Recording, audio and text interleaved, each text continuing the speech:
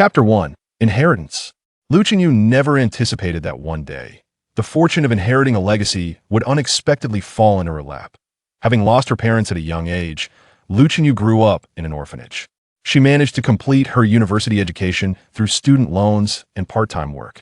After finally graduating, she looked forward to earning a living, only to find herself facing an economic downturn, struggling to secure a suitable job. Consequently, Lu Qinyu became part of the street vendor community, grappling with unemployment right after her graduation. Just moments ago, she received a phone call from an individual claiming to be a lawyer. He informed her that a distant relative had passed away, leaving behind a villa. Upon discovering her connection to this relative, he inquired if she wished to inherit the estate, a villa. This unexpected windfall was simply too good to be true, and she was eager to partake. "I accept." After her affirmative response, Lu Qinyu pushed her breakfast stall back to her rented apartment, shouldered her bag, and armed with her identification and phone, she enthusiastically followed the navigation to the villa she was purportedly set to inherit. As she gazed upon the three-story garden villa, her heart overflowed with joy, and she could hardly contain her excitement. At the villa's entrance stood a middle-aged man in a tailored suit, clutching a briefcase. After confirming his identity with the lawyer opened the door to the villa, allowing Lu Qinyu to enter and inspect her potential inheritance. Curiously, the middle-aged man did not accompany her inside, but instead gestured for her to explore on her own. Without a second thought, Lu Qinyu ventured inside, and her exhilaration only heightened as she roamed the splendid abode. Goodness, this house was absolutely magnificent. The four-story villa, complete with a swimming pool and garden, epitomized opulence. Upon exiting, the lawyer engaged Lu Qinyu in a discussion regarding the inheritance of the villa. This estate was left behind by a lady named Lu Manhwa. Lu Qinyu was her distant relative, being the granddaughter of the son of Lu Manhwa's cousin. Although the familial connection was convoluted, Lu Qinyu was the only one eligible to inherit Lu Manhwa's estate. Though Lu Qinyu had never met this Lu Manhwa, she earnestly nodded and remarked, "I'm relieved that my great-aunt did not forget me." Unsure of how to address her, she settled on the term great-aunt for simplicity. The lawyer produced a stack of documents. "Miss Lu, this is the inheritance paperwork for the villa. Kindly affix your signature. By signing these agreements, the house will be mine?" she inquired. Indeed, the lawyer confirmed that Lu Qinyu perused the documents, ensuring they were indeed the inheritance agreement and notarization of her rights, and she picked up the pen to sign. Just as she was about to inscribe her name, the lawyer interjected. "Miss Lu, I must clarify something. The late Ms. Lu Manhwa incurred substantial medical debts during her lifetime. Should you inherit the property, you will be required to settle these debts." Lu Qinyu's hand froze. "What is the total amount of this debt?" The lawyer replied, "It's not too much, just a little over 2 million. The pen slipped from Lu Qinyu's grasp, and she gasped. "How much? Did you say 2 million? You consider that a small sum. I find my 4,000 in student loans burdensome, and you deem 2 million insignificant. I don't want the house anymore. You can keep it to pay off the debt." She hastily returned the documents to the lawyer. The lawyer remained remarkably composed, seemingly having anticipated Lu Qinyu's reaction, and slowly began, "This villa is valued at 120 million. Lu Qinyu immediately snatched back the documents. "Oh my, this was bequeathed to me by my great-aunt naturally. I must accept it. Otherwise, the fortune of the Lu family will fall into the hands of others. How could I face my ancestors? I must sign that." Lu Qinyu had nearly forgotten her father's name, let alone her forebears, yet that did not deter her from invoking them. With a few swift strokes, she completed the necessary paperwork, and the lawyer handed her the keys and property certificate, allowing her the time to facilitate the transfer. Herself, Lu Qinyu carefully tucked the items into her backpack, and then took another tour of her villa, feeling an overwhelming sense of joy.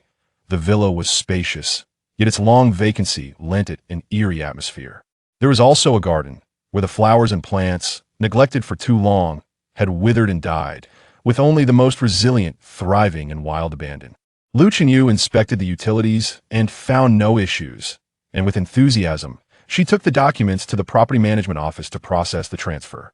The issuance of the new title deed would take some time, during which Lu Qinyu returned to her rented accommodation to gather her belongings. Who would choose to reside in a self-built house in a city village when there was a villa available? As Lu Qinyu moved her possessions back and forth, Her activity quickly drew the attention of the property management that a security guard stopped her, saying, "This is a villa district you cannot enter to scavenge." With her bags piled high, still wrapped in snakeskin bags, she did indeed resemble a scavenger. "Who are you calling a scavenger? I am your homeowner. These are my belongings," Lu Chenyu retorted, waving the villa keys before the guard. Though the guard could not discern the number of the villa, the key bore the emblem of their district, prompting an immediate shift in his demeanor as he fetched a small cart to assist her with her luggage. Seeing the guard's eagerness to help, Lu Chenyu chose not to hold a grudge against his earlier rudeness and led him with the cart toward her villa. Upon reaching the entrance, however, the sound of the small cart abruptly ceased. Lu Chenyu heard the guard's voice tremble. You're the new owner of Villa 13? Indeed, Lu Chenyu replied with a hint of pride. This was left to me by my great-aunt. Before she could finish her sentence, she saw the guard abandon the cart and flee. Lu Chenyu, disregarding the odd behavior of the guard, she placed her belongings inside the villa and returned the cart to him. Though the guard's gaze had turned somewhat peculiar, Lu Chenyu paid it little mind. Perhaps he was simply envious of her fortune. Content: Lu Chenyu spent her first night in the villa, and perhaps due to the exhaustion of the move, she fell into an exceptionally deep slumber. However, the following day, her joy was short-lived. What? You say I must pay a 3D tax on my inheritance? How much is that? 3.6 million. And a notarization fee of 240,000, plus a stamp duty of 60,000. Lu Chenyu was utterly astounded, unable to fathom that inheriting a house would entail such exorbitant taxes. She repeatedly reassured herself that it was acceptable, for the villa was valued at 120 million. Selling it would surely replenish her losses. Surely, if I sell the villa, I wouldn't have to pay any additional taxes, would I? Oh, I also need to pay a personal income tax of 20. Does that mean if I sell it for 120 million, I will owe 24 million? After hanging up the phone, Lu Chenyu calculated with her fingers that if she inherited the property and subsequently sold it, she would need to pay 27.9 million in fees. Coupled with the 2.6 million debt left by the late Madame Lu, the total would amount to 30.5 million. Subtracting the personal income tax from 120 million and then deducting 30.5 million left her with a staggering 89.1 million. What a lucrative deal! Lu Chenyu was momentarily intoxicated by the prospect of nearly 90 million, deeming the 30 million owed as trifling. Yet the pressing question remained, where would she procure the 3 million necessary to inherit this property? Chapter 2. The Haunted House. Before Lu Chenyu could fully grasp the situation, the property management team delivered another shocking revelation. Are you saying the previous owner neglected to pay 2 years' worth of utility fees? Early that morning, a staff member from the property management knocked on the villa's door, holding a demand for overdue fees. Yes, the former owner has not paid any property fees during this time, totaling 268,800 yuan. As the new owner, you are required to settle this outstanding amount. Furthermore, since you have already moved in, we kindly ask that you pay this year's property fee in advance, which amounts to 134,400 yuan. Altogether, you owe a total of 403,200 yuan. Lu Chenyu felt as though she could scarcely comprehend the magnitude of the figure. Are you extorting me? How could the property fees possibly be so exorbitant? The staff member elucidated. The villa you reside in is a high-end property with a construction area of 560 square meters, calculated at 20 yuan per square meter per month. The monthly fee amounts to 11,200 yuan, culminating in 134,400 yuan annually. If you pay in one lump sum, we can offer you a slight discount. You would only need to pay 400,000 yuan. Such generosity, saving her a mere 3,200 yuan. Lu Chenyu's expression remained impassive. Are you implying that as long as I reside here, I must pay over 10,000 yuan in property fees each month? Yes, dear homeowner, the staff member replied. Lu Chenyu found herself with less than 3,000 yuan to her name. After dismissing the staff, she lay despondently in the spacious hall, feeling utterly defeated. She had suspected that inheriting a grand villa would come with strings attached. It seemed she had acquired a veritable money pit. This simply would not do. She must sell the villa post-haste, for she could not afford such expenses. Without delay, Lu Chenyu contacted an estate agent, eager to list the property for sale, stipulating that the buyer must first provide her with 4 million to complete the transfer of ownership. The agency had encountered such situations before, yet upon learning that it was Villa 13 in the Jinluan district, they declined the offer. Confounded, Lu Chenyu sought out several other real estate agencies. only to be met with the same refusal. Strange. With such a substantial agency fee, does the agency not wish to profit? Soon, Lu Chenyu comprehended the situation. That night, as Lu Chenyu drifted in and out of slumber, she was abruptly roused by a cacophony emanating from downstairs. In her dazed state, she quickly realized the villa might have been invaded by thieves. She hastily rose, pressing her ear against the door to discern the sounds outside, which seemed muffled, akin to something heavy crashing to the floor intermittently. Alone and apprehensive, Lu Chenyu hesitated to descend. She retrieved the payment reminder issued by the property staff earlier that day, located the property management's phone number, and called to request immediate assistance.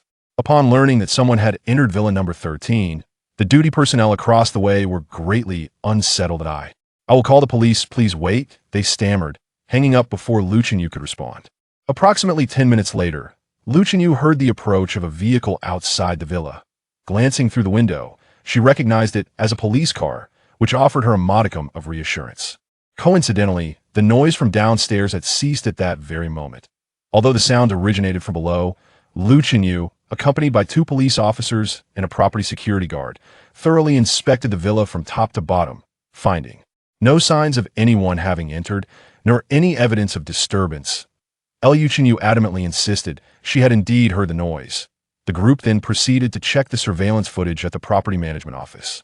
While there were no cameras inside the villa, several were positioned along the roadside outside. Upon reviewing the footage, they confirmed that no one had approached Villa No. 13 during the relevant time frame. As the officers pondered this anomaly, the security guard, who had been following them, hesitantly remarked, "There's no one here. This is not the first occurrence." The guard recounted a series of bizarre incidents that had transpired at Villa 13 over the past 2 years. When Lu Manhwa was still alive, the villa had been put up for sale, and ever since she sought to sell it, strange noises had intermittently echoed, with no one present and no items ever missing. Yet peculiar sounds continued to emerge in an attempt to uncover the cause. Property management had even stationed personnel within the villa, only for one unfortunate worker to flee in terror, claiming to have encountered a ghost in the dead of night. Subsequently, prospective buyers, unaware of the villa's reputation, would visit for viewings, only to return home that night plagued by nightmares. Over time, the rumors of Villa 13 being haunted proliferated, leading even Mrs. Liu to question the villa's cleanliness, ultimately prompting her to relocate. The house had languished on the market for 2 years, with real estate agents in H City having received Mrs. Liu's commission, yet no one dared to purchase it. Upon hearing all this, Lu Chenyu felt as though the sky were collapsing around her. Had she inherited a haunted house? A notorious haunted house, no less. Would she even be able to sell it? With no source to identify and suspicions of supernatural occurrences, the police were at a loss for how to proceed, merely comforting Lu Chenyu with the possibility that she might have been imagining the sounds. Once the officers departed, Lu Chenyu found herself at a loss for what to do next. Should she return? But it was a haunted house. She was too frightened. She glanced at the security guard, who, in turn, appeared equally apprehensive, quickly averting his gaze as if to render Lu Chenyu invisible. Lu Chenyu dialed the lawyer's number. Late into the night. "Is it possible for me to forego inheriting this house?" The lawyer on the other end replied. "I'm afraid, Miss Liu, that the house is already yours. But I have yet to obtain the property deed. That is merely a procedural formality. Legally and morally, this house belongs to you. Do you not realize this house is haunted?" The lawyer remained unperturbed. "That is no concern of mine, Miss Liu. My duty concludes upon transferring the property to you. Should you call again for consultation, I will have to charge a fee of 200 yuan per minute. Consider yourself fortunate that I shall not levy a fee for this conversation." With that, he hung up. Feeling trepidation towards the villa, Lu Chenyu resolved to seek temporary refuge in a nearby hotel. Jinluan, a villa district, boasted an array of upscale residences and communities. Even the hotels commanded a steep price, nearly 900 yuan for a single night. Lu Chenyu departed the hotel in search of more affordable options. After inquiring at several establishments, none presented a price within her means. What to do now? Standing beneath the street lamp, Lu Chenyu felt lost. At that moment, a staggering, inebriated man approached from the roadside. Upon noticing Lu Chenyu, he slowed his pace and fixated his gaze upon her.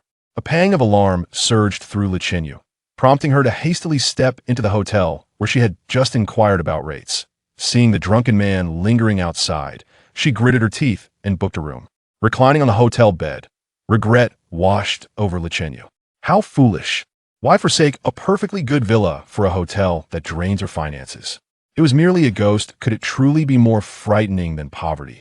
Had she not spent the previous night in the villa without incident? Perhaps it was merely a cowardly apparition. It had been haunting for over 2 years without causing harm. Surely it would not start with her. Reassuring herself, she awoke the next morning, partook of the hotel breakfast, and boldly returned to the villa. Standing at the entrance, she mentally prepared herself before finally stepping inside. She refused to believe there was anything amiss. She would thoroughly search the villa until she uncovered the source of her fears. After examining every nook and cranny, she ultimately descended to the basement garage. The villa was equipped with an elevator, and upon descending to the subterranean level, she found the garage eerily empty. Nothing adorned the space, not even clutter. Luchenio noticed what appeared to be a design on the wall opposite and approached to investigate. As she reached the center of the garage, a sudden bang reverberated as her forehead collided with the wall, producing a dull thud, while her knee struck an unseen object, sending her sprawling backward onto the floor. Darkness enveloped her vision, pain radiated from her forehead, and panic surged within her as she screamed internally, convinced she had collided with a ghost before succumbing to unconsciousness. Chapter 001 Inheritance. Luchenio never anticipated that one day, the fortune of inheriting an estate would fall into her lap. Orphaned at a young age, Luchenio grew up in an orphanage, and it was through student loans and part-time jobs that she managed to complete her university education. After her arduous journey to graduation, she eagerly anticipated entering the workforce and earning a living, only to find herself engulfed by an economic downturn, rendering her unable to find suitable employment. Consequently, she joined the ranks of street vendors, becoming one among many. Just moments ago, Luchenio received a phone call from an individual claiming to be a lawyer. He informed her that a distant relative had passed away, leaving behind a villa, and upon discovering her connection to this relative, she was deemed eligible to inherit the estate. He inquired whether she wished to accept the inheritance. A villa. Such an incredible stroke of luck had landed in her lap, and she could hardly resist the temptation. I accept. After her affirmative response, Luchenio pushed her breakfast stall back to her rental apartment. With her bag slung over her shoulder, her identification and phone in hand, she eagerly followed the navigation to the entrance of the villa that was to be hers. As she beheld the 3-story garden villa, Luchenio felt her mouth water with delight. At the entrance stood a middle-aged man clad in a suit, carrying a briefcase. After confirming his identity with the lawyer opened the villa door, allowing Luchenio to enter and inspect the property. Strangely, the middle-aged man did not accompany her inside, but instead instructed her to explore on her own. Luchenio thought little of it. After taking a tour around the villa, her excitement only grew. Good heavens, this house was simply magnificent. A sprawling 4-story estate complete with a swimming pool and garden, it was the epitome of luxury. Upon her exit, the lawyer began discussing the particulars of the villa's inheritance with Luchenio. The villa was the legacy of an elderly lady named Lu Manhwa, and Luchenio was her great-grandniece through a convoluted family connection. Although she had never met this Lu Manhwa, she earnestly nodded and remarked, "I'm grateful that my grandaunt did not forget me." Uncertain of how to address her, she settled on calling her grandaunt. The lawyer produced a stack of documents. "Miss Lu, these are the inheritance papers for the villa. Kindly affix your signature. If I sign these agreements, the house will be mine?" "Indeed." Luchenio glanced over the documents, confirming that they were indeed the inheritance agreement and notarized declaration of inheritance. She poised her pen to sign. Just as she was about to do so, the lawyer interjected. "Miss Lu, there is one matter I must clarify. The late Ms. Lu Manhwa accrued a considerable debt for medical treatment during her lifetime. Should you choose to inherit the property, you will be responsible for repaying this debt." Luchenio's hand froze midair. "How much is this debt?" The lawyer replied. "Not much, just over 2 million. The pen slipped from Luchenio's fingers, and she exclaimed, "How much did you say? Over 2 million? That's not much? I consider my 40,000 in student loans to be excessive, and you deem this 2 million to be insignificant? I refuse the house. You may keep it to settle the debt." Luchenio hurriedly returned the documents to the lawyer. The lawyer appeared remarkably composed, seemingly having anticipated Luchenio's reaction, and slowly began, This villa is valued at 120 million, but Liu Qinyu immediately snatched back the documents. Oh dear, this was left to me by my great-aunt, of course. I must accept it. Otherwise, our Liu family's fortune will fall into the hands of others. How could I face my ancestors? I must sign. Though Liu Qinyu could barely recall her father's name, let alone her forebears, it did not deter her from invoking them. With a few swift strokes, she completed the paperwork, and a lawyer handed her the villa keys and property certificate, allowing Liu Qinyu time to transfer ownership at her leisure. She carefully placed the items in her backpack and then took another tour of her villa, feeling an overwhelming sense of joy. The villa was vast, and perhaps due to its long vacancy, it felt slightly eerie. There was also a garden, where the flowers and plants, neglected for too long, were either dead or withered. Only a few had managed to thrive, growing wildly. Liu Qinyu checked the water and electricity and found everything in order, then excitedly took the documents to the property management office to process the transfer. It would take some time to receive the new property certificate, during which Liu Qinyu returned to her rented apartment to move her belongings. Who would choose to live in a self-built house in the urban village when one could reside in a villa? As Liu Qinyu busily moved her possessions back and forth, she quickly drew the attention of the property management. The security guard stopped her, stating, "This is a villa area you cannot enter to scavenge." With her bags piled high, still packed in a plastic sack, she did indeed resemble a scavenger. "Who are you calling a scavenger? I am your owner. These are my belongings," Liu Qinyu retorted, waving the villa key in front of the guard. Though the guard could not discern which villa number it was, the key bore the insignia of their estate, and he promptly altered his demeanor, fetching a small cart to assist Liu Qinyu with her luggage. Appreciating the guard's sudden courtesy, Liu Qinyu chose not to hold his earlier rudeness against him and led him with her belongings towards her villa. As they reached the villa's entrance, the sound of the cart came to an abrupt halt behind her. She heard the guard's voice quiver. You are the new owner of villa number 13? Indeed, Liu Qinyu replied with a hint of pride. This was left to me by my great-aunt. Before she could finish her sentence, she witnessed the guard abandon the cart and flee. Liu Qinyu, disregarding the guard's peculiar behavior, she placed her belongings inside the villa and returned the cart to the guard. Although the guard regarded her with a somewhat peculiar gaze, Liu Qinyu paid it little mind. Perhaps he was merely envious of her fortune. Delighted, Liu Qinyu spent her first night in the villa, and perhaps due to the exhaustion of moving, she slept particularly soundly. However, the next day, her smile faded. What? You say I must pay a 3D tax for inheriting the villa? How much is that? 3.6 million, and a notarization fee of 240,000, plus a stamp duty of 60,000. Liu Qinyu was taken aback, utterly incredulous that inheriting a house would entail such exorbitant taxes. She repeatedly reassured herself that it was all right. The villa was valued at 120 million, and she could easily sell it to fill this financial chasm. So, if I sell the villa, I won't have to pay any taxes, right? Oh, there's a personal income tax of 20. That means if I sell it for 120 million, it'll owe 24 million. After hanging up the phone, Liu Qinyu began calculating with her fingers. If she were to inherit the property and sell it, she would incur expenses totaling 27.9 million. Coupled with the 2.6 million in debts owed by the late Mrs. Liu, the total would amount to 30.5 million, subtracting the personal income tax from 120 million and then deducting 30.5 million left her with 89.1 million. A remarkable profit. Liu Qinyu was nearly intoxicated by the prospect of 90 million, deeming the 30 million a mere trifle. Yet the pressing question remained, where could she procure the 3 million required to inherit this house? Chapter 2. The Haunted House. Before Liu Qinyu could ponder further, the property management team delivered another shocking revelation. You mean to say the previous owner hasn't paid 2 years' worth of utility bills? Early in the morning, a staff member from the property management knocked on the villa's grand door, presenting a bill for overdue fees. Yes, the previous owner has not paid the property fees during this period, totaling 268,800 yuan. As the new owner, you are required to settle this outstanding amount. Furthermore, since you have already moved in, we kindly request that you pay this year's property fee in advance, which is 134,400 yuan in total. You will need to pay 403,200 yuan.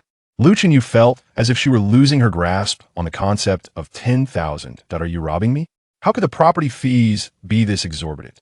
The staff member explained, the villa you reside in is a high-end property with a building area of 560 square meters. at a rate of 20 yuan per square meter per month.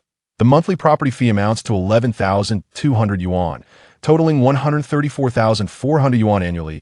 If you pay in one lump sum, we can offer a slight discount. You would only need to pay 400,000 yuan. Such generosity, saving her a mere 3,200 yuan. Liu Chenyu, expressionless, remarked, "So, as long as I reside here, I must pay over 10,000 yuan every month for property fees?" "Indeed, dear owner," the staff replied. Liu Chenyu's entire savings scarcely amounted to 3,000 yuan. After dismissing the staff member, she lay despondently in the spacious hall, feeling utterly defeated. She had suspected that there was no such thing as a free lunch. Inheriting a grand villa turned out to be a veritable money pit. She resolved to sell the villa promptly. She simply could not afford these expenses. Liu Chenyu immediately contacted a real estate agent, insisting that any prospective buyer must provide her with 4 million in hand to facilitate the transfer of ownership. The agency had encountered similar situations before, but upon learning that it involved Villa number 13 in the Jinluowan estate, they declined to assist. Liu Chenyu was baffled and sought out several other real estate agencies, only to receive the same refusal. Strange, with such a substantial commission, doesn't the agency wish to profit? Before long, Liu Chenyu understood the situation. That night, as she lay in a drowsy stupor, the cacophony from downstairs jolted her awake. In her groggy state, Liu Chenyu quickly pieced together the possibility that a burglar had entered the villa. She hastily rose and pressed her ear against the door to discern the commotion outside, realizing the sounds were muffled, resembling something heavy crashing to the ground. Intermittently, feeling too apprehensive to descend alone, she retrieved the payment reminder issued by the property staff earlier that day, located the contact number, and dialed for immediate assistance. Upon learning that someone had entered Villa 13, the guard on duty opposite was understandably alarmed. "I'll call the police, just wait," he stammered, hanging up before Liu Chenyu could respond. Approximately 10 minutes later, the sound of a vehicle echoed outside the villa. Peering through the window, she recognized it as a police car, providing her with a modicum of reassurance. Coincidentally, the noise from downstairs subsided at that moment. The sounds had originated from below, yet when Liu Chenyu, accompanied by 2 officers and a security guard, conducted a thorough search of the villa, they found no trace of an intruder, nor any signs of disarray. Liu Chenyu firmly asserted that she had indeed heard the noise. The group proceeded to review the surveillance footage at the property management office. While there were several cameras positioned along the road outside the villa, the interior was devoid of monitoring devices. The footage confirmed that no one had approached Villa 13 during that time.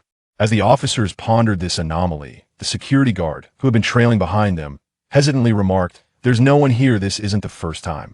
He recounted a series of bizarre incidents that had transpired at Villa 13 over the past 2 years. When Madame Lu Minghua was still alive, the villa had been put up for sale.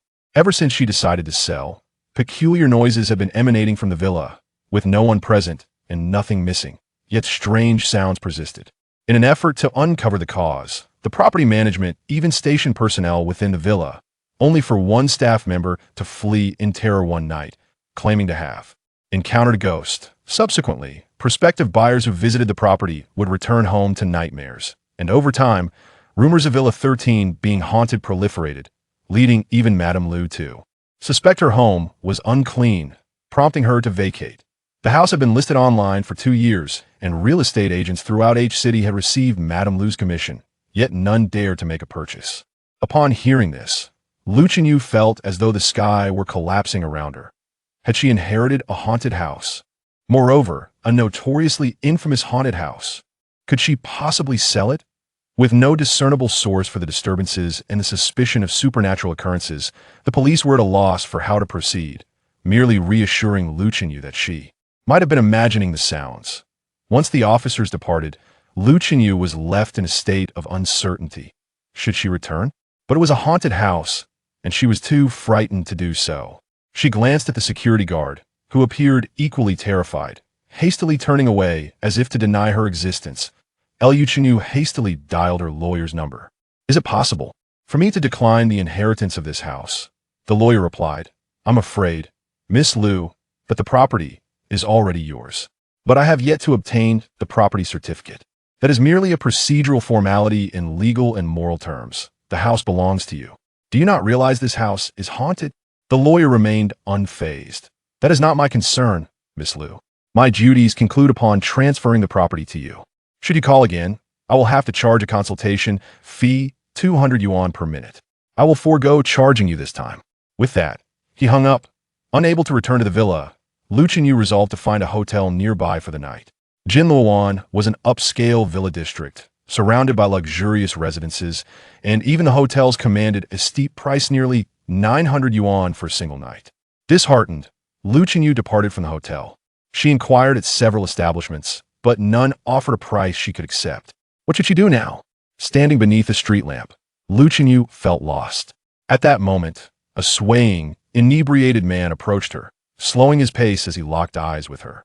A surge of anxiety gripped Lu Chenyu, prompting her to hastily step into the hotel where she had just inquired about rates, glancing back to see the drunken man still watching her. From outside, gritting her teeth, she booked a room. As she lay on the hotel bed, regret washed over her. Why forsake a perfectly good villa for a hotel? It was a waste of money. What was a ghost compared to the fear of financial strain?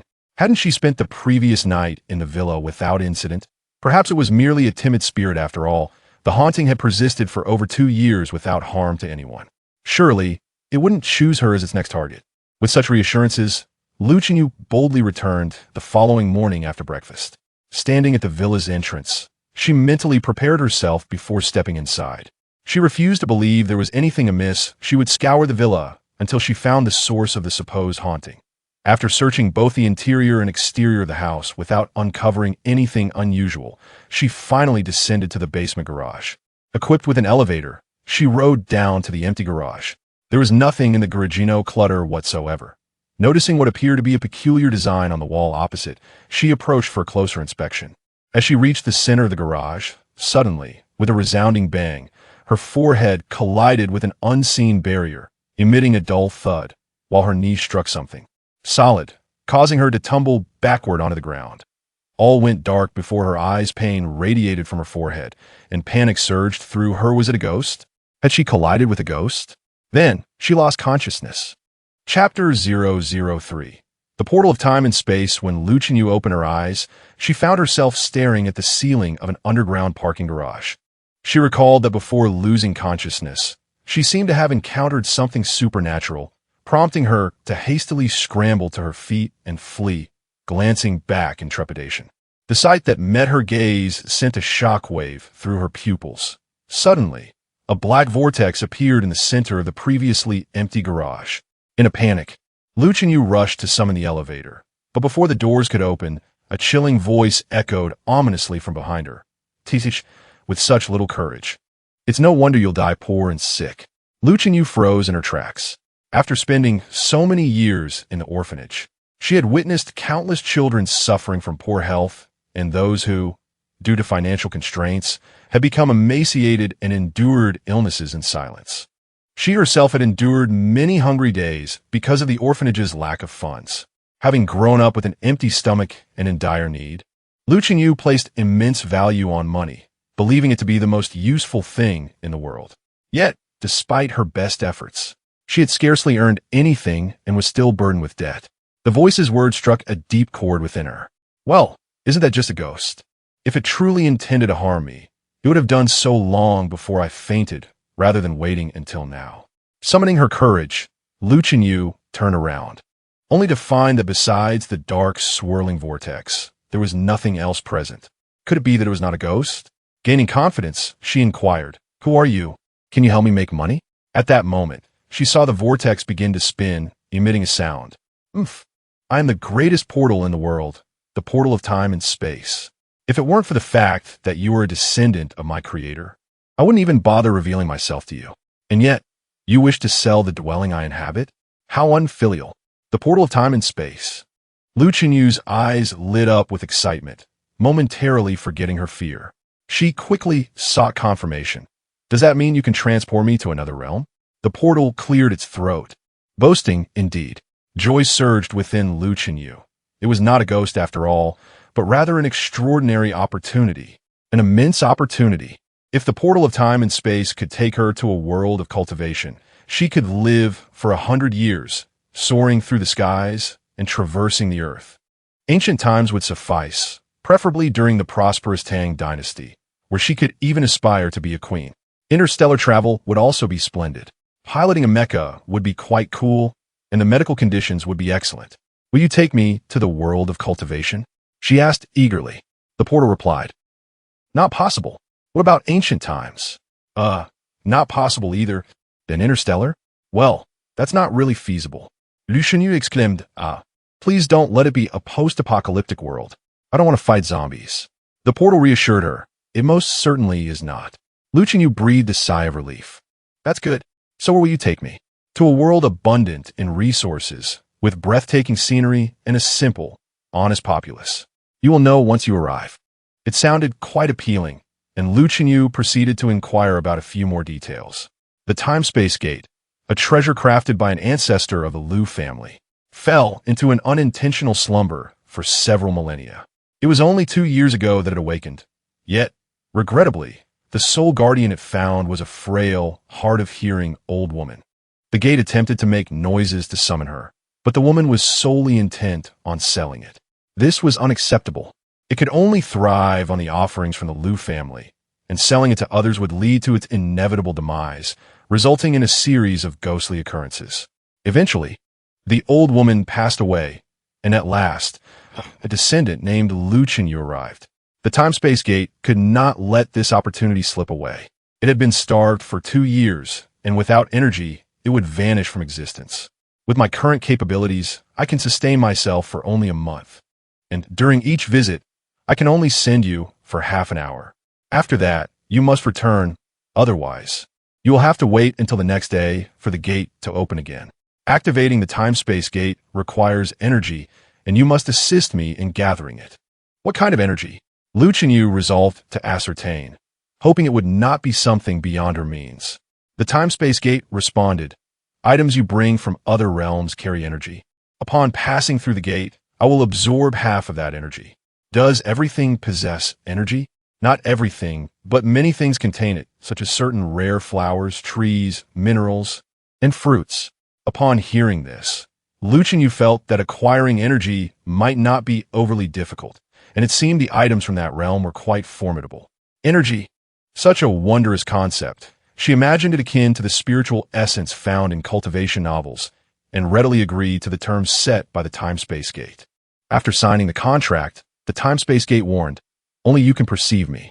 Once you venture into the other realm, your safety is not guaranteed. If you perish, it is indeed final. Lu Shenyu, have you considered this carefully? Lu Shenyu replied earnestly, I have thought it through, and I am willing to sign the contract. Fortune favors the bold, and this is a reciprocal journey. I shall take the plunge. The time-space gate nodded in satisfaction, recognizing the audacity of the Creator's descendant. A wisp of black mist detached itself from the gate, coiling around Lu Shenyu's wrist. Simultaneously, she felt an imprint searing her soul, causing a sharp pain in her head. Soon, a small black vortex mark appeared on her wrist. Well, our contract is established. You may now traverse to another world through me. Remember, you have only half an hour. Please replenish my energy within a month. Otherwise, you shall fall into slumber alongside me. After delivering this message, the time-space gate fell silent, entering a state of dormancy. Wait, what do you mean I will sleep alongside you? Speak. Is there something you haven't clarified? Lu Shenyu realized she might have been deceived by the time-space gate. However, regardless of her calls, it remained unresponsive. After a moment of shouting, she surrendered, deciding it was best to proceed and explore the other world. To embark on her journey, she needed to prepare supplies. She packed a burlap sack, just in case she encountered anything worth bringing back. A fruit knife, indeed, can serve as a weapon. She donned a long-sleeve garment and exchanged her footwear for a pair of lightweight sports shoes. She took her mobile phone, for in the event that night descended, it could also function as a flashlight. A bottle of water was added, along with a pack of tissues and a lighter, all meticulously packed into her backpack, along with a few plastic bags and a bundle of rope. Considering she had only half an hour, Lu Shenyu estimated that her journey would not take her far. Hence she refrained from bringing anything else. In truth, had she possessed some electric batons, entrenching tools, or protective masks, more specialized equipment, she would have felt more prepared. But she lacked such items, and purchasing them online would not yield swift results, thus wasting today's opportunity for traversal. After deeming her preparation sufficient, Lu Chenyu returned to the underground garage, placing her hand upon the time-space portal. Instantly, her vision darkened, and upon reopening her eyes, she found herself in a new location. It appeared to be a cavern, stark and bare, devoid of anything save for stone. Turning back, she saw the time-space portal embedded in the rock wall. Without dwelling too long, she grasped the fruit knife and cautiously approached the illuminated cave entrance. The opening was not far. Merely a few dozen steps, and a turn led her to the mouth of the cave. Outside lay a landscape carpeted in lush green grass and dense trees, resembling a primeval forest. Where had the time-space portal transported her? The absence of any human presence was curious, yet solitude had its merits. She pondered the nature of this world. What if the inhabitants were different, and she were to be captured? There was no path outside the cave, only grass and various shrubs, with towering trees casting shadows nearby. Observing the remarkably tall trees in the distance, Lu Chenyu could not help but salivate at the thought. Such thick trunks would surely fetch a handsome price if sold. However, such considerations were beyond her current predicament. She found a stick at the cave's entrance, prodding the grass beneath her feet to scare off any small creatures that might be lurking, and then she stepped cautiously outside. After a few strides, Lu Chenyu sensed something unusual. The grass appeared notably taller and sturdier than she had anticipated. Chapter 004. The Fragrant Wild Onion. Before long, Lu Chenyu realized that it was not merely an illusion. It was indeed a reality. Not only the grasses, but other plants appeared far larger than those she was accustomed to. For instance, the pungent herb had leaves that could rival the size of her face. The nameless vines sprawled across the ground, as thick as ropes, startling her when she accidentally stepped on one, mistaking it for a snake. Countless unfamiliar plants surrounded her, all remarkably sizable, suggesting they bore no resemblance to the flora of Blue Star. Checking the time on her phone, Lu Chenyu noted it was 10:20 a.m. She needed to return by 10:50 a.m., granting her a mere 15 minutes for exploration.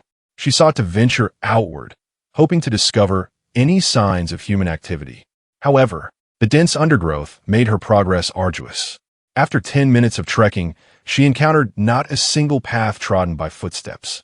All around her were only grasses and trees, devoid of any signs of human presence. Thus, Lu Chenyu decided to turn back.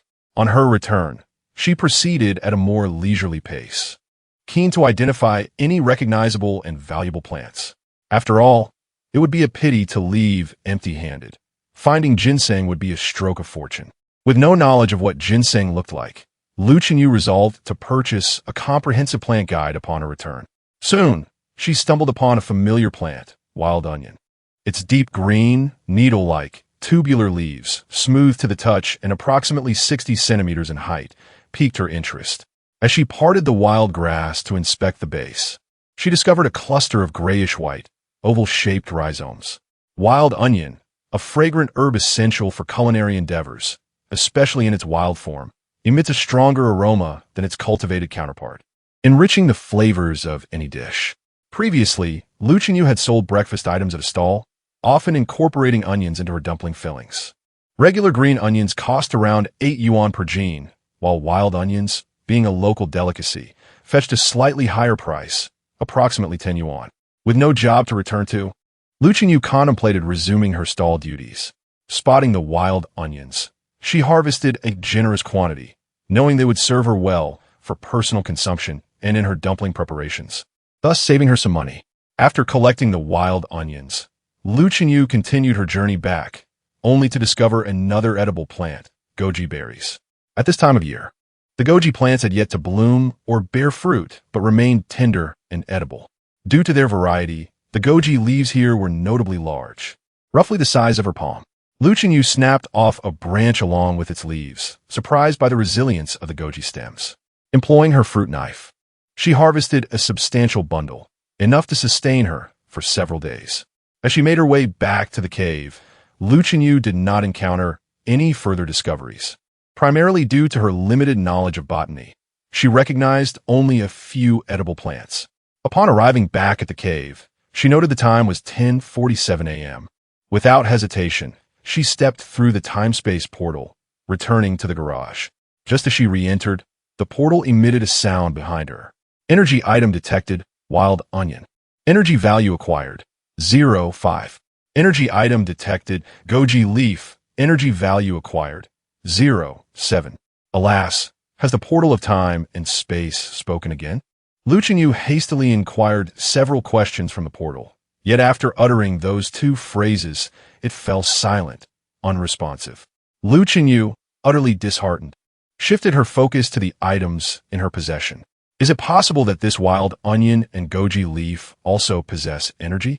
However, upon closer inspection, apart from their appealing appearance, there seemed to be nothing extraordinary about them. Unable to fathom the mystery, she resolved to conduct an experiment to discern what peculiar energies the wild onion from this otherworldly realm might contain. Having just moved in, her refrigerator was bare, and the kitchen was devoid of staple ingredients such as rice and flour. Lu Yu retrieved a snakeskin bag from her luggage, extracting the items she had brought from her previous abode. Half a bag of rice, approximately 10 pounds, a small portion of flour, around 5 pounds, left over from her previous endeavors of making buns and breakfast dishes, and an assortment of condiments including oil, salt, light soy sauce, dark soy sauce, cooking wine, sugar, oyster sauce, starch, and white vinegar. Additionally, there was a plastic bag filled with various spices and yeast. Among her belongings was also a substantial bamboo steamer, used for her market stall, which could steam 80 buns at once across 3 tiers. Lu Yu possessed a tricycle for her stall, a second-hand purchase, now parked in the villa's courtyard. She had also brought various knives, kitchen utensils, bowls, chopsticks, and disposable packaging, ensuring that everything was in good condition before carrying it over. She intended to make scallion pancakes. Taking a bowl of flour from a bag, she mixed it with a suitable amount of salt and warm water to form a dough, kneading it until it became smooth. She then divided the dough into 4 equal portions, evenly spreading oil over each piece before covering them to allow for resting. Next came the preparation of the oil paste. This process was simple. A small spoonful of dry flour, finely chopped scallions, and salt, all combined with hot oil poured over them, mixed until uniform. As she chopped the scallions, the fragrance wafted through the air, and upon pouring the hot oil, the rich aroma of scallions enveloped the kitchen. My goodness, the scent of the scallions is so intense. Lu Yu felt an eager anticipation for the flavor of the scallion pancakes. After allowing the dough to rest for approximately 40 minutes, she retrieved the dough pieces and placed them on the countertop, rolling each into a rectangular shape. She brushed the surface with the prepared oil paste and sprinkled a bit of scallions before rolling the dough from the longer side into a log shape. Once rolled, she coiled it into a circular form, pressing it down to create a pancake base, repeating the process with the remaining dough pieces. Finally, it was time to fry the pancakes. She heated a flat-bottom pan over high heat, adding oil once hot. After placing the pancake base into the pan, she flipped it after about 30 seconds, turning it again after another 30 seconds. By this stage, the scallion pancake was nearly cooked, the aroma intensifying. Once she finished frying one, Lu Yu could hardly contain herself and eagerly took a bite. The outer crust is delightfully crisp, while the interior remains tender, exuding an enticing aroma of scallions. The scent alone is captivating, but the flavor surpasses expectations, making this the most delectable scallion pancake Lu Yu has ever tasted. In a matter of moments, she devoured the pancake, still yearning for more, and hastily prepared 3 additional ones. Observing the empty plate where the scallion pancakes once lay, Lu Yu felt a twinge of astonishment. When did her appetite grow so vast? She had consumed 4 pancakes, whereas in the past, she would typically manage only 2. The exquisite taste of these pancakes was undeniable. Lu Yu did not attribute her newfound culinary prowess to her skills, for the sole variable was the scallions themselves. Undoubtedly, these energy-infused scallions from another realm possessed a distinct flavor. With a generous handful of scallions remaining in the kitchen, an idea sparked in Lu Yu's mind. She would set up a stall to sell scallion pancakes. She had not forgotten her financial obligations. Although she could no longer sell her villa and evade income taxes, a staggering debt of over $7 million remained. With no formal employment at present, Having recently relied on a street stall for income, she naturally considered this venture as a means to earn money. Moreover, armed with these exceptional wild scallions, she firmly believed that if she prepared scallion pancakes on the street, customers would undoubtedly flock to her stall. Chapter 005. The sizzling scallion pancakes. Lucian ventured out in search of a suitable location for her stall. This area, being a villa district, was markedly different from the bustling urban village she had previously occupied, where vendors crowded the streets. Here, the regulations were stringent, and one could not simply set up a stall wherever they pleased. Furthermore, the foot traffic was sparse, compelling her to seek out a more favorable spot. After an extensive search, particularly during peak commuting hours, Lucian finally discovered a bustling intersection populated by several vendors. She approached a small stall selling skewers and inquired whether it would be permissible to set up her breakfast stand nearby. The vendor, relieved that she was not a competitor for the same clientele, responded readily. "Do you see that road sign? The road behind us is yet to be opened. Many vendors operate here. I've been selling for months. As long as you don't encroach upon the roadway and disrupt traffic, the city management won't bother you." Encouraged by this information, Lucian resolved to establish her stall at this intersection. It was conveniently located not far from the villa district, merely a 10-minute ride on a tricycle, and she felt quite pleased with her choice. On her way back, she procured a 10-kilogram bag of flour. For dinner, Lucian prepared a modest meal of rice, accompanied by a soup made from goji leaves and a scallion omelet, resulting in another empty plate. The goji leaves were exceptionally fresh, enhanced only by oil and salt, their vibrant flavor almost causing her to lose her composure. The scallion omelet was equally aromatic. In that moment, she sensed a glimmer of potential in her venture. At the break of dawn, precisely at 5 a.m., Lucian rose to begin her day. The early hours were a necessity for breakfast vendors, a routine she had long since acclimatized to, and the promise of profit made the effort worthwhile. The amount of scallions she had harvested was modest, sufficient for only 6 kilograms of scallion pancakes. She meticulously kneaded the flour into a dough and divided it into portions to rest, preparing the oil mixture. By 6:30 a.m., she loaded the basin of dough and the oil mixture onto her freshly cleaned tricycle. This second-hand vehicle, specifically acquired for her stall, was spacious enough to accommodate a large pot and 2 smaller ones. The larger pot had previously been used for steaming buns, while the smaller ones were designated for soy milk and fried dough sticks. She removed the other items, placing only a flat pan on board, along with a gas canister, a pack of plastic bags, cooking oil, and a payment QR code before setting off. As dawn broke, the security guard, who typically opened the gates for luxury vehicles, kindly granted access to Lucian and her tricycle. "Thank you, handsome. I'll treat you to scallion pancakes when I return," she called out cheerfully. The 50-something guard felt a surge of delight. This young woman was refreshing, unlike others who seldom acknowledged him, and he appreciated her boldness in residing in a so-called haunted house, maintaining an air of nonchalance. Lucian navigated to the intersection of the closed road, where several stalls had already set up shop. There were vendors selling buns, soy milk, fried dough sticks, rice balls, and congee, but no one seemed to be offering scallion pancakes, which eased her mind. She found an available spot to park and began her preparations. The dough had risen beautifully, and as Lucian prepared the first pancake, she ignited the stove to cook it. Having not yet had breakfast, this first scallion pancake was destined to be her own. Rising early already irked the working class, and especially on a Monday, when Xiao Yajing's company mandated an early meeting requiring every employee to arrive by 7:30. This only intensified Xiao Yajing's frustration. As she passed a corner bustling with breakfast stalls, the sight of the familiar vendors only deepened her despondence. The monotonous offerings greeted her yet again, and she dreaded beginning her day with yet another tiresome meal. Just as she contemplated her choices, an irresistible aroma suddenly wafted into her nostrils, awakening her senses. Was there a new breakfast option available? Following the enticing scent, Xiao Yajing stumbled upon a breakfast stall she had never seen before, the delightful fragrance emanating from that very place. Approaching on her electric scooter, she discovered it was a stall selling scallion pancakes. The closer she got, the more intoxicating the aroma became, making her mouth water uncontrollably. It was simply too delectable, and the vendor, a tidy young girl, appear to be preparing the pancakes fresh on site. One scallion pancake, please. How much?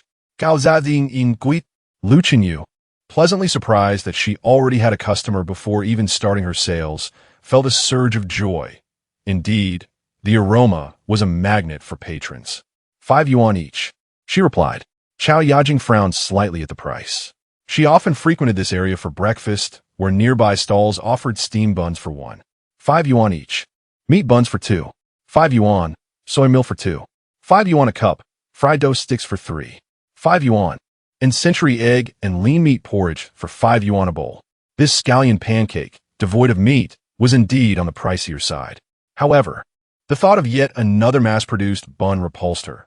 She rationalized that this young lady's creation was likely crafted from genuine ingredients and was clean and hygienic.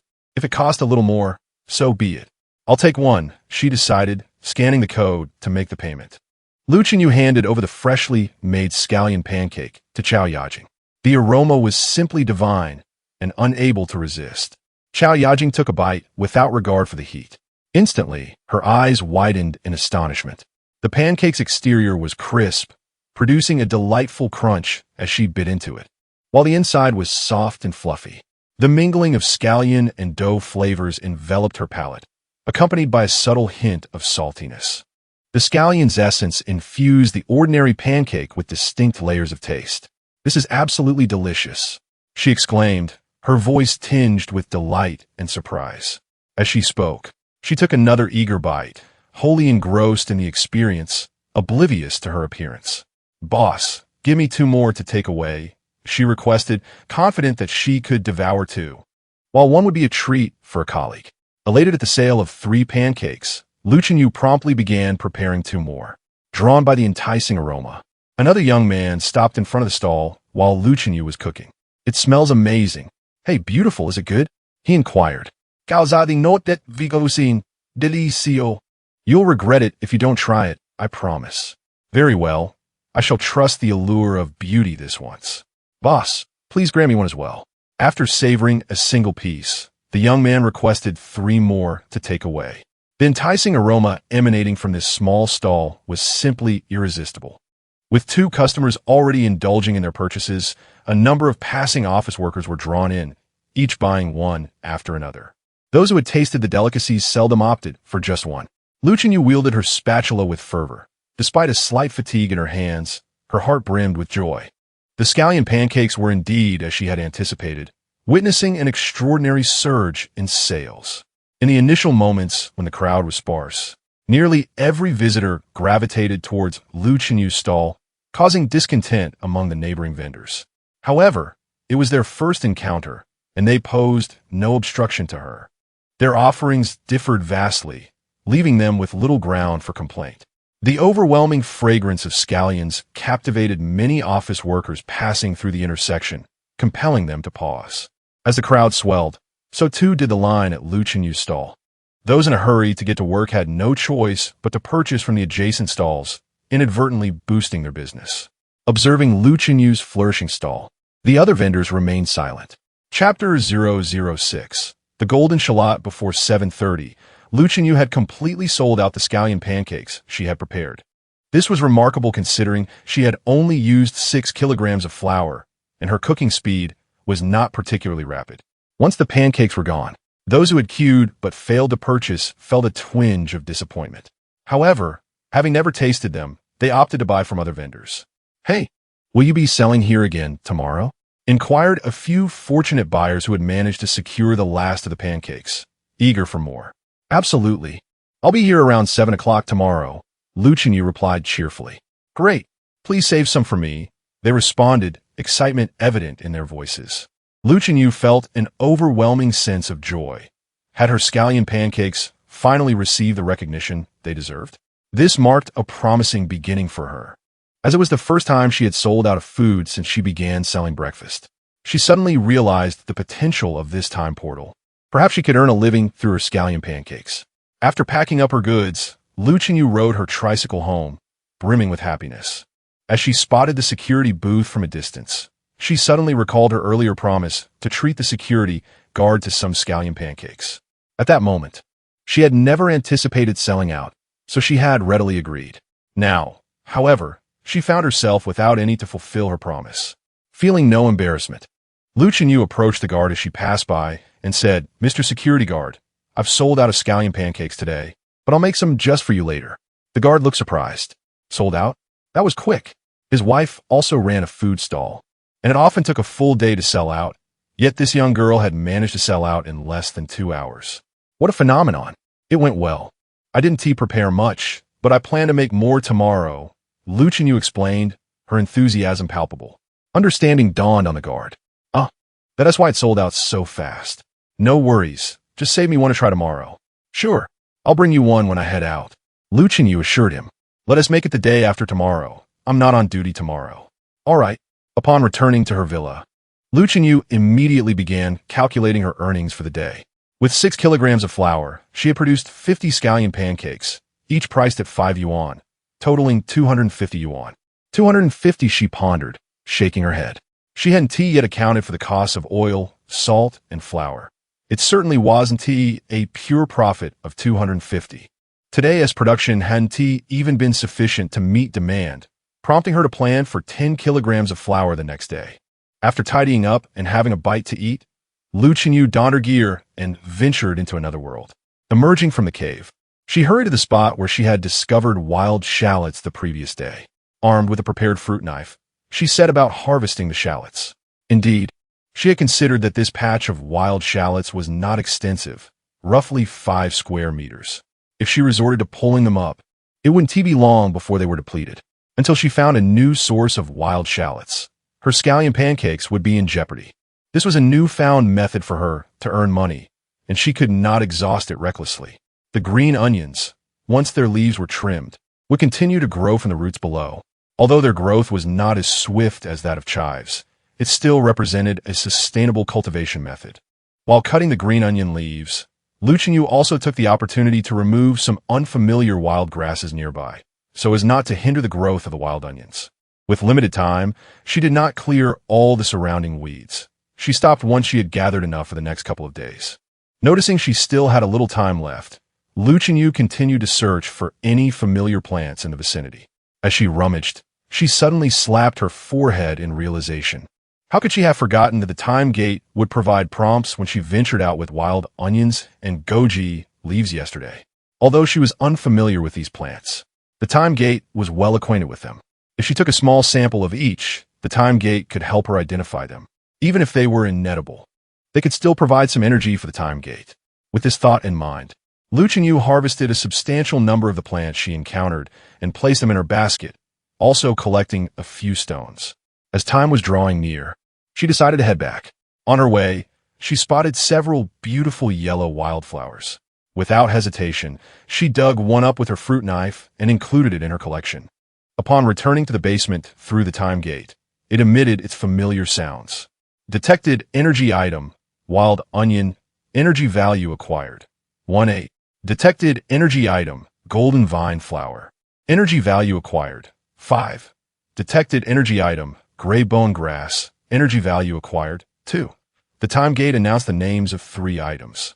Lu Chenyu set aside the wild onion and golden vine flower, staring at the remaining pile of wild grasses in dismay. She had miscalculated. The time gate could not assist her in marking the energy items. How was she to identify which of the many grasses was gray bone grass? Had she known, she would not have been so greedy. After stacking the non-energy wild grasses to one side and securing the wild onions, Lu Chenyu turned her attention back to the remaining golden vine flower. The energy value of the golden vine flower had been deducted by the time gate, revealing that it originally possessed an energy value of 10. While Lu Chenyu was uncertain of the practical use of this energy value, she surmised it was likely related to the quality of the plants. At least the wild onions and goji leaves with energy values were quite flavorful. The golden vine flower's blossoms clustered in the leaf axils, each cluster containing 3 to 5 flowers. The petals were semi-transparent and a delicate yellow, with deep red spots at the base. The flower stamens hung down like golden threads, creating a striking appearance. Unsure whether these flowers were edible, Lu Chenyu decided against taking risks and instead found a pot in the villa to nurture the flower.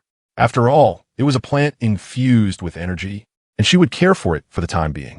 Her excursion to the other world had only taken half an hour, and it was still early in the morning.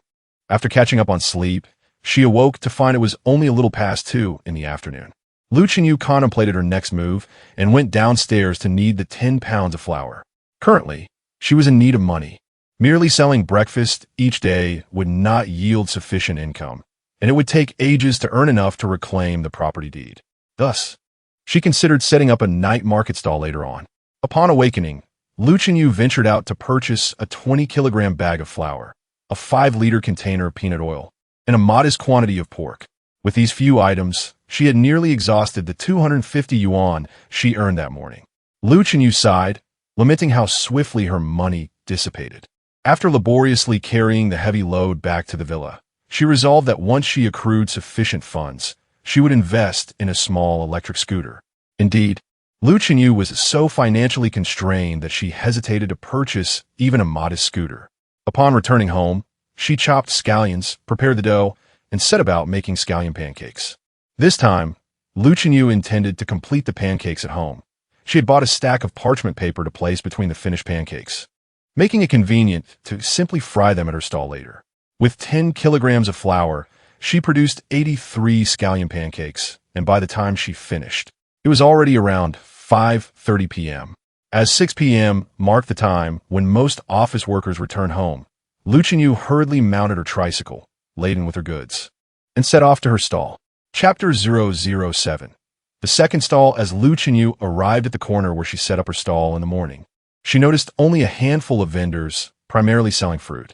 However, as the clock approached 6 o'clock, the flow of pedestrians increased, and more vendors began to appear.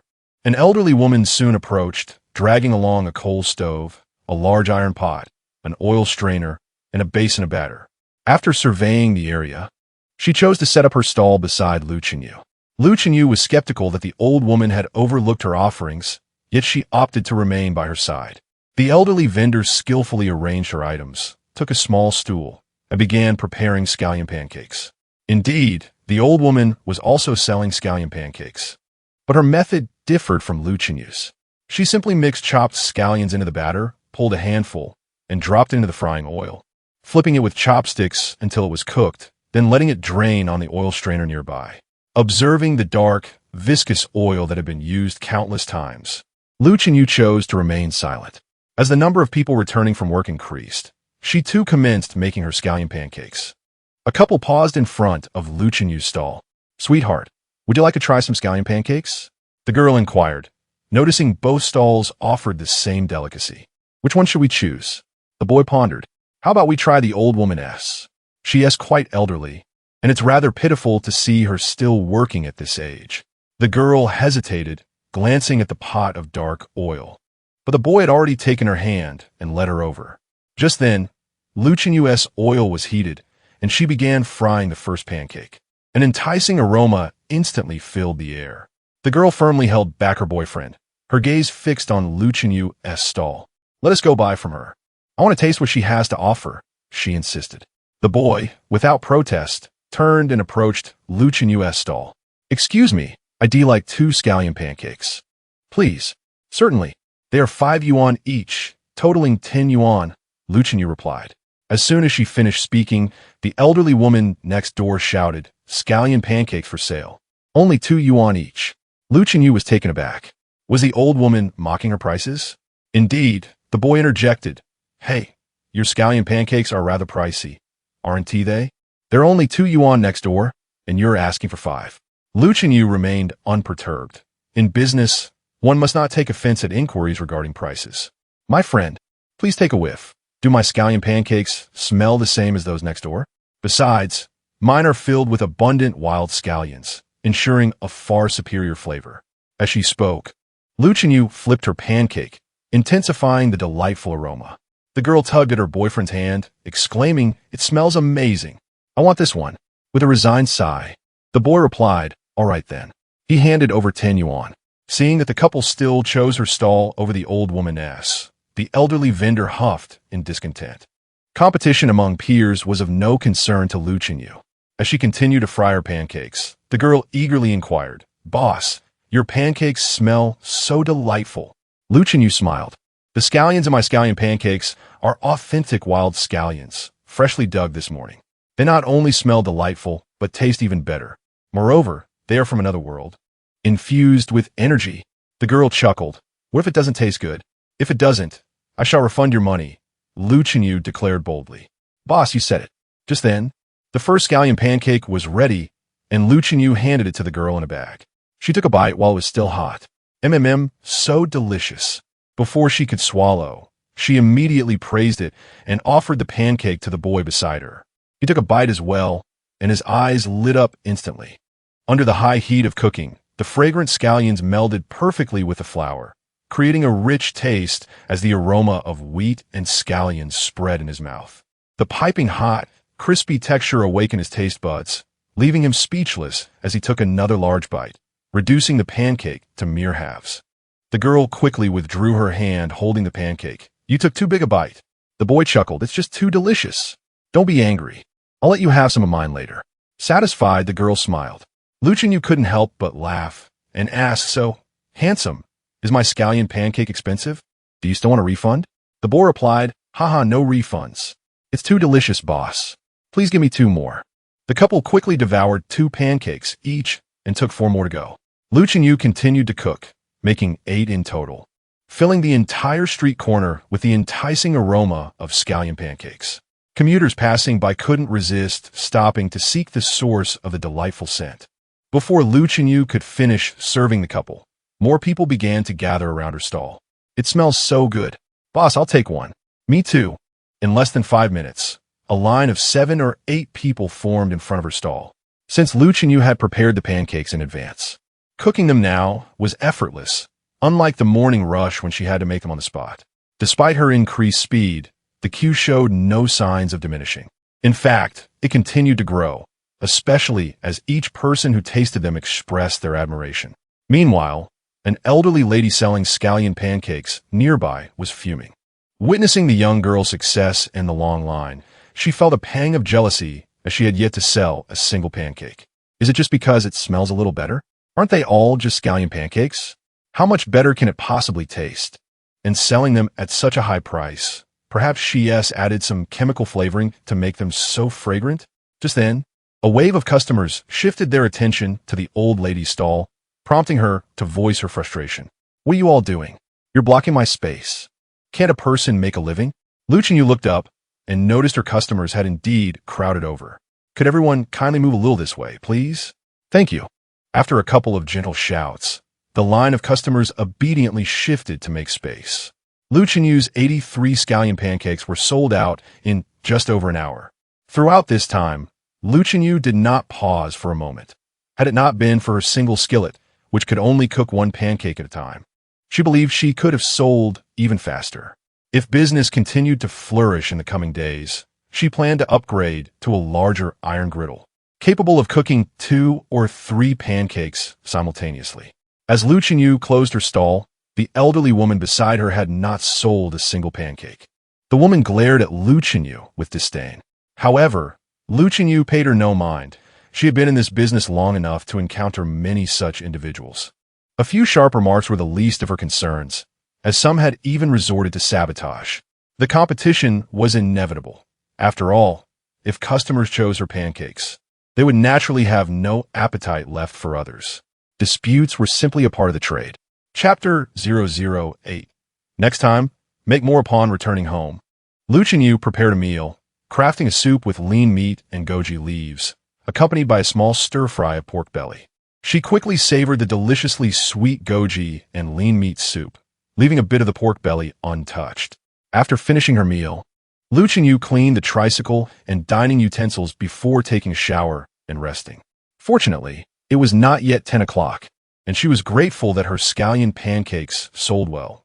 Otherwise, she would not have been able to retire to bed at this hour. Lu Chenyu began counting her earnings. She had sold 83 scallion pancakes that evening, amounting to 415 yuan, and after deducting costs, her income for the day reached 665 yuan. If such earnings could be sustained for a month, she would be nearing a monthly income of 20,000 yuan. Her spirits lifted for a moment, but then she recalled that the property management fee for the villa was 11 200 yuan each month, which swiftly diminished her joy. This wouldn't suffice. She needed to sell more varieties of food. Currently, her options were limited to wild onions and goji leaves. The goji and lean meat soup from last night was quite delectable. Perhaps she could prepare a goji leaf and lean meat porridge to sell? With these thoughts swirling in her mind, Lu Chenyu drifted off to sleep. At 4 o'clock, the alarm rang, and Lu Chenyu rose. There was no chance to prepare goji and lean meat porridge today. It was back to scallion pancakes for breakfast. She had awakened an hour earlier than the previous day, not only to make more dough, but also to ensure the scallion pancakes were ready in advance. By 6:30, Lu Chenyu set up her stall punctually. As she passed through the gate, she noticed that the security guard had indeed changed. It was the young guard who had assisted her with her luggage the other day.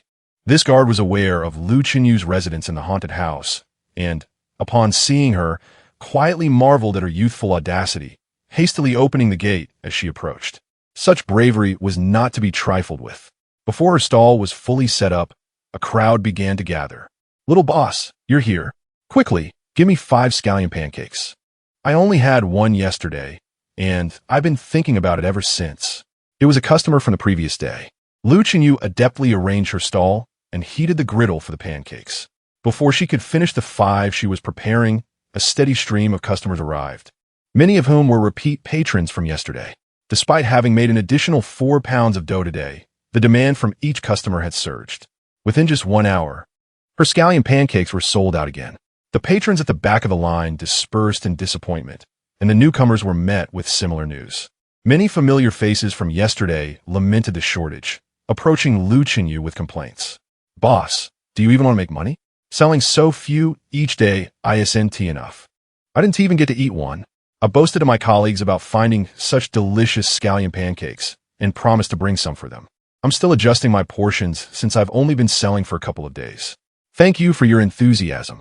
I promise to make more tomorrow," Lu Chenyu explained to the disappointed customers, who gradually began to disperse. Once the crowd had cleared, she started tidying up her stall. The vendor selling steamed buns and soy milk remarked, "Little girl, I must say your culinary skills are quite impressive. Each morning, throngs of people queue up to purchase your goods, yet you still find it insufficient.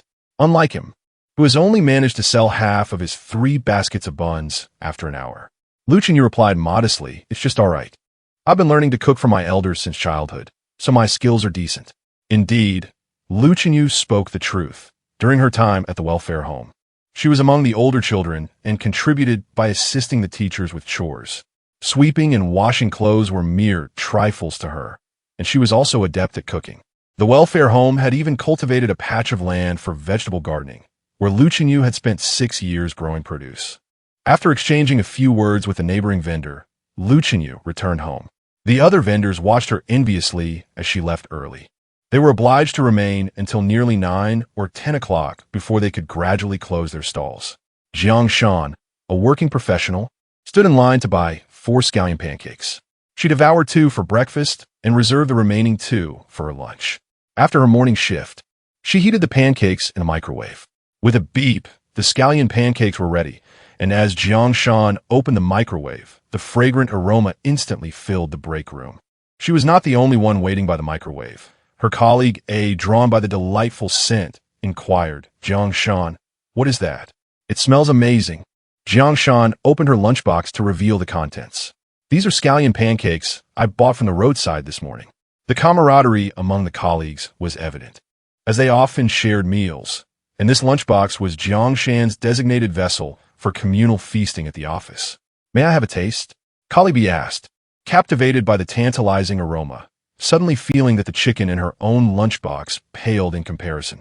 Although reluctant, Jiang Shan ultimately shared a small piece with colleague B. Just a morsel, which vanished in a single bite. Colleague B, undeterred by the diminutive portion, promptly popped it into her mouth. "Wow!" The once quiet break room erupted with colleague B's exclamation. "This is incredibly delicious. Jiang Shan, please give me some more." Jiang Shan instinctively shielded her lunchbox. "No way. This is my lunch. Then I'll eat your chicken." "No, I waited in line for quite a while to get this scallion pancake." Jiang Shan firmly declined, leaving colleague B to watch enviously as she savored the pancakes. Colleague A chimed in, is it really that good? It's just a scallion pancake.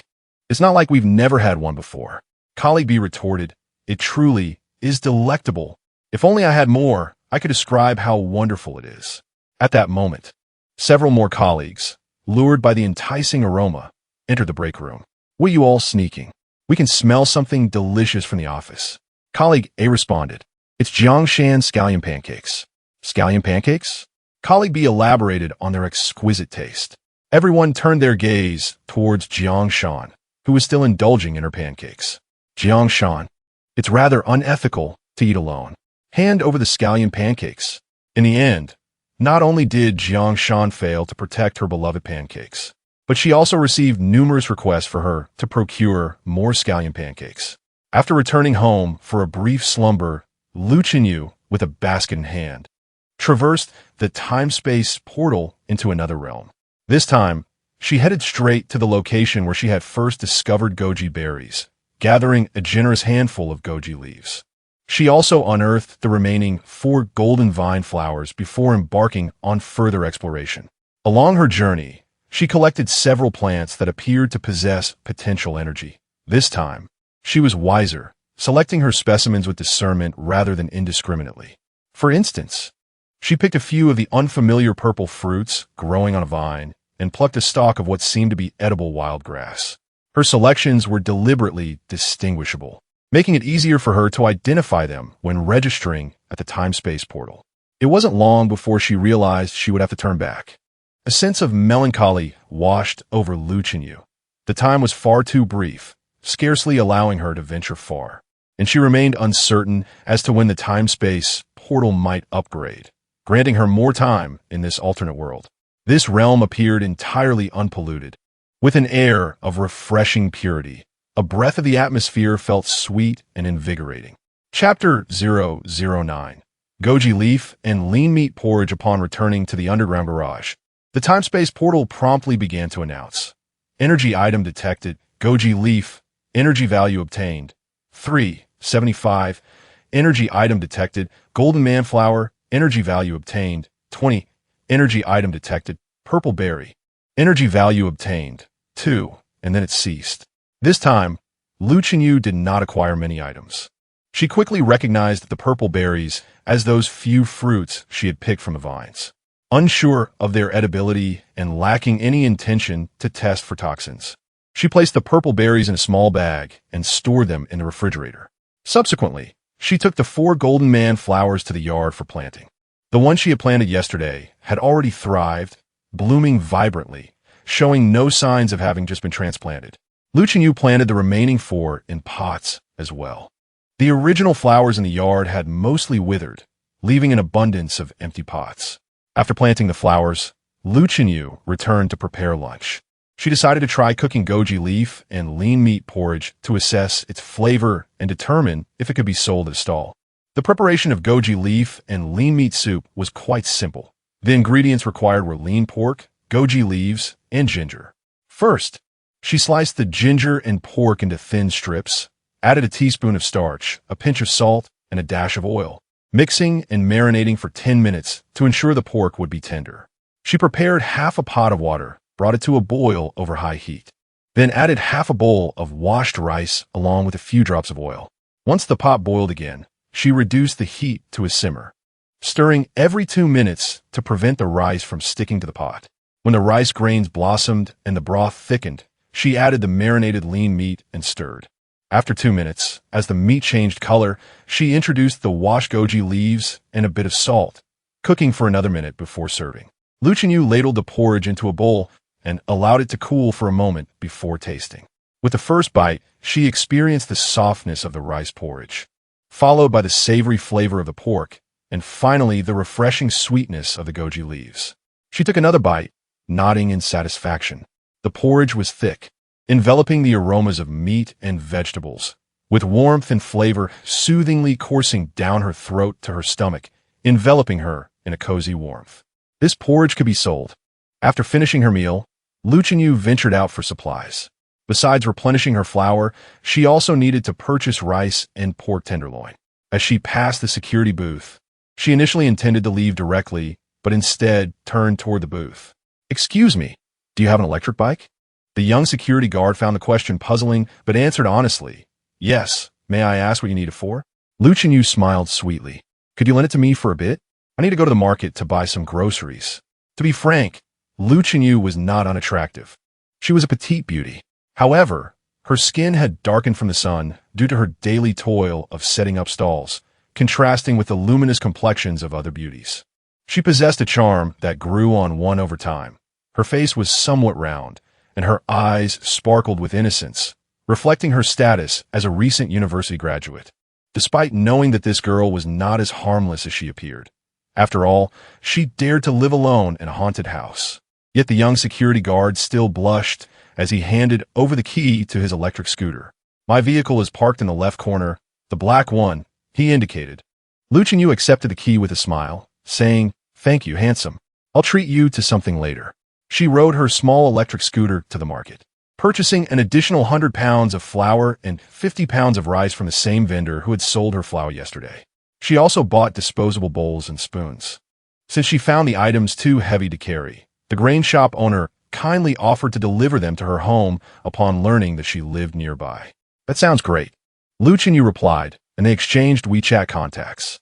In the future, she could simply message him for any rice, flour, or cooking oil she needed, and he would deliver it directly.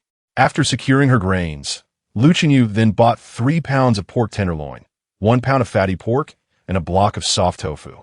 Once her shopping was complete, Lu Chenyu returned to the grain store where the owner loaded her goods into his vehicle and followed her through the entrance of the villa community, stopping right before her residence. "You live here, huh? Quite affluent," he remarked, astonished. Just moments ago, this beautiful woman had been haggling over prices in his shop, her attire not reflecting that of a wealthy individual. "Indeed, but this house isn't mine. I'm merely the caretaker here," Lu Chenyu replied, omitting the fact that she lived alone. Upon hearing this, the grain shop owner appeared enlightened, realizing she was just a caretaker, which explained everything. He did not dwell on the peculiarity of having such a young caretaker. After helping her unload the rice and flour at the villa's entrance, he took his leave. Struggling to bring the items into the kitchen, Lu Chenyu measured out 15 pounds of flour to knead and let rest, beginning her preparation for scallion pancakes. At 5:30, she set out once more on her tricycle. Passing by the security booth, she presented the young guard with a portion of the scallion pancakes she had made at home. "Here, this is homemade. Give it a try. I promise to treat you, but I don't have money, so this will have to do," she said. The guard accepted the offering, and although it was just scallion pancakes, his impression of Lu Chenyu improved significantly. Observing her tricycle setup, he curiously asked, "You live in a grand villa and still need money?" "The villa was left to me by a relative. I have the house, but no money. And you must know I still owe quite a bit in property fees," Lu Chenyu explained. The guard's gaze softened with shared empathy as he replied, I'm also short on funds. Otherwise, I wouldn't be working as a security guard here." Not wishing to prolong the conversation, Lu Chenyu waved goodbye and moved to set up her stall. When she arrived at the corner, she discovered that her spot from the previous day had been claimed by an elderly woman selling scallion pancakes. Wishing to avoid conflict, she found a vacant spot further away and began to arrange her stall. Before she had even finished unpacking, a voice called out, "Boss, you're finally here. Give me 10 scallion pancakes." Su Won, who had passed by the previous day and been enticed by the aroma, had queued up to buy 2 for his children. However, unable to resist, he had devoured one himself, managing to bring the remaining 1 home with great restraint. Upon returning home, it suddenly dawned on him that he had 2 children to contend with. Indeed, the 2 little ones nearly came to blows over the coveted scallion pancakes. It was his wife who, with remarkable composure, intervened, slicing the pancakes into manageable portions before serving them. When the pancakes were finally presented, the children realized that half had mysteriously vanished. His wife, playfully licking her fingers, remarked, "I am your mother. What is wrong with you sharing half with me?" The 2 children, already feeling aggrieved, erupted into tears after tasting the remaining pancakes. Wah, how can such a delicious treat be so scarce? His wife, equally dissatisfied, chastised, "Why did you only buy this little? It's hardly enough to satisfy, and it's quite delightful. You must go and fetch more." Instantly, the children ceased their sobbing. their eyes sparkling with hopeful anticipation fixed upon him. Suwon replied, "There are none left." "What do you mean, none left?" The vendor had closed up shop and returned home. It was simply impossible to procure more. "Why, I want pancakes. I refuse to eat rice." "Why, I too do not want rice. I only desire pancakes." After much apologizing and coaxing, Suwon ultimately conceded to take them to buy in abundance the following day, managing to placate the children. Thus, today, as soon as he finished work, he hurriedly made his way here, fearful of returning home empty-handed and facing their ire. Lu Chenyu deftly commenced the preparation of pancakes. Chapter 010. Delicious enough to lick the lid today, the scallion pancakes continued to sell like hotcakes. With 15 pounds of flour, 126 scallion pancakes were sold out shortly after 7 o'clock. Those who failed to secure their purchase watched as the individuals ahead of them claimed 2 to several dozen pancakes. Growing increasingly frustrated, "Boss, there are so many people in line waiting to buy, yet those in front are taking so many at once. What are we supposed to do?" One person complained, with others echoing their discontent. "Could you please limit the purchase? I've been waiting in line for 2 days and still haven't had a chance to eat." Lu Chenyu observed the considerable queue and felt a pang of guilt. Although some had left empty-handed, the patrons waiting were her loyal customers, and she certainly did not wish to foster dissatisfaction that could lead to negative reviews. If they left without having purchased anything after waiting for 2 days, they might never return, resulting in a loss for her. Contemplating this, Lu Chenyu decided to address the crowd. "I sincerely appreciate everyone's love for my scallion pancakes. I feel quite remorseful for those who have not been able to purchase any. How about this? I will implement a purchase limit tomorrow. I warmly invite everyone to return for another visit." Having reassured her disappointed customers, Lu Chenyu began to tidy up and head home. For dinner, she enjoyed a dish of scallion tofu and stir-fried pork belly. After the meal, she meticulously cleaned her cooking utensils and soaked 5 pounds of rice in water. Then it was time to tally her earnings. Combining the sales from morning and evening, she counted a total of 105 yuan, marking her highest daily income ever. Elated, Lu Chenyu felt rejuvenated, even forgetting the soreness in her arms from making so many pancakes. If every day yielded such profits, she could earn over 30,000 yuan in a month. Moreover, she planned to sell kanji tomorrow, which she believed would also be well received. After counting her money, Lu Chenyu happily retired for the night, falling into a dream filled with visions of prosperity. At 4:30, her alarm rang, prompting her to rise. In addition to preparing scallion pancakes, she needed to cook a pot of lean meat kanji with goji leaves. Having previously sold kanji from a large pot, she would start the porridge and knead the dough for the pancakes simultaneously. Once the dough rested, she prepared the clarified butter and pork tenderloin, washed the goji leaves, and chopped the scallions. After crafting the scallion pancakes, the porridge was soft and ready. Lu Chenyu quickly added the pork tenderloin to the pot, followed by the goji leaves. And just before serving, she sprinkled some chopped scallions into the mixture. 5 pounds of rice produced approximately 35 pounds of kanji. After enjoying a bowl herself, she packaged another bowl to give to the security guard at the entrance. Previously, she had promised him scallion pancakes, but since they were not readily available, she decided that the kanji would suffice. Loading the kanji and scallion pancakes on her tricycle, Lu Chenyu set off. As she passed the security booth, she was pleased to find the guard on duty. She handed him the kanji, hurriedly leaving without further explanation, as she had prepared 2 dishes today and needed to expedite her journey. When Lu Chenyu arrived at the intersection, a throng of approximately 10 individuals had already gathered, eagerly awaiting her tricycle. Upon spotting her vehicle, they surged forward.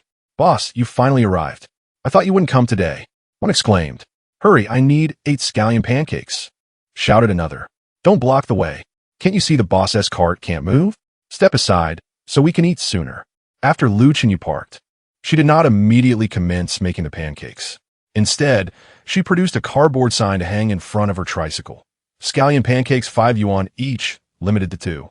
Goji leaf and lean meat porridge 5 yuan per serving, limited to 2. This was her own handiwork from the previous night. Upon hearing the earlier request for 8 servings, a collective groan arose from the crowd. "No, boss.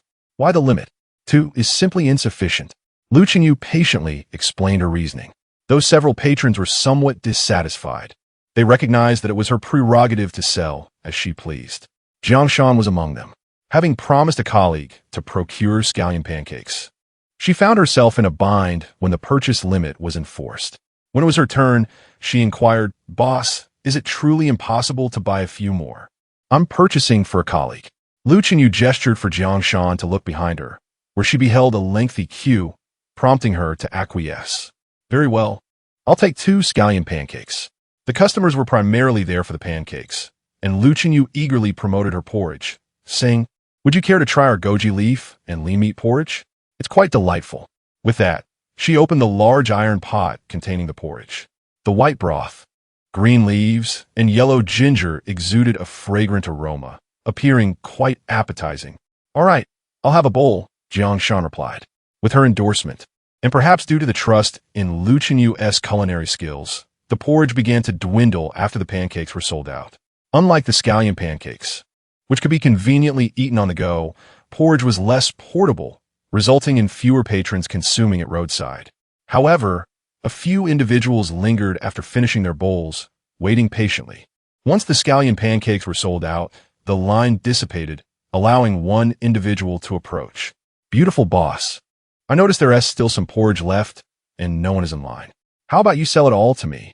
he proposed, smacking his lips. The porridge promised a flavor that rivaled the pancakes, rich and fresh.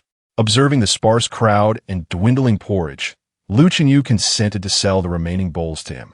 He left, content, clutching several bowls of porridge. Although she extended her stall's hours slightly, it was still early, not yet 8 o'clock. Having earned 865 yuan that morning, Lu Qingyu hummed a tune, returning home amidst the envious gazes of fellow vendors. Security guard Lu Jinfeng felt a warmth in his heart upon receiving the porridge from Lu Qingyu. Aside from his elderly wife, no one had ever brought him breakfast. As it was not yet 6 o'clock, and the affluent residents of the villa district would not commence their workday so early, Lu Jinfeng decided to enjoy his bowl of porridge first. As Lu Jinfeng lifted the lid of the disposable bowl, a subtle aroma of savory saltiness wafted into his nostrils. He found the scent quite appealing and scooped a spoonful into his mouth. The rice was tender and dissolved effortlessly. The goji leaves imparted a fragrant sweetness, and the pork bore no trace of any gamey flavor. With each mouthful, the warmth of the porridge flowed into his stomach, radiating through his limbs and head, effectively dispelling the drowsiness of the early morning. In just a single bite, Lu Jinfeng's appetite was thoroughly captivated. His wife's culinary skills were commendable, as evidenced by her choice to set up a food stall. However, in comparison to this bowl of porridge, he felt there was still room for improvement in her cooking. The young girl, so youthful, had surprisingly impressive culinary prowess. After silently praising Lu Qingyu, Lu Jinfeng quickly finished the entire bowl, still yearning for more. His gaze inadvertently fell upon the lid of the disposable bowl, and feeling a twinge of guilt, he glanced around to ensure no one was watching before he picked up the lid and licked the remnants of porridge left behind. He reassured himself that he was not wasting food. Lu Jinfeng felt justified in his actions.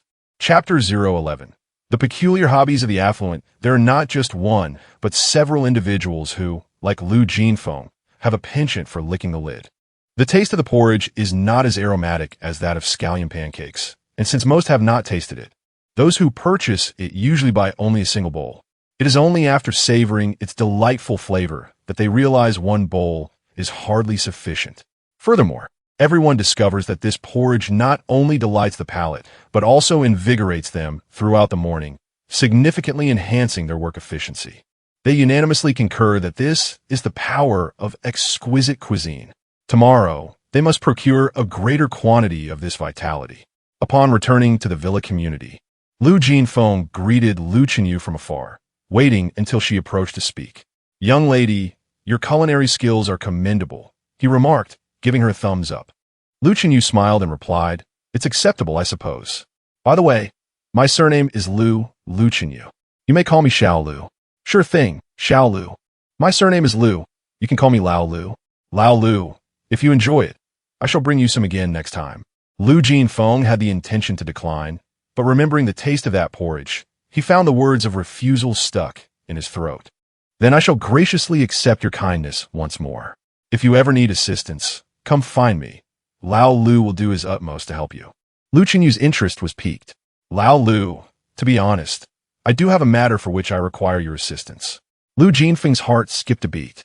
It seemed that his promise was to be immediately put to the test. Was she perhaps waiting for him? Nonetheless, having already spoken, he decided to hear her out. Go ahead. Lu Qinyu explained, it's like this, Lao Lu. As a young woman living in such a large house, I often feel a bit apprehensive. I worry that someone may harbor ill intentions. If anyone inquires about me in the future, could you simply say that I am the housekeeper? Would that be acceptable? The property management was aware that she lived alone in the villa, and she was not afraid to speak with Lu Jinfeng about it. Understanding dawned on Lu Jinfeng. It was merely a small matter. However, considering that this Xiao Lu resided in a haunted house, he mused, who would dare to lay eyes on her? While he thought this, he could not voice it. A trivial matter indeed, I understand. Girls can be timid. Rest assured, we have been trained to protect the privacy of our clients. At that moment, a honking sound emanated from behind Lu Qinyu. She turned to see a sleek black luxury car. Lu Jinfeng hurriedly opened the gate, and Lu Qinyu ceased her conversation with him, riding her tricycle inside. Inside the car, an elderly lady frowned, complaining to a well-dressed young woman beside her. Did you not say this area was upscale villas? How can such a dilapidated tricycle be allowed in and out? Mother, just because people are wealthy does not mean they all adorn themselves in gold and silver. Not everyone is like you. The elderly lady was displeased. What of it? If you have so much money, why not dress a bit more elegantly? If I do not present myself well, how will others know of my wealth? I am merely maintaining our family's reputation. Fine, fine. However you wish to present yourself is your prerogative. But remember, this is not the village you once resided in. Every household here has an extraordinary background. Do not meddle in others' affairs. I understand you have repeated this so many times. Do you think I am so oblivious? My social connections are quite extensive. The young woman, Fei Ting, rubbed her temples and fell silent. Fei Ting, age 32, had married her college classmate shortly after graduation. Together, they embarked on a tumultuous entrepreneurial journey, eventually amassing a modest fortune. However, financial troubles soon emerged. After 6 years of marriage devoid of children, Fei Ting underwent medical examinations, revealing that apart from fatigue from work, her health was sound. She suggested her husband undergo tests as well. Upon hearing this, he erupted in fury, asserting his virility and blaming her infertility. Numerous arguments ensued over this issue, coinciding with the company's public listing, which left Fei Ting little time to address their personal discord. Following the successful listing, her husband engaged in an affair, the evidence of which was provided directly by the mistress. Thus began the inevitable unraveling of their marriage, culminating in a divorce and the division of assets, discreetly managed to avoid scandal within the company. Her ex-husband hastily pursued a life with his mistress, and after amicably settling their financial affairs, they parted ways. Fei Ting utilized a significant portion of her share to purchase a villa. The incessant chatter of her mother, who insisted on moving in with her post-divorce, filled the air. Concerned for her daughter's well-being, she called Fei Ting at dawn, announcing her arrival and requesting a pickup. Reluctantly, Fei Ting ventured out early to retrieve her mother. The villa she acquired was number 14, conveniently adjacent to Lu Qinyu's residence. As Lu Qinyu observed from her home, a luxury vehicle pulled up to the villa, followed by her mother, Zhu Yulian, disembarking just as Lu Qinyu maneuvered her tricycle into the yard. The eccentricities of the affluent amused Lu Qinyu. She found it peculiar that they preferred tricycles over cars. Indifferent to her new neighbors, Lu Qinyu returned home, washed the large pot she used for cooking porridge, and browsed online for supplies. She ordered a cast-iron plate capable of cooking multiple scallion pancakes simultaneously, disposable paper bags, and utensils, along with a custom sign for her tricycle. After completing her purchases, she ventured to a nearby tool shed in search of gardening implements. She sought a sickle or hoe to clear the path to the wild onion patch and goji leaves, fearing it would become overgrown. Instead, she discovered a gasoline-powered weed trimmer, which she tested and found functional, far more efficient than manual labor. She resolved to take it along. Fortunately, she stumbled upon a half-full container of gasoline in the corner. eliminating the need for a trip to the store. In the shed, she also found an array of gardening tools: hoes, shovels, picks, pruning shears, buckets, and spray bottles, all in various sizes. It appeared that Lu Mingyue's great-aunt had a fondness for tending to flowers and plants during her time there. After filling the weed trimmer with fuel, Lu Chenyu prepared to venture into a different world. After several trips, Lu Chenyu discerned that the passage of time in this world closely mirrored that of Blue Star. Each time she arrived, the grass bore the appearance of having lingering dew, indicating it was likely morning, and indeed, her arrivals always coincided with this time of day. Upon exiting the cave, Lu Chenyu activated the lawnmower, clearing a path to the wild onion field, then extending her route to the goji leaf area, ultimately connecting back to the initial road. During her weeding endeavors, Lu Chenyu stumbled upon a peculiar, flat, coarse vine that bled when severed. Initially startled, she mistook it for a snake, but upon mustering her courage to investigate, she realized the crimson fluid was merely the plant's sap. Unfamiliar with this specimen, she decided to collect a sample to examine further. Once the path was restored, Lu Chenyu returned to the wild onion field, meticulously clearing the surrounding grass, harvesting a basket of wild onions and goji leaves, and gathering the observed purple berries before hastily making her way back. Discovered energy item: goji leaves, energy value acquired. 3. 5. Discovered energy item: wild onions, energy value acquired. 2. Discovered energy item: purple berries, energy value acquired. 5. Discovered energy item: wild chicken bloodvine, energy value acquired. 12. Chapter 012. Is there some secret recipe?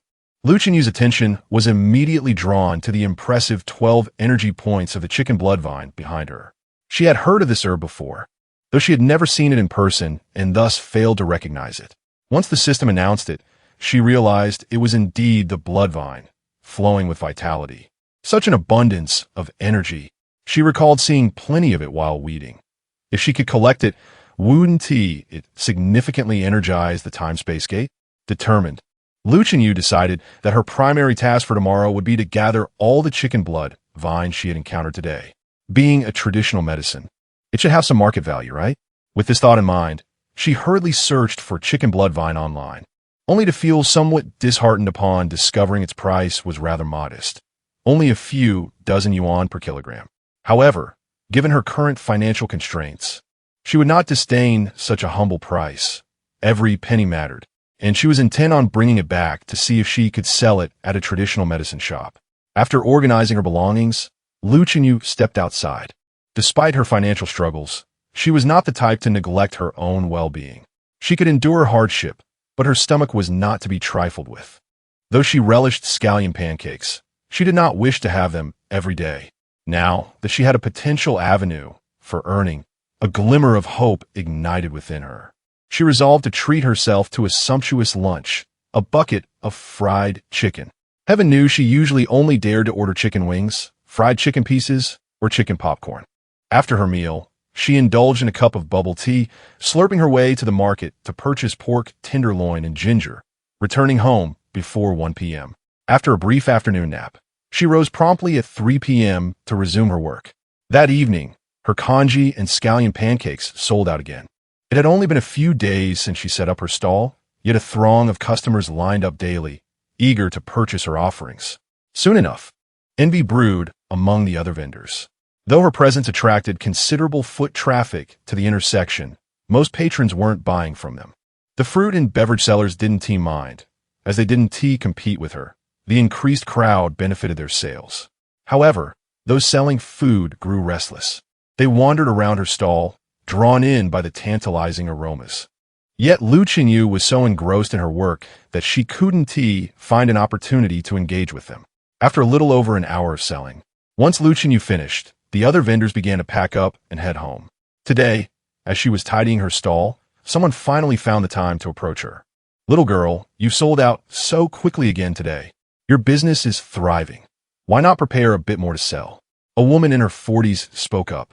Lu Chenyu, focused on wiping down her stove, looked up to see the neighboring vendor of skewers, Zhao Hongting, smiling at her. Though her gaze greedily lingered on Lu Chenyu's stall as if seeking some hidden secret, With supplies prepared in limited quantity, Lu Chenyu simply smiled, continuing her work. Oh dear, your business truly makes one envious. Zhao Hongting stepped closer, her tone warm yet laced with curiosity. I see your scallion pancakes aren't particularly unique. Just a bit fragrant. What is it that draws so many people to line up? Lu Chenyu paused momentarily, raising her gaze to Zhao Hongting. Upon noticing the keen glimmer in her eyes, she immediately understood. This was an attempt to extract information. Perhaps this flavor was indeed favored by many. She casually responded, reluctant to engage in further conversation. However, Zhao Hongting was relentless, lowering her voice to inquire, "Young lady, who did you learn this culinary skill from? Is there a secret recipe involved?" Lu Chenyu couldn't help but smirk inwardly, maintaining an impassive facade. It's merely a home-cooked method, nothing extraordinary. Zhao Hongting, rubbing her hands together with an eager smile, proposed, "Since we are neighbors, how about this? If you teach me your scallion pancakes, I will treat you to free skewers in the future. What do you think?" Finally revealing her true intentions. Lu Chenyu stuffed the last tool into her tricycle and straightened up, casting a knowing smile at Aunt Zhang.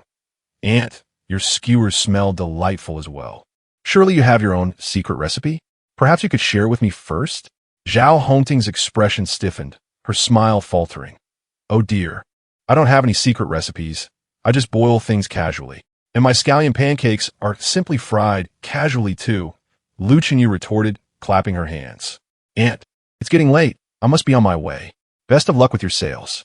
Zhao Hongting stood there as the smile faded from her face. And once Lu Chenyu had departed, she spat disdainfully, muttering, "It's just scallion pancakes.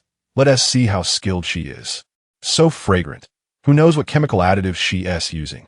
Seeing Zhao Hongting's expression, it was evident that she had gleaned nothing useful, and the other vendors soon fell silent.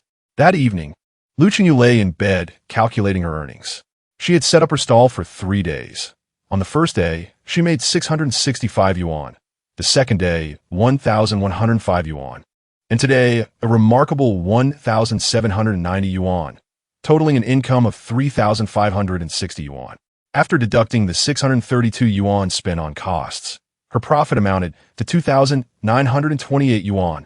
Gazing at this income, Lu Chenyu felt a sense of joy despite the fatigue from her early mornings and late nights. Once her new equipment arrived, she aimed to earn 2,000 yuan daily.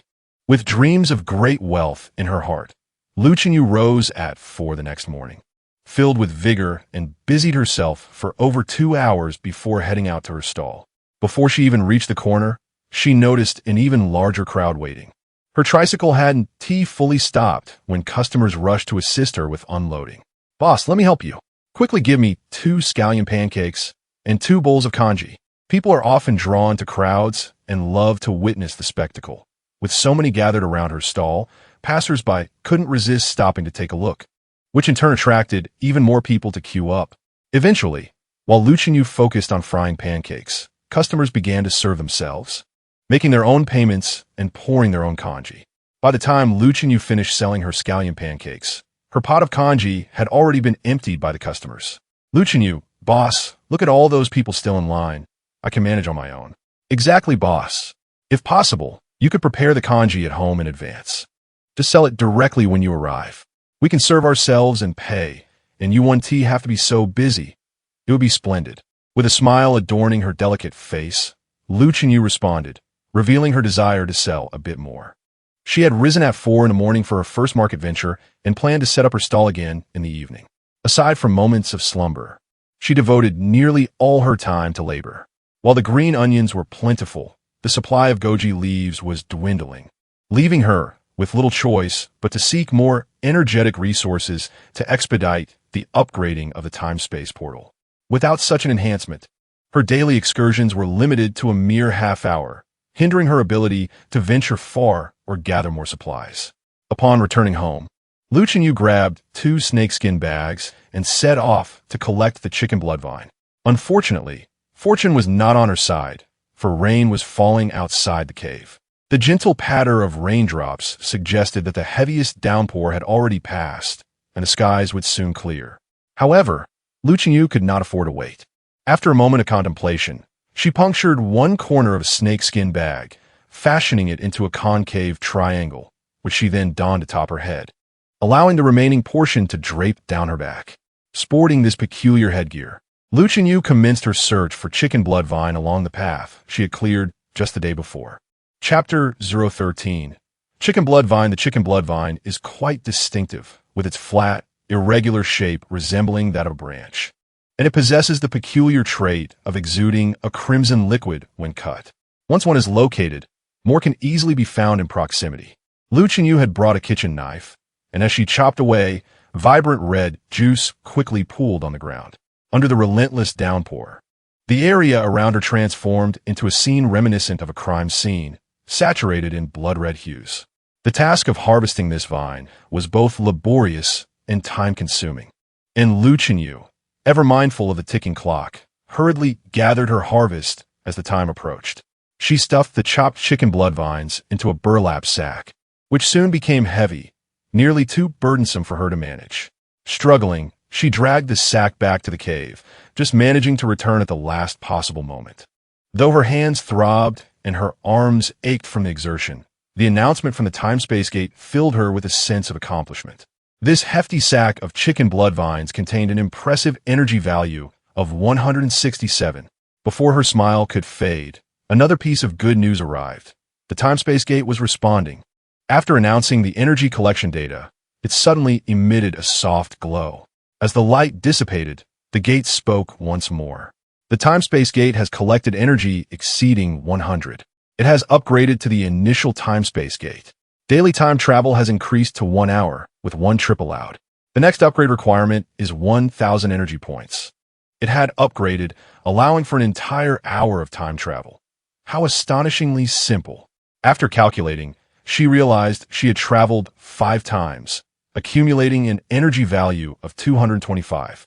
25 from her collected items, particularly today's bounty of chicken blood vines, which alone contributed over 100 points. Though the time-space gate remained mute in conversation, it was evident that the duration of her stays in the alternate world had lengthened. To prolong her visits even further, she would need to gather more valuable items. After taking a brief respite, Lu Chenyu spread the chicken blood vines out in the courtyard, being drenched by the rain.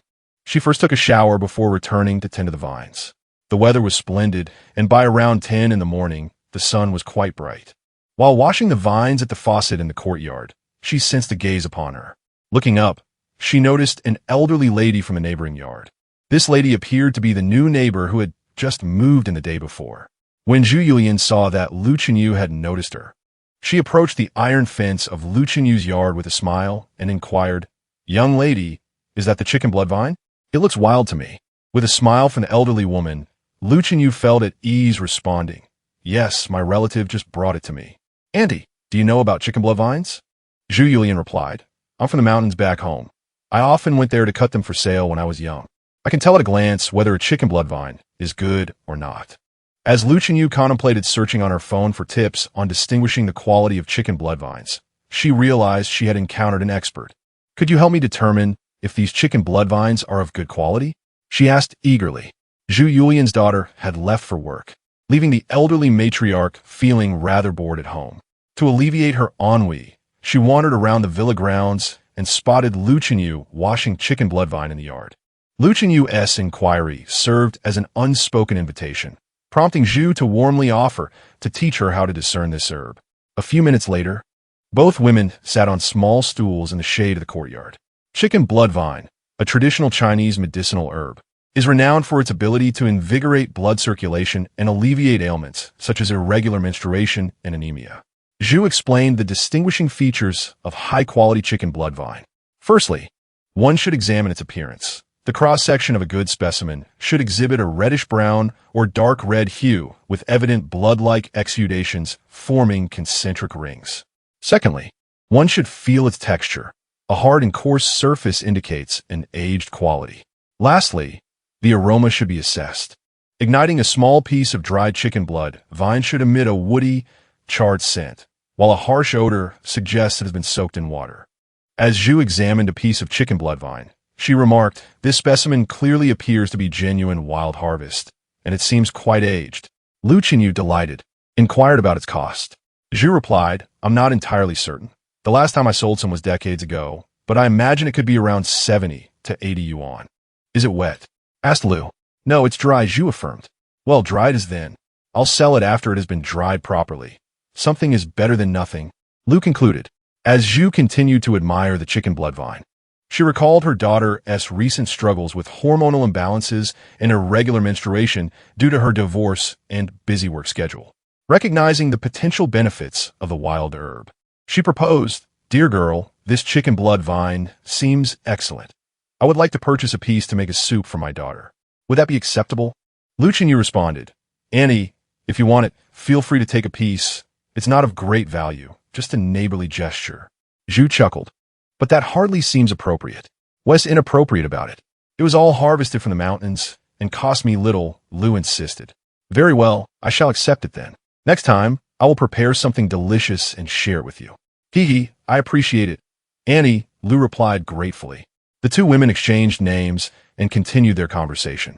After a while, Lu Chenyu returned with a handful of goji leaves and wild leeks, offering them to Zhu. These are also gifts from my relatives. Wild produce from the mountains, worth little. I thought you might like to try some. Zhu, unable to decline, accepted the offering, reflecting on her previous thoughts of Lu as somewhat peculiar. She was pleasantly surprised by the girl's kindness, especially in sharing such delightful gifts. Lu Chenyu's generosity, however, was not entirely altruistic. She had her own considerations. The residents of the villa area were either wealthy or influential, and fostering good relations could prove advantageous when she sought to sell her own finds in the future. Unbeknownst to Zhu Yulian, Lu viewed her as a potential future customer, while she simply regarded the young woman as exceptionally considerate. In the evening, Lu Chenyu set up her stall as usual. As the end of the workday approached, Fei Ting received a call from her mother. Ting Ting, our neighbor gave me some wild scallions and goji leaves. Make sure to come home for dinner tonight. Fei Ting rubbed her temples, feeling a slight headache. Did Mom visit someone else's house again? I've told you not to disturb others. Disturb? I was merely lending a helping hand. They offered me these as a token of gratitude. Enough about that. Hurry home. I assure you, the wild scallions are simply delightful. Although there were still tasks left unfinished, Fei Ting considered that her mother had just arrived in town and that she was alone at home. After a moment's contemplation, she set aside her work and returned home. Upon opening the door, she was greeted by an exceptionally rich aroma. Shopte nu in fire, scallion scrambled eggs Fei Ting, who had not savored a home-cooked meal in quite some time, felt a warmth in her heart as she inquired, Mom, what have you prepared that smells so delightful? Old Lady Zhu, wielding a spatula, peeked out from the kitchen and exclaimed, Ting Ting, you're back. Hurry and wash your hands. The dishes are just ready. I must tell you, today I made scallion scrambled eggs, absolutely perfect. After changing into comfortable attire, Fei Ting descended the stairs to find 3 dishes elegantly arranged on the dining table. Scallion scrambled eggs, broth with goji leaves, and braised pork ribs. The tantalizing aroma wafting from the dining room sparked a sudden appetite within her. This scrambled eggs with wild scallions and the broth with goji leaves were gifted to me by the lovely girl from Villa number 13. They're simply delightful. Come and taste. As Fei Ting gazed at the bowl of broth with goji leaves, she admired the creamy white soup, the vibrant green leaves, and the pink minced meat, all of which appeared incredibly refreshing and appetizing. She eagerly picked up a bite with her chopsticks and was instantly enchanted by the fresh and sweet flavor of the goji leaves. The moment the soup touched her tongue, the sweetness enveloped her senses, followed by the savory essence of the meat melting in her mouth. The goji leaves, crisp and tender, released their juices, delivering a perfectly balanced aftertaste. After swallowing, she quickly took another bite, and before long, she had devoured the entire small bowl of broth with goji leaves, savoring every last drop of the soup. When she looked up, she found her mother watching her with a smile playing at the corners of her mouth. Fei Ting reciprocated the smile, saying, Mom, your cooking is truly exceptional. Seeing her daughter enjoying the meal brought immense joy to old Lady Zhu. I can finally assist my daughter a little, she thought. Now, try this scallion scrambled eggs. It's equally delicious. The golden, fluffy egg pieces were interspersed with vibrant green scallions. As Fei Ting took a bite, the eggs quivered and broke apart, revealing a silky texture within. And the aroma of scallions enveloped her senses. This was the very fragrance she had detected upon her arrival.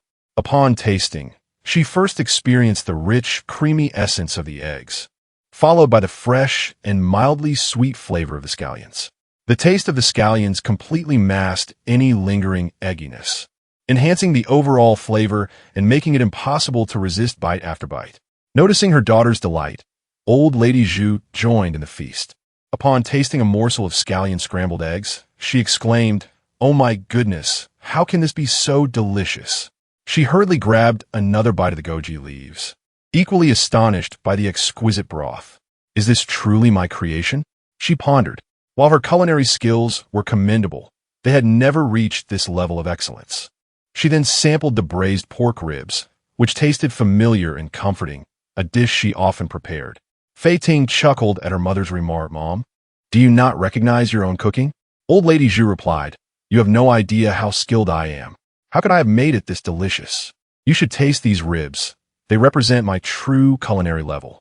The reason these two dishes are so delectable must be due to the ingredients. The scallions and goji leaves are entirely wild and gifted from next door. Wild ingredients truly make a difference. The flavor is exquisite. A mother and daughter relished their meal, thoroughly enjoying the soup with goji berries and scallion scrambled eggs, leaving the pork ribs largely untouched. Fei Ting, affluent and well acquainted with gourmet delicacies, asserted that she had never encountered a home-cooked dish as unforgettable as this, surpassing even some of the most expensive haute cuisine. Meanwhile, Lu Chenyu's stall was as bustling as ever, selling out rapidly. Not only that, she found herself approached by customers wishing to place advance orders. "Boss, your scallion pancakes are simply irresistible, but there's never enough." A middle-aged man conversed with Lu Chenyu as she tidied her stall. "Could you save me 2 extra portions for tomorrow?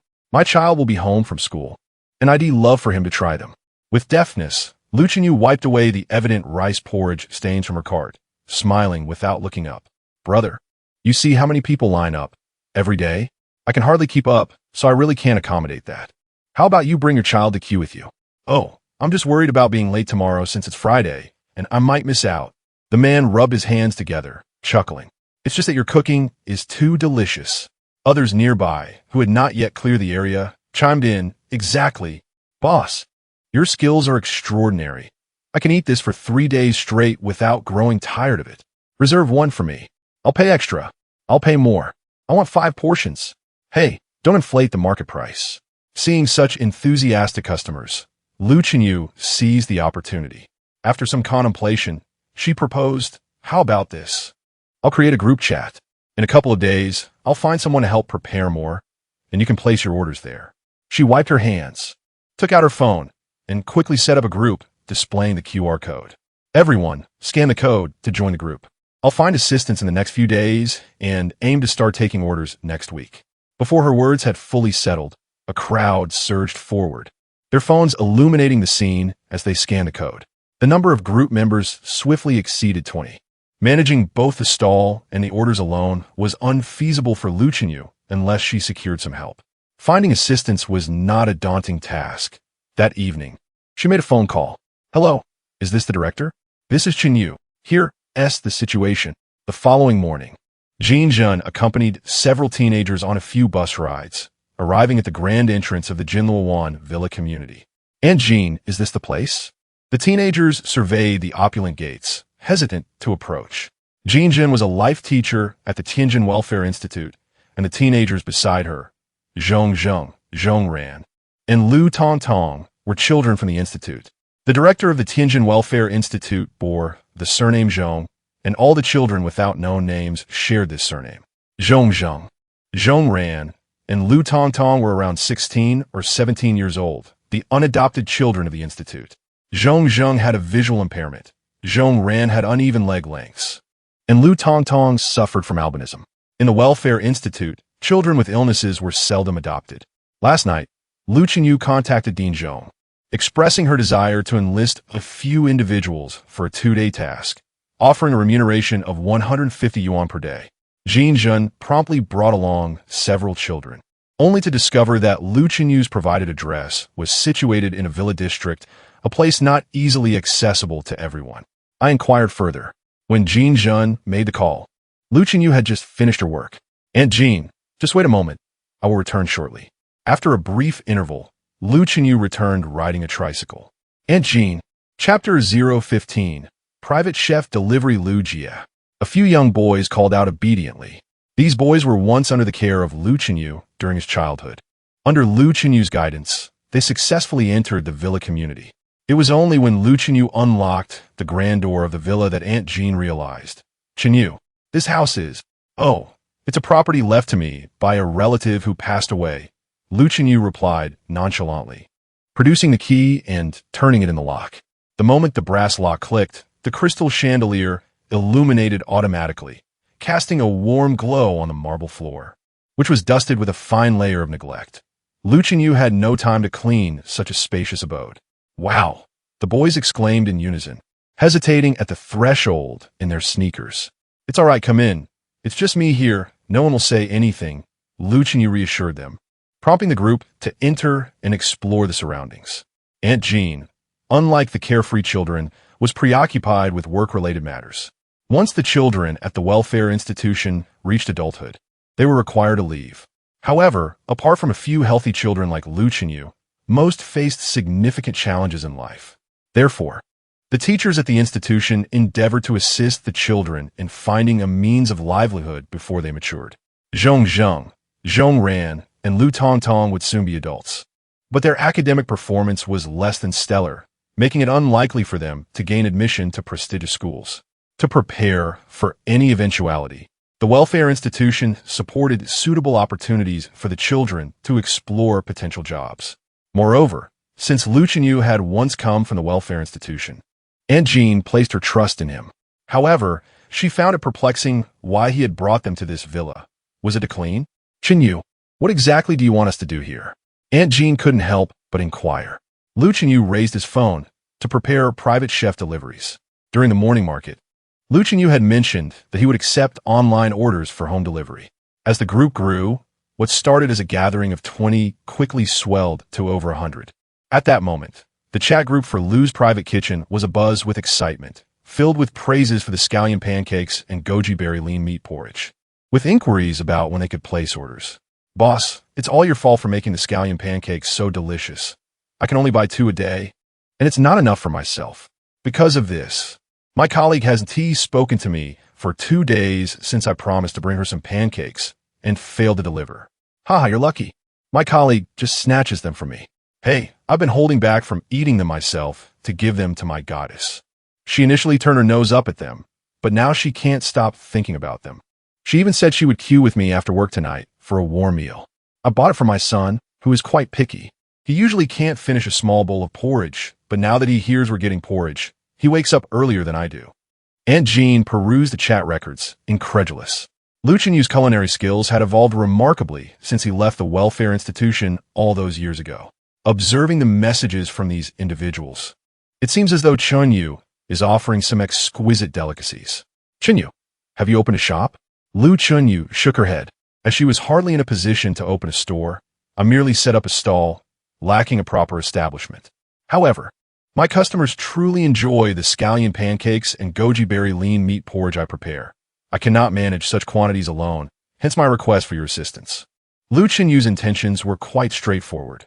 Both the scallion pancakes and the goji berry lean meat porridge do not demand high culinary skills, relying predominantly on the quality of the ingredients for their delightful taste. Aunt Jean, accompanied by several younger siblings, busied herself in the villa, cooking porridge and frying pancakes. If she could find someone to assist with delivery, it could yield additional earnings. Is this feasible?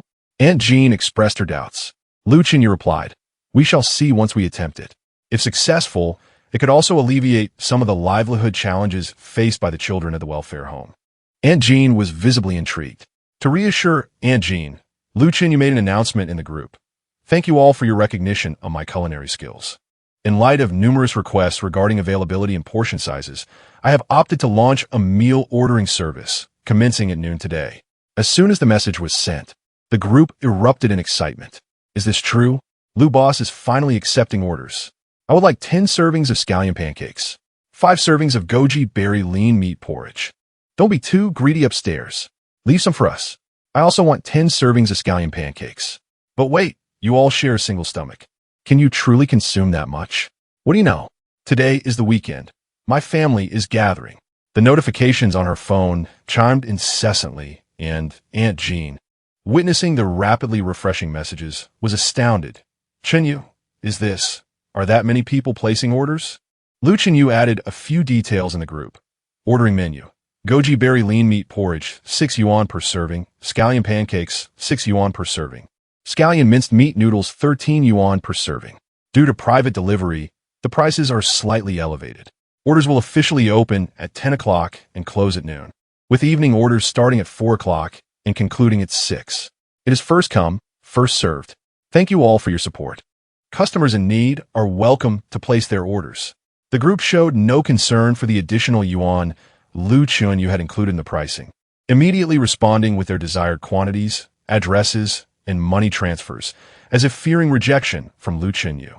Witnessing such an influx of orders, Aunt Jean felt completely reassured. After inquiring about the kitchen setup, she began soaking rice, cooking porridge, and kneading dough with the children. Lu Chenyu's culinary skills were entirely honed to the welfare home, and Aunt Jean felt at ease with her. Aunt Jean, you manage things here while I go buy some meat and find 2 individuals to assist with deliveries. All right, you focus on your tasks. I will handle matters here. Lu Chenyu opened the part-time job group she had joined during university and posted a message seeking 2 delivery personnel, offering 200 yuan per day for shifts from 10 in the morning to 1 in the afternoon and 4 to 7 in the evening, requiring personal vehicles. A vehicle compensation of 50 yuan per day would be provided. Earning 250 yuan a day without the necessity of working full hours was appealing, despite the requirement for a personal vehicle. Soon, several individuals reached out to Lu Chenyu. She selected 2 candidates with prior delivery experience, one of whom had even modified their vehicle for delivery purposes.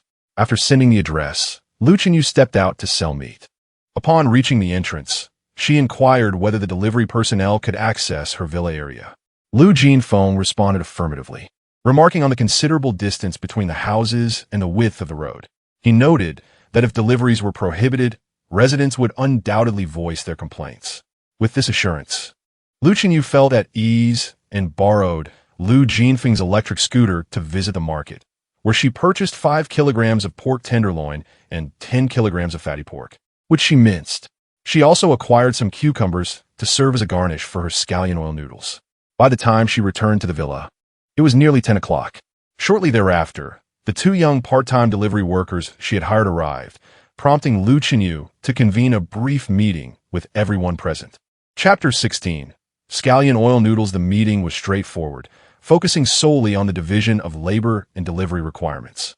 Aunt Jean, accompanied by Zhong Zheng and Zhong Ran, took charge of cooking porridge and preparing scallion pancakes, while Lu Tongtong was responsible for packaging. The 2 newly recruited young men, Zhou Ziwang and He Wenfeng, were assigned to deliver the meals. As it was the inaugural day of operation, some discrepancies were anticipated, with the understanding that adjustments could be made as needed. Zhou Ziwang and He Wenfeng were somewhat taken aback to find themselves employed by such a hasty dining establishment. However, they decided to persevere and give it a try for the day.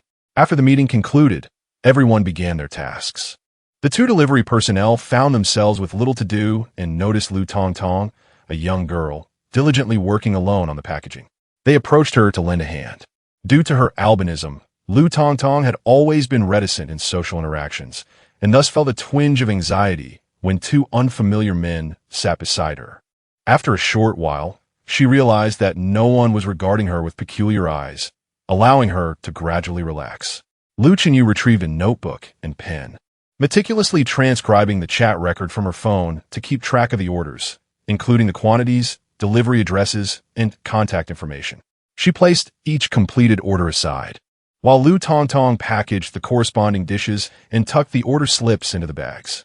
Meanwhile, the porridge was simmered to perfection, and Zhong Ran was in the process of making scallion pancakes, while Aunt Jean commenced crafting scallion oil minced meat noodles, a dish she excelled in and one Lu Chenyu had decided to add upon Aunt Jin's arrival. The villa's kitchen was spacious enough to accommodate the bustling activity, providing ample room for Aunt Jean to showcase her culinary prowess. The dough for the noodles had already been kneaded, and Aunt Jean was now sought ing the minced meat. The meat required marination with cooking wine, soy sauce, cornstarch, and water, which was to be stirred in a consistent direction. A drizzle of oil was added to seal in the moisture. The cooking process was equally meticulous. Once the pan emitted steam, a suitable amount of oil was introduced. The minced meat was quickly dispersed over low heat until it turned a light golden hue, after which the heat was increased to render the meats fat. Once it reached a slightly charred golden color, minced ginger and garlic were added to release their aroma, followed by a splash of dark soy sauce and light soy sauce for color, concluding with a bit of water for a brief simmer of several seconds. This method yielded tender and succulent minced meat. After the meat was prepared, the focus shifted to making the scallion oil. Wild scallions were thoroughly washed and dried. Once the pot was heated, the heat was reduced and oil was poured in, followed by ginger slices for a brief frying. The moisture-free scallion leaves were then added to the oil, fried slowly over low heat. At the very moment the wild scallions were submerged in the oil, an aromatic fragrance, far more intense than that of the scallion pancakes, wafted through the air. To illustrate the potency of this aroma, it was so rich that the elderly Mrs. Zhu, residing next door, could detect it from her home.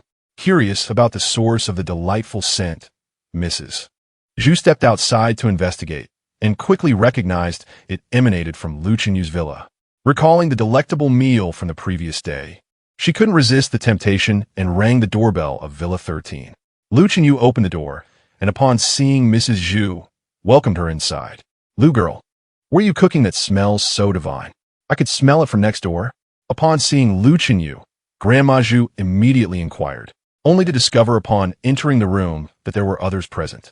Her steps slowed, and she apologized, saying, "Oh dear, I hope I'm not intruding." Lu Chenyu replied, "Not at all, Aunt Zhu. Your timing is perfect. I'm in the midst of preparing a new dish, and I would love for you to taste it." Upon hearing that there was food to be had, Grandma Zhu, who had initially intended to return home, pivoted her steps back. "If I can help, then absolutely." The noodles were freshly pulled, cooked to perfection, and tossed with fragrant scallion oil and minced meat sauce. The enticing aroma was enough to enthrall anyone.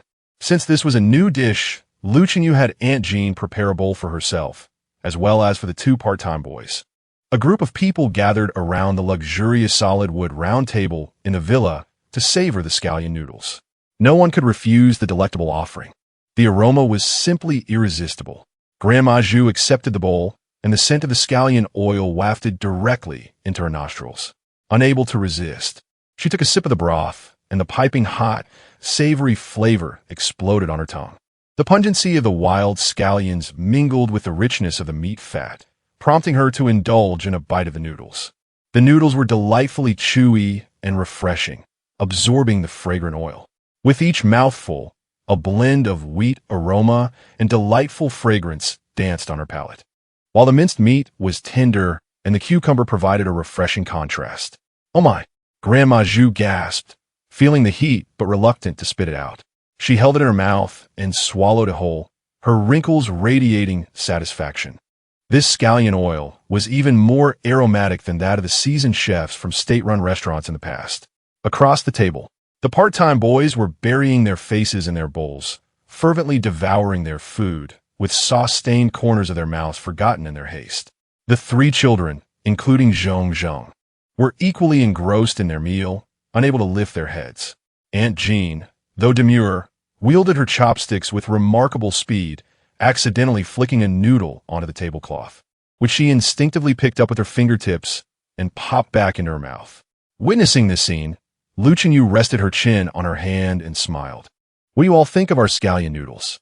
Without hesitation, everyone unanimously declared the dish exquisite, finding no fault whatsoever. After finishing their bowls, all present felt certain that these noodles would be a tremendous hit. "Chenyu, is this truly your creation? How? Oh dear! How did my culinary skills suddenly improve so much?" Lu Chenyu replied earnestly, "Aunt Jean, everyone is watching you. This was all your handiwork. Aunt Jean, your cooking is truly delightful. With your talent, Sister Lou's business is bound to flourish. Aunt Jean beamed with joy, and after finishing her meal, she urged everyone to get back to work. It was nearly 11 o'clock when the part-time boys took the meals to deliver. The people in the group were mostly office workers from nearby residences, not far from the area, making deliveries relatively easy. As Grandma Zhu observed the large table in the kitchen filled with packaged meals and the bustling individuals at work, she realized that Lu Chenyu was running a business from the villa. "Child, are these all for selling?" Lu Chenyu replied, "Oh, I forgot to mention to Aunt Zhu that I am currently selling food from a stall. And your tricycle? I use it for my stall." Madame Zhu is well aware that despite Lu Chenyu's possession of a grand villa, he is, in truth, a destitute individual. However, having experienced poverty herself, she harbors no disdain, her focus directed towards the neatly packaged meals. "You intend to sell all of these, correct? Might you part with a few for me?" Madame Zhu mused, savoring the delectable flavors from earlier. Naturally, when business beckoned, Lu Chenyu had no reason to decline her monetary offer. Consequently, Madame Zhu departed with 2 bowls of scallion oil noodles, 1 bowl of goji leaf and lean meat porridge, and 2 scallion pancakes. Upon returning home, she promptly dialed her daughter's number, expressing her intent to deliver the meals. "Mom, our company has a cafeteria. There's no need for you to bring food," Fei Ting replied. Exasperated, "But it's not the same. I must tell you, what I'm bringing was not prepared by me. Remember those 2 dishes from last night?" Fei Ting inquired. "Mom, have you gone to someone else's house again?" "Nonsense. I paid for them. The young lady next door prepared them for sale, and I purchased them quite legitimately. So tell me, do you want them or not?" Recalling the delightful flavors from the previous night, Fei Ting almost unconsciously acquiesced. "All right, Mom. I will have my secretary pick you up. No need for that. I may be old, but I am not foolish. I can manage on my own. Just have someone meet me downstairs." Chapter 17. So many mushrooms in the cafeteria of the Huanyu building. Many turned their heads to gaze at a particular table occupied by an elderly lady, Madame Zhu, and her daughter, Fei Ting.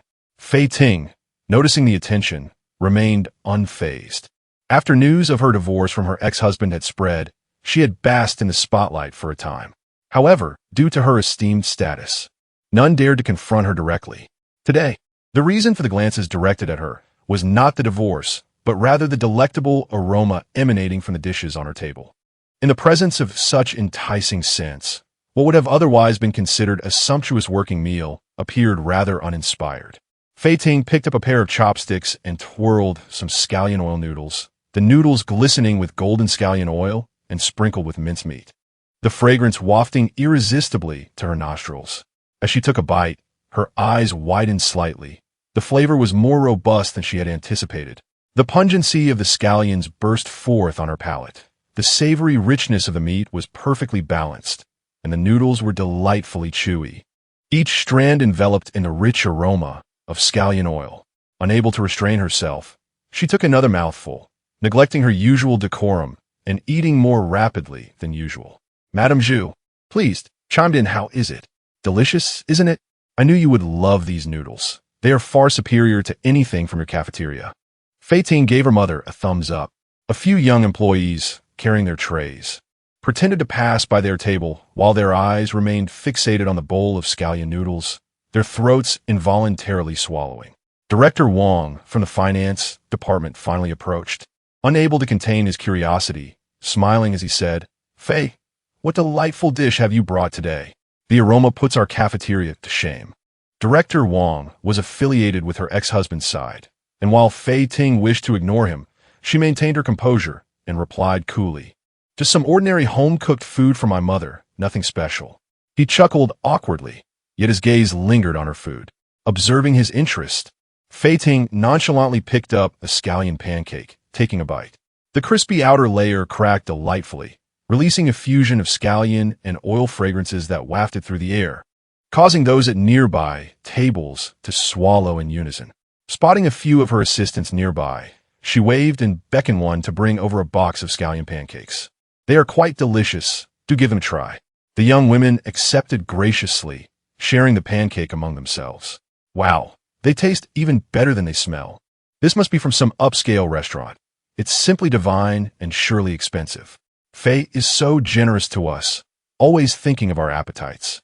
After indulging, Fei Ting inquired of Madame Zhu, "How much did you spend on these?"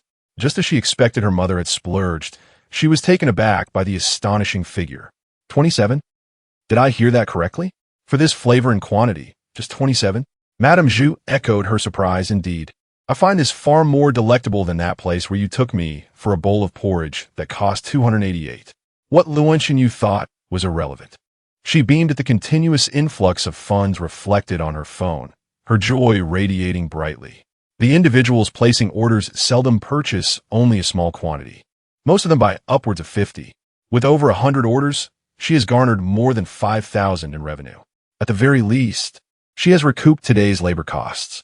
However, after midnight, the orders on Lu Qinyu's phone dwindled, primarily due to the limited clientele available to her.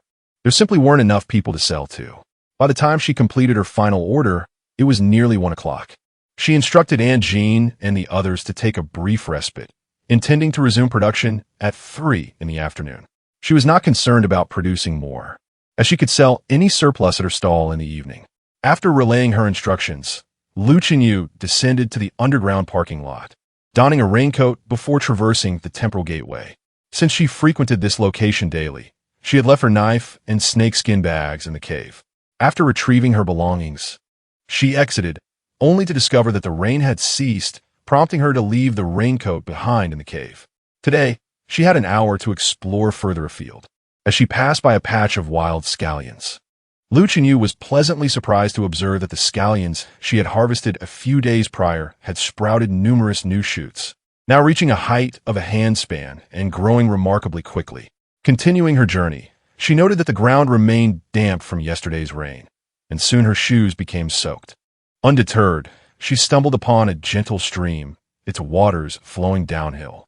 She pondered whether following the stream would lead her to a river, for humanity has always settled near rivers. Perhaps discovering a river would unveil traces of human habitation. However, before Lu Qinyu could find the river, she beheld a vast expanse of white objects. Sharp, white caps and long stems emerged from the earth, clustered closely together. Rubbing her eyes to ensure she was not mistaken, her heart raced with excitement. Could these exquisite, grayish-white mushrooms be the legendary chicken mushrooms? A devoted mushroom forager, Lu Qinyu often indulged in watching videos of enthusiasts foraging in the mountains, each viewing igniting a longing within her, though she regrettably resided in a region devoid of mountainous terrain. Aside from the commonplace varieties found in supermarkets, such as oyster mushrooms, shiitake, king oyster, and button mushrooms, she had never had the fortune to taste other types, let alone the esteemed chicken mushroom. At this moment, Lu Qinyu completely forgot her initial quest for a river, consumed by the desire to gather mushrooms. The rain from the previous day had only recently nourished the mushrooms, and with the dense foliage shielding them from the intense sunlight, the chicken mushrooms were predominantly in their unopened state. The price disparity between opened and unopened chicken mushrooms was significant, prompting Lu Qinyu to selectively harvest those that had yet to unfurl. Her basket soon brimmed with chicken mushrooms, leaving her with no choice but to transfer the remainder into her snakeskin bag. Should any fellow foragers witness her placing unopened chicken mushrooms into the bag, they would undoubtedly berate her. Yet, with no one around, Lu Qinyu felt compelled to gather from this abundant patch rather than merely return with a single basket. Ultimately, Lu Qinyu made her way back, laboriously carrying a burlap sack on her back and a basket in hand. Upon returning to the cave, merely 8 minutes remained. Lu Qinyu hastily set down her belongings and sprinted to pluck a generous handful of scallions. As her home was running low on stock, replenishment was essential, disregarding any notions of sustainability. As for the goji leaves, time was of the essence, and they would have to wait until tomorrow. With her bounty in hand, Lu Qinyu made her way back. The moment she arrived at the underground garage, she collapsed onto the ground. Discovered energy item, wild scallions, gained energy value 4. 6. Discovered energy item, white-hatted chicken mushroom, gained energy value 223. 7. Lu Qinyu nearly leaped in exhilaration, but her exhaustion prevented her from doing so. It was indeed the chicken mushroom, and with such a high energy value, it must be a remarkable find. Gathering her strength, Lu Chenyu quickly emptied the chicken mushrooms from her snakeskin bag, ensuring they were not crushed. Fortunately, as the duration was not excessively long, only a few mushrooms were damaged, while majority remained unscathed. Chapter 18. Selling chicken mushrooms in the owner's group. Lu Chenyu intended to ascend the stairs to summon Aunt Jean for assistance. But upon lifting her leg, she realized her entire body was caked in mud, rendering her sneakers unwearable, leaving a trail of muddy footprints in her wake. Hastily, she removed her shoes and carried them into the restroom on the basement level. The villa was expansive, aside from the underground garage. The lower floor also housed a media room, a storage room, a lounge, and, of course, a restroom. After cleansing herself of the dirt, Lu Chenyu took the elevator directly to the third floor to change her attire before descending to the first floor. In the living room on the first floor, several people were sprawled across the spacious sofa, while two delivery boys huddled together on the carpet below, engrossed in a video game. Zhong Ran and the others, lacking mobile devices, could only lie down asleep.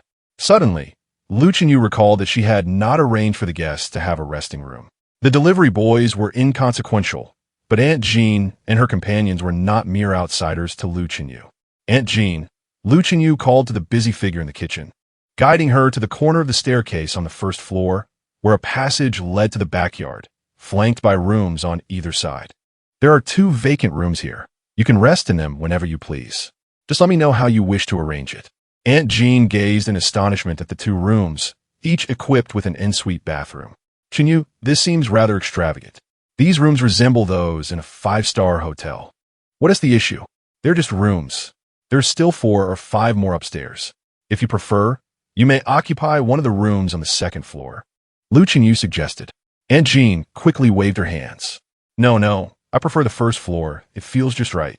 She called over the children in the living room, assigning one boy to one room and one girl to the other, urging them to rest inside. Aunt Jean, the sofa is quite comfortable. I prefer it, Zhong protested, wishing to remain with the 2 delivery boys to watch them play their game. Aunt Jean said nothing, and the 2 girls, Zhong Ran and Lu Tongtong, cheerfully entered their designated room.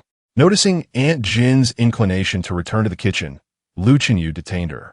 Aunt Jean, my friend has driven over to deliver some items, which are in the underground garage.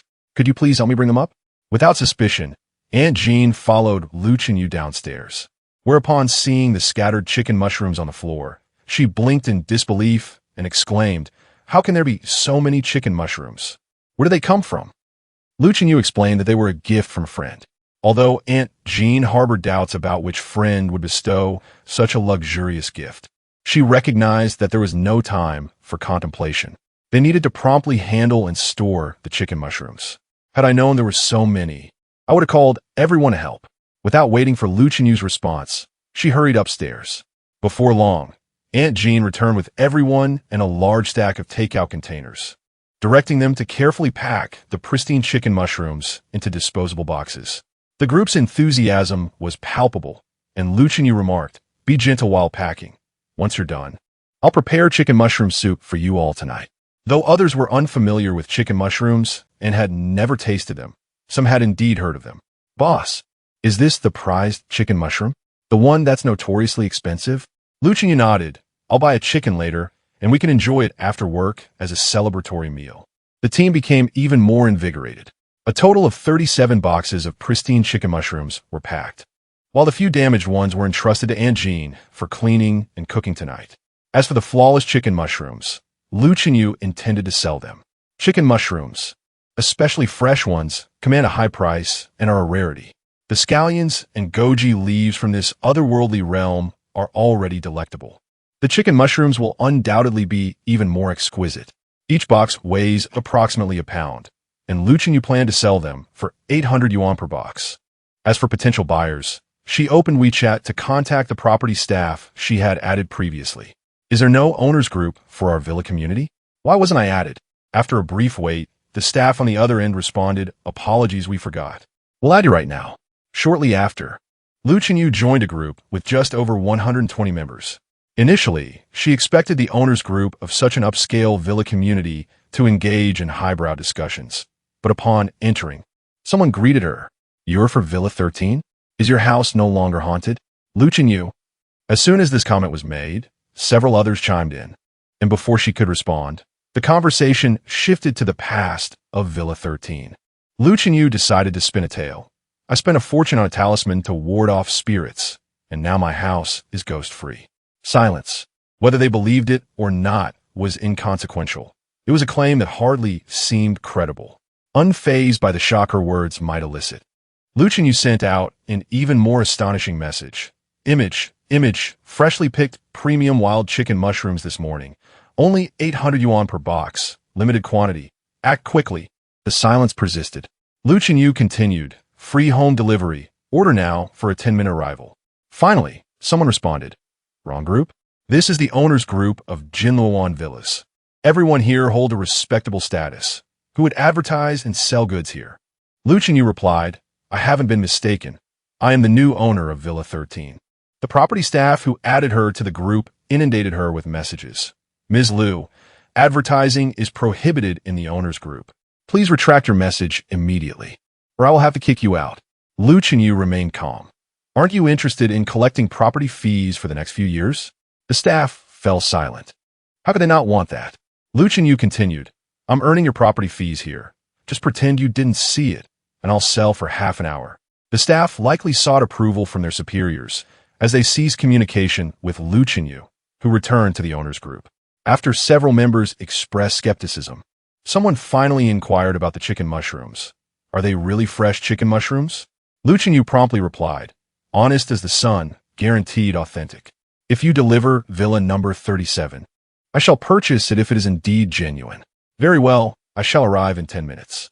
To my astonishment, a transaction has truly taken place. Lu Yu procured a bag to contain several boxes before stepping out. Within Villa number 37, two elderly gentlemen were engrossed in a game of chess. Hey, Old Lee, you aren't consulting your phone for your next move, are you? This is cheating. Old Lee paused, his hand hovering over the app, then reopened the WeChat group, retorting angrily. What are you calling a cheat? I am merely purchasing fresh chicken mushrooms in the group. Chapter 019. Braised chicken with chicken mushrooms. Yin Guofu glanced at Li Du's phone and saw that the old man had indeed replied in the group, requesting someone to bring over chicken mushrooms. He chuckled to himself. Old Li, the items sold in this group are all counterfeit. How can you still believe in them? Li Du reclaimed his phone and retorted angrily. You haven't even seen them. How can you assert they are fake? What if they are genuine? Yin Guofu scoffed. TSK, you are far too trusting of online goods. They specifically target affluent retirees like you. You should learn from me, regardless of what others say. I simply do not purchase. Li Du sneered, if I lack funds, then I lack funds. What is there to purchase? Don't think I am unaware. You recently spent several million on a bronze artifact from last week.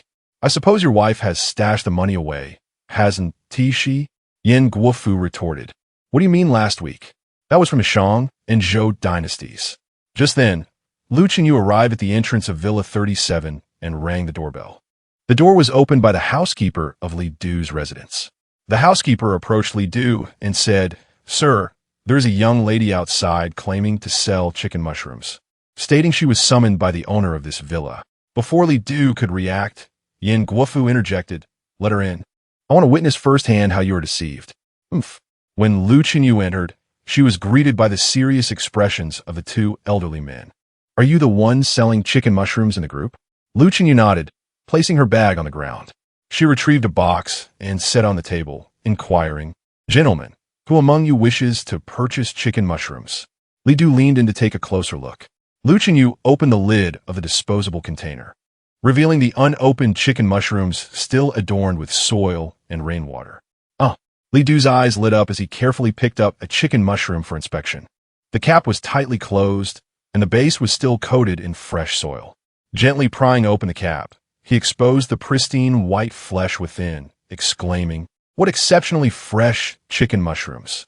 Seeing this, Yin Guofu couldn't help but lean closer, though he remained obstinate. I wondered just how fresh these chicken mushrooms could be. His skepticism was understandable. H City did not produce chicken mushrooms. No matter how wealthy one was, transporting them from the producing regions to H City, even with swift air freight, would take a considerable amount of time. However, upon merely glancing at the mushrooms, he was proven wrong. The freshness was akin to that of mushrooms just harvested from the earth. Indeed, these are chicken mushrooms. Yin Guofu conceded, examining one closely and acknowledging that Old Li had not been deceived after all. The more Li Du examined, the more he appreciated them. Noticing that Lu Chenyu had more in her bag, he inquired, "Do you have any more in your bag?" Lu Chenyu produced 3 additional boxes of chicken mushrooms. "So, gentlemen, would you like to buy? These are authentically fresh chicken mushrooms." "Very well, I will take them all." In an instant, 4 boxes were sold for a total of 3,200 yuan, and Lu Chenyu joyfully exchanged the goods for payment. After selling out, Lu Chenyu did not leave immediately, but made a modest request.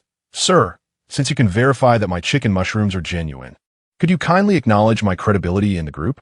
Some individuals have been accusing me of selling fakes." Li had not encountered a younger person bold enough to make a request for quite some time. However, it seemed this young lady was unaware of his reputation, hence her audacity in asking for his assistance. Yin Guofu chuckled from the side. "Come on, it's no big deal. Just a few words from you, Old Li, and it's settled." Indeed, it was a trivial matter. Li, known for his frugality with words, typed a few characters in the group. "The chicken mushrooms are authentic. Sir, could you please take another photo? It would be more convincing with both images and text." Under Lu Chenyu's hopeful gaze, Li sent another photo, adding, "Purchased." "Thank you, sir." With Li's endorsement, a few more boxes were ordered from Lu Chenyu. Among the clients, one from a villa who owned a restaurant immediately recognized the exceptional quality of the chicken mushrooms and decided to buy out the remaining stock. Within an hour, all 37 boxes of chicken mushrooms were sold, netting a profit of 29,600. Despite a notable decrease in afternoon orders, Lu Chenyu remained in high spirits. The drop in orders was primarily due to the substantial purchases made in the morning, which sufficed for a day as consumption, thus making the reduction quite normal. Aunt Jean, however, expressed some concern, but it's only the first day. "Don't worry, Aunt Jean. Once we fulfill the orders, I can sell the remainder at the night market." Lu Chenyu reassured her. With fewer deliveries, Lu Chenyu paid a delivery boy to fetch 2 chicken for the market for a stew. Once the chickens returned, while others busied themselves with meal preparation, Lu Chenyu handed her phone to Lu Tongtong to handle the orders, and she set to work on the chicken mushroom stew. The mushrooms used were not the finest specimens, but they were perfectly edible. Aunt Jean had already ensured they were cleaned thoroughly. The cleaning process for chicken mushrooms does not involve soaking them in water. Instead, the root ends are trimmed with a knife, then rinsed under running water to remove surface dirt, followed by scrubbing with a soft brush or cloth. Preparing the chicken mushroom stew was quite straightforward. The chicken was cut into pieces and soaked to remove blood, then sautéed in hot oil with ginger and scallions until fragrant. The cleaned chicken was added to the pot and stir-fried until slightly golden. Then boiling water was poured in to cook at high heat before reducing to a simmer for approximately 40 minutes. Once the chicken was tender, the mushrooms were added along with a pinch of salt and simmered for an additional 15 minutes. During these final moments, those working were somewhat distracted, captivated by the tantalizing aroma. Unlike the overpowering pungency of wild leeks, the scent of chicken mushrooms was wild and delectable, ensnaring the senses in an irresistible embrace. As the last orders were delivered, the clock struck 5:30. Lu Chenyu paused her sales and focused entirely on the imminent feast of chicken mushroom stew. In the vastness of the world, there is nothing greater than a good meal. Dinner is served. The others had already prepared their bowls, eagerly awaiting the arrival of the chicken mushrooms. Lu Chenyu and Aunt Jean brought a large pot containing 2 stewed chickens directly to the dining table. As the lid was lifted, an intense aroma surged through the room like a tidal wave. Zhou Ziwang could not help but swallow hard. His gaze fixed eagerly on the pot. The fragrance. It was utterly irresistible. He Wenfeng nodded in agreement, remarking that with such delectable fare, he would gladly work even without a salary. Aunt Jean chuckled, ladling soup for everyone while cautioning, "Take your time. Be careful not to burn yourselves. This chicken and mushroom stew is exquisite. You young folks have never tasted anything like it. Today you are in for a treat." Lu Chenyu, too, had never tasted it before. She quickly scooped herself a bowl of soup, its golden hue shimmering with clarity, adorned with shreds of chicken and chicken mushroom. She gently blew on it and cautiously took a sip. Her eyes instantly sparkled. The first taste revealed the rich essence of the chicken, while the second unveiled the sweet freshness of the chicken mushroom, accompanied by a faint lingering aftertaste. She picked up a mushroom cap, plump and glistening with absorbed broth. Upon biting into it, a burst of rich juice erupted in her mouth, fresh, tender, crisp, and sweet. Lu Qinyu's eyes narrowed in delight as she savored her meal. The others were no less enthusiastic, the room filled with slurping sounds. Sister Lu, this chicken soup is absolutely divine. This mushroom is simply exceptional. Lu Tingting exclaimed, her words slightly muffled. Even Aunt Jean indulged, having 2 bowls of the soup herself. Chapter 20. The commotion in the group, just as everyone was indulging in their meal, the doorbell rang. I went to answer it, but it was the closest one, Zhong, who opened the door. Lu Qinyu presumed it was Aunt Zhu, and, to her surprise, it truly was. Knowing that Lu Qinyu was selling delicious food from the villa, Aunt Zhu thought to lend her support and decided to buy dinner here. However, her timing was unfortunate, as Lu Qinyu and the others were in the midst of their meal. Oh dear, I hope I'm not interrupting you all. Little Lu, I just came to buy a couple of bowls of congee. I don't feel like cooking tonight. Not at all. Aunt Zhu, please come in, Lu Qinyu replied. And before long, Lu Tongtong had dashed off to fetch the packaged congee. As Aunt Zhu entered the house, the delightful aroma enveloped her senses. She inhaled the fragrant air, hesitating to glance towards the dining table. After receiving her congee and making the payment, she couldn't resist asking, "What are you all having? It smells so good." Zhong Ran chimed in, "We're having chicken mushroom soup. It's absolutely delicious." Noticing Aunt Zhu's lingering gaze towards their food, Lu Qinyu suggested, "Aunt Zhu, we've just started eating. If you don't mind, would you like to join us?" Encouraged by the invitation, Aunt Zhu approached the table, her eyes fixating on the large pot of chicken soup, swallowing her saliva discreetly. "Oh, I'll pass on eating with you. Little Lu, do you sell this chicken soup?" Lu Qinyu replied, "We already begun eating, Aunt Zhu. It wouldn't be appropriate to sell you some now." "That's quite all right. I don't mind," Aunt Zhu assured. Lu Qinyu packaged 2 boxes of chicken soup for Aunt Zhu, who, upon seeing the copious amount of chicken mushrooms inside, transferred an additional 500 yuan to her. "Aunt Zhu, this is too much." Aunt Zhu waved her hand dismissively. "Take it. Who knows? I might come by often in the future. Besides, this amount is nothing. You are much more, dear." Realizing that Aunt Zhu's daughter had purchased a villa with genuine money, Lu Qinyu accepted the payment. Seizing the opportunity, she added, "Aunt Zhu, if you find it delicious, please do come again." Once Aunt Zhu left, she messaged her daughter, boasting about the delightful food from their neighbor. For the first time, Fei Ting finished work on time. After feasting, there was still plenty of chicken soup left in the pot, but everyone was too full to continue eating. Lu Qinyu suggested that Aunt Jean package the remaining soup to take back to the welfare home for the children. By the time everyone departed, it was already past 7 in the evening, an hour later than Lu Qinyu usually set up her stall. Unsure if anyone would be waiting for her, she loaded the prepared congee and scallion pancakes onto her cart and headed to the market. The scallion pancakes were made only upon request, so they were not ready yet. Upon her arrival, there were indeed customers waiting for her.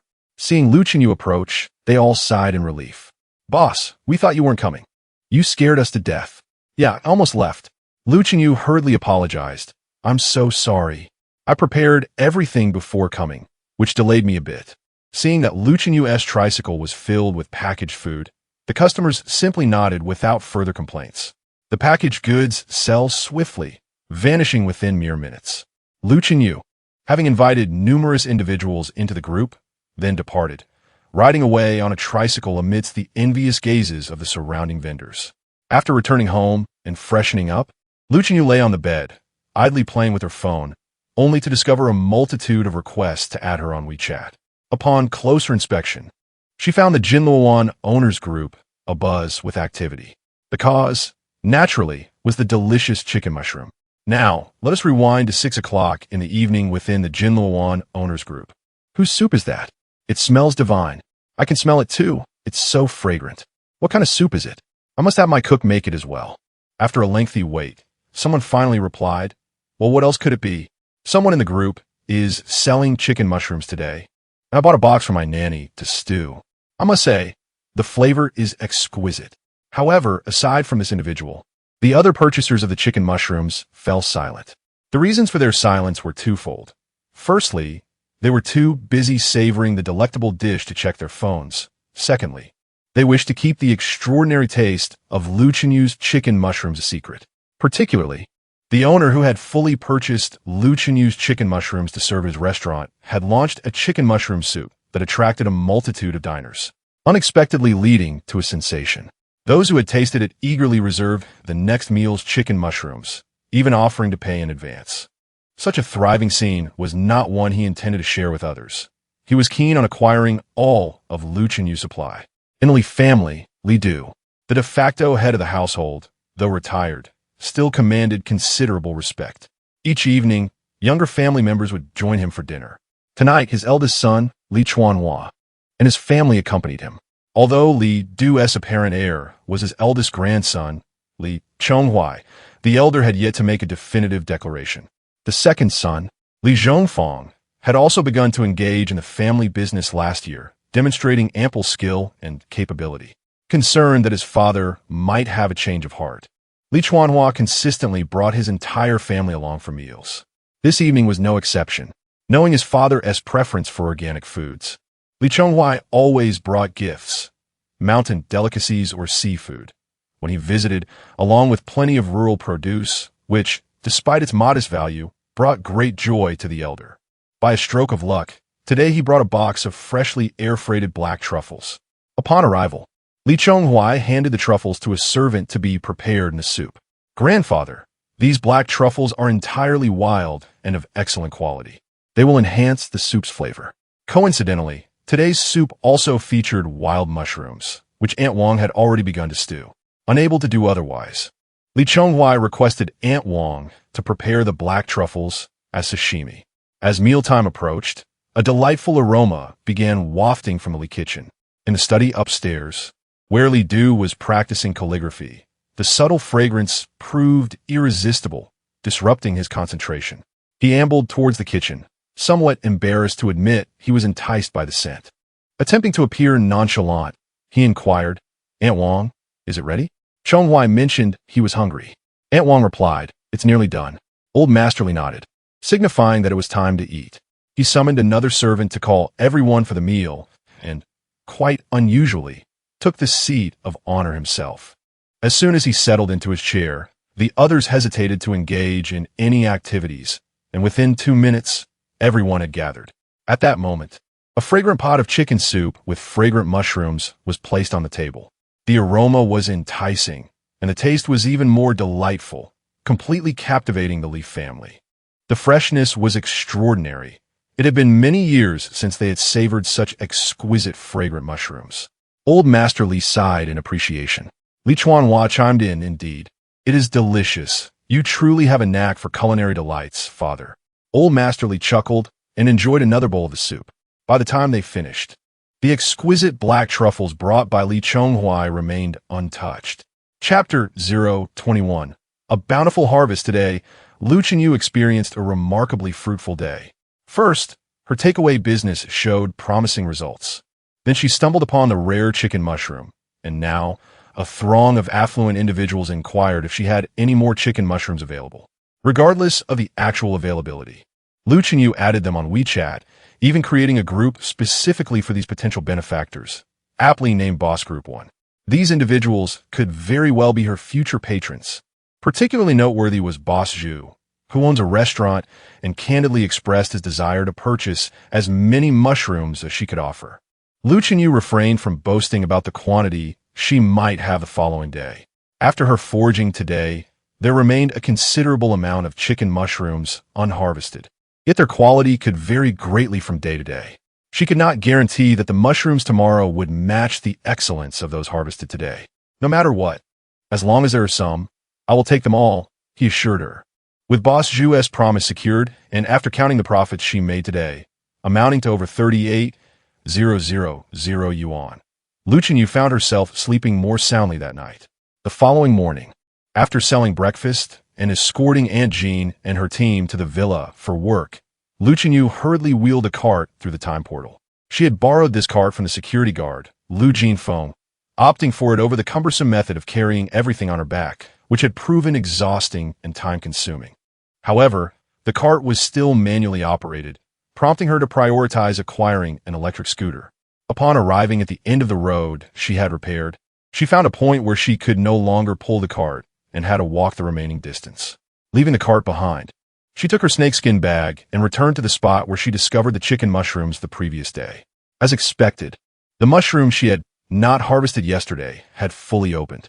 The price of open chicken mushrooms differed significantly from those that remained closed. Fortunately, Lucian noticed that many new, unopened mushrooms had sprouted on the ground. Focused on picking these, she filled her snakeskin bag to the brim. After placing this bag onto the cart, she quickly turned back to gather a large sack of the open mushrooms as well.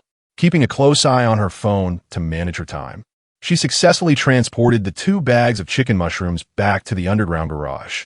Discovered energy item, white-capped chicken mushroom, energy value acquired, 408.9. Today, Lu Chenyu had gathered a far greater quantity of mushrooms than the previous day, and although she felt wearier, the thought of the financial reward invigorated her spirit.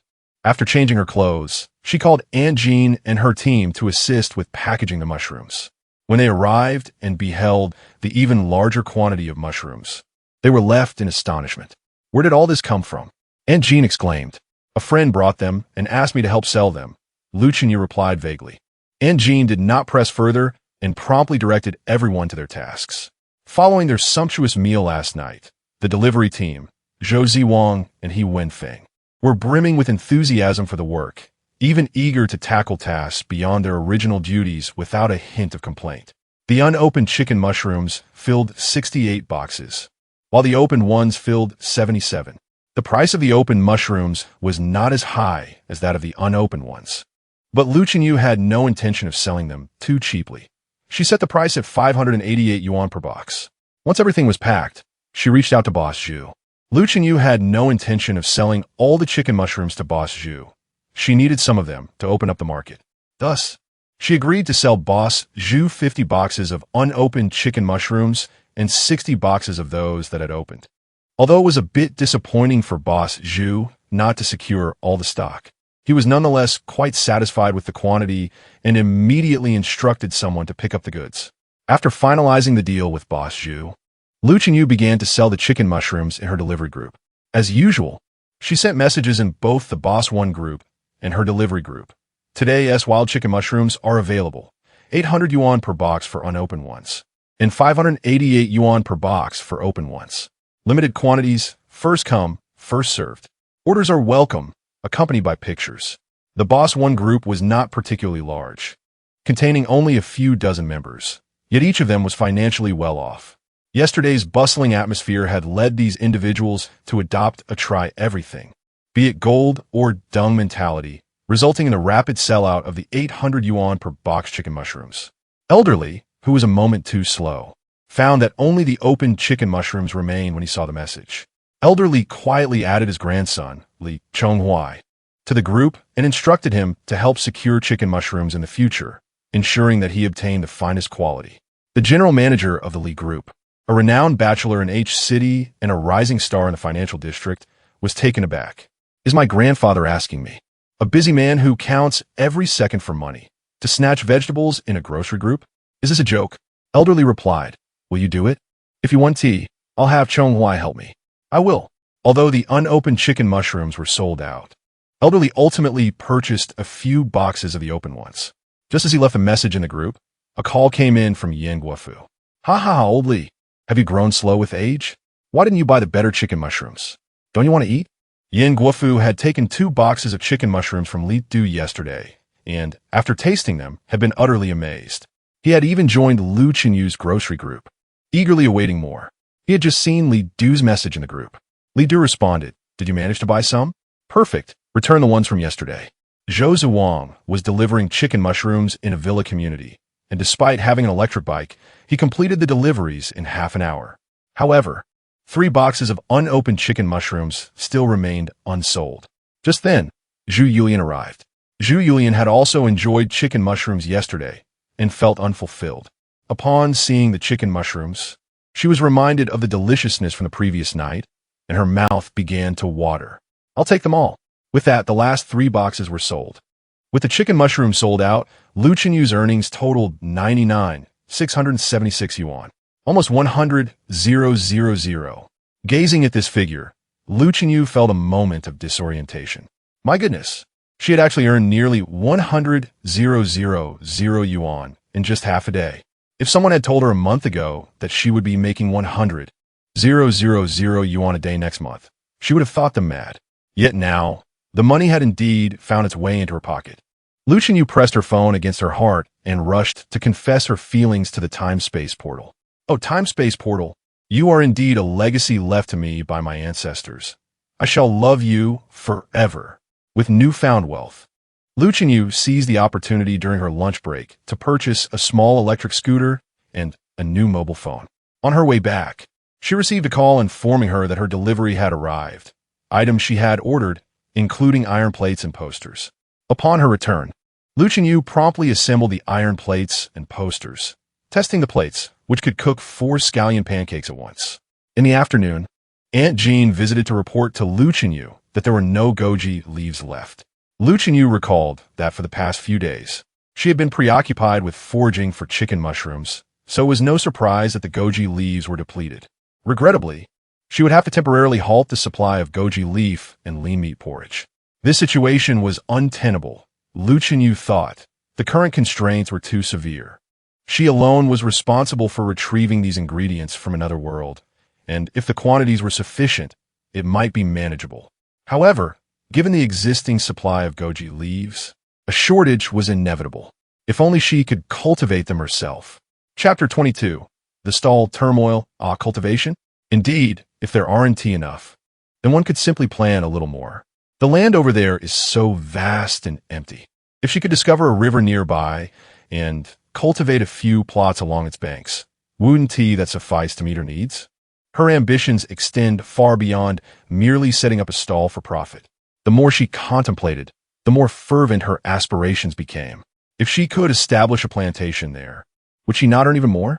However, that would have to wait until the temporal gate is upgraded, allowing her to linger longer in that realm. For now, there remains an urgent matter to address. Starting tomorrow, Zhong Ran and the other 2 youths would be unable to attend school. Aunt Jean could come, but she couldn't manage all the work alone, especially since she also had responsibilities at the orphanage. Initially, Lu Chenyu had quoted them a price of 150 yuan per day, but given the recent profitability, she decided to raise it to 200 yuan per day. Aunt Jean, will you still come tomorrow? Aunt Jean replied, I will, but these children won't be able to make it. Perhaps I could bring a few others along? There are many who have yet to find work after leaving the orphanage, and Aunt Jean could easily gather a few individuals to assist. Lu Chenyu placed her trust in Aunt Jean. That's fine. As long as you believe it's feasible, I have no objections. I trust you. Also, here is the key to the villa. If I'm not back when you arrive tomorrow, please let yourself in.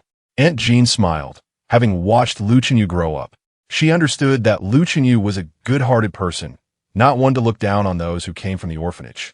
Rest assured, the people I bring will be reliable and won't hinder your progress. After settling the payment for the goods delivered to Zhou Ziwang and the others, Lu Chenyu set off on her tricycle to her stall.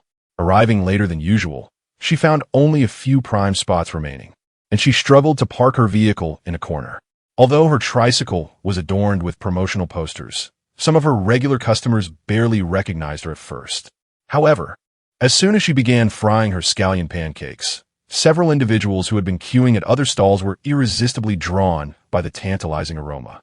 Several food vendors furrowed their brows in discontent.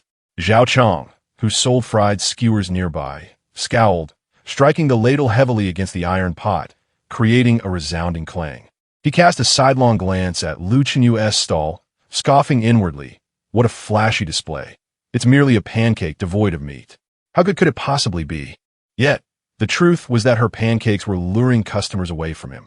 Zhao Chong's expression darkened further as he exchanged glances with his wife. They set down their items and moved a table that had been positioned behind their stall to the front, specifically right in front of Lu Chenyu's tricycle. Make way. If you're buying something, please be careful not to bump into our table and chairs. Any damage will have to be compensated, they declared. Suddenly, the space in front of Lu Qinyu's tricycle was obstructed significantly. Lu Qinyu. This was not her first experience at a stall. She recognized that the success of her business had incited envy. After a moment of restraint, she decided to shift her vehicle slightly to the side. Then Zhao Chong placed their garbage bin beside the table, right in front of Lu Qinyu's tricycle, precisely where her customers were queuing. Lu Qinyu said, "Brother, could you possibly relocate your garbage bin? How can I conduct my business like this?" Zhao Chong retorted, "Is this spot yours? I can place it wherever I wish. You're encroaching on my space. I arrived first. You are the one occupying my spot. Do you understand?" Lu Qinyu's tricycle stood adjacent to Zhao Chong. Yet, there was ample space available, and she had neither obstructed nor positioned closely to Zhao Chong. It was evident that he was merely seeking trouble. The customers noticed the discord between the two vendors, and soon, a loyal customer came to Lu Qinyu's defense, saying, "This area does not belong to you. Why should you be allowed to set up while others cannot?" Zhao Chong's wife, standing nearby, raised her voice. "It's about first come, first served. Some people simply do not understand the rules and insist on encroaching on others' territory to snatch their business." Lu Qinyu finished preparing a scallion pancake and handed it to a customer, unable to hold back any longer. "Sister, when I arrived, this area was vacant, and it was after I parked here that you placed the table. Who is truly occupying whose space?" Zhao Chong's wife responded, "This is our designated spot. We were here first." Lu Qinyu found it pointless to argue with someone who was clearly intent on causing her distress. Engaging in a quarrel would jeopardize her business. Moreover, as she was alone, should a fight ensue, she would be at a disadvantage, ultimately suffering the consequences. Looking around at the other vendors, they merely observed the spectacle, clearly unwilling to intervene on her behalf. At that moment, Lu Qinyu noticed a beautiful girl among the waiting customers, holding a phone and recording a video, with someone else assisting her with lighting. She seemed to be a live streamer. With someone filming, Lu Qinyu realized she couldn't confront Zhao Chong aggressively. She decided to raise her voice intentionally, saying, "Dear customers, I sincerely apologize for the delay. It appears I must ask you to wait a little longer today. As you can see, an unexpected table and garbage bin have appeared in front of my stall, so I must seek an alternative location." Some patrons could no longer tolerate the situation and addressed Zhao Chong. "Sir, you are being unreasonable. Is it really that difficult for this young lady to conduct her business? What gives you the right to obstruct her?" Zhao Chong sneered. "What does it matter to you? If you want to eat, go ahead. How dare you speak to me like that? If you can only afford street food, perhaps you should look in the mirror before getting involved." His words incited the ire of the crowd. Lu Qinyu, surprised that Zhao Chong had managed to create trouble for himself without her assistance, realized that while she could tolerate the situation for the sake of her business, her customers would not stand idly by as someone bullied the vendor providing them with delicious food. They were not mere decorations. Consequently, the chairs and benches Zhao Chong had placed in front of Lu Qinyu's stall were overturned, and the garbage bin was kicked aside. Several robust men stood with their arms crossed in front of Zhao Chong and his wife, inquiring, "So, what is the deal? Can we intervene?" Faced with several towering figures, Zhao Chong shrank back, retreating in defeat as he collected his table and chairs and returned them to their original position, moving the garbage bin away as well. Lu Qinyu felt an overwhelming sense of joy, which soon transformed into a deep gratitude. It appeared that her patrons were indeed quite remarkable. Thus, she took the initiative to prepare several generous scallion pancakes for the robust men who had lent a helping hand.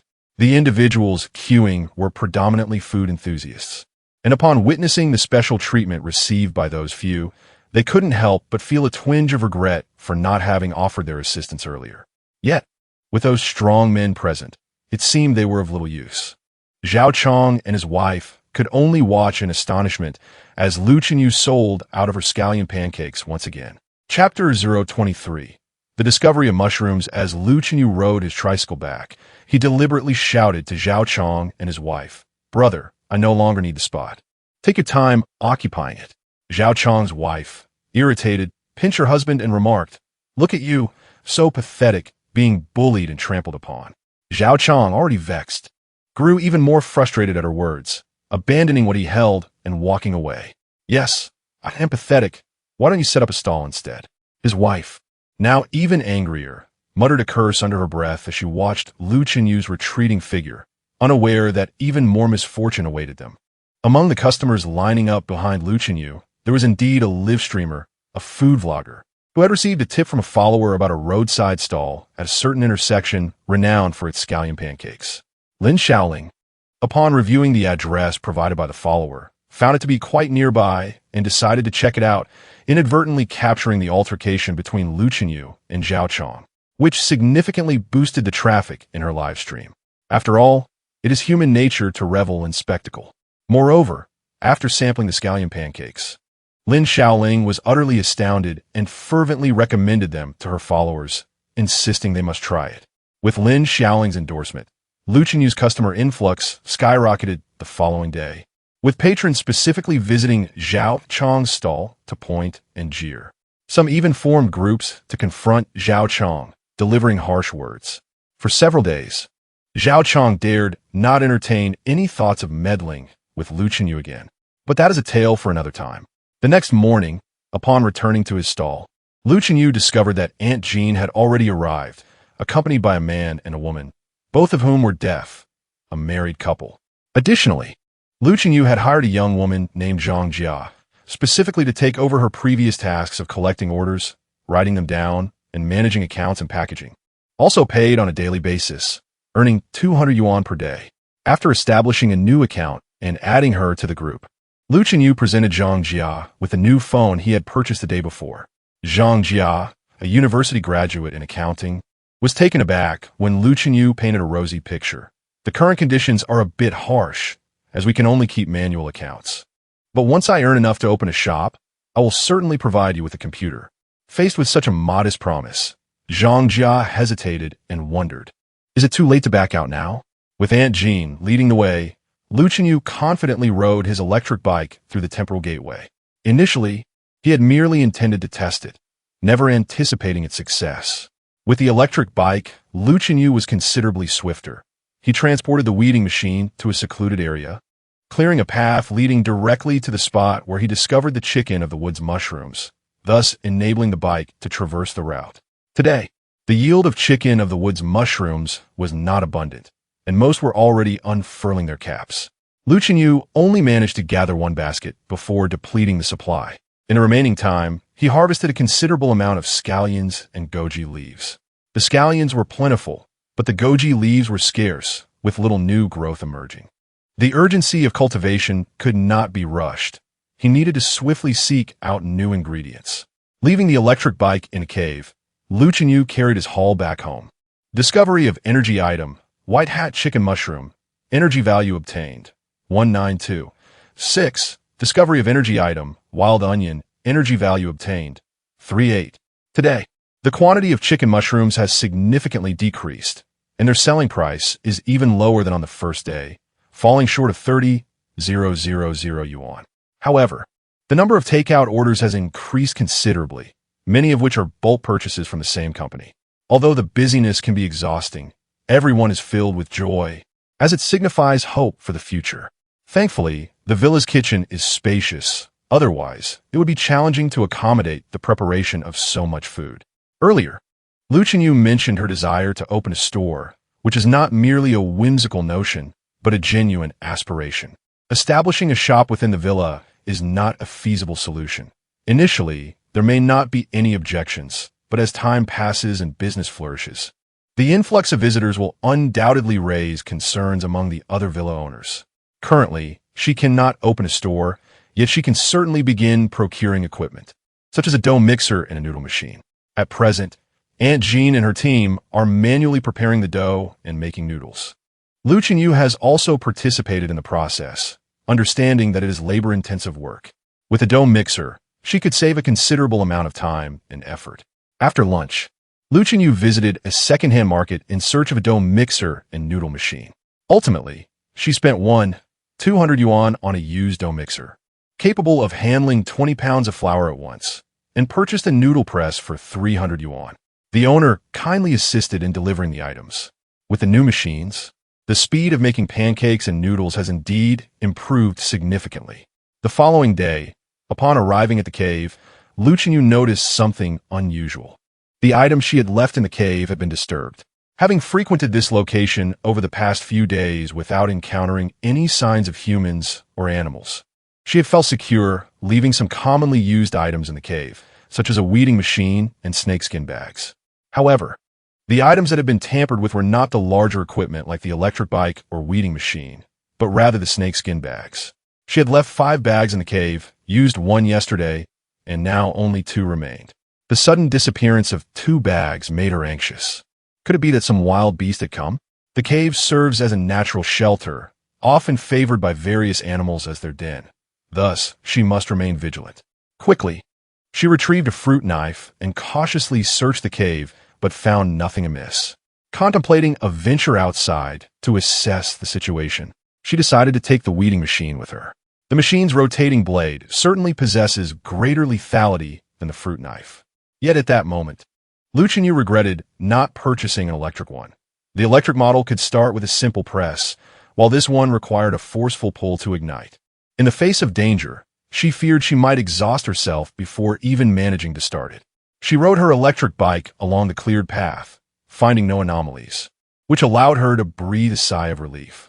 After stopping the bike, she chose a direction to clear any obstacles while searching for familiar ingredients.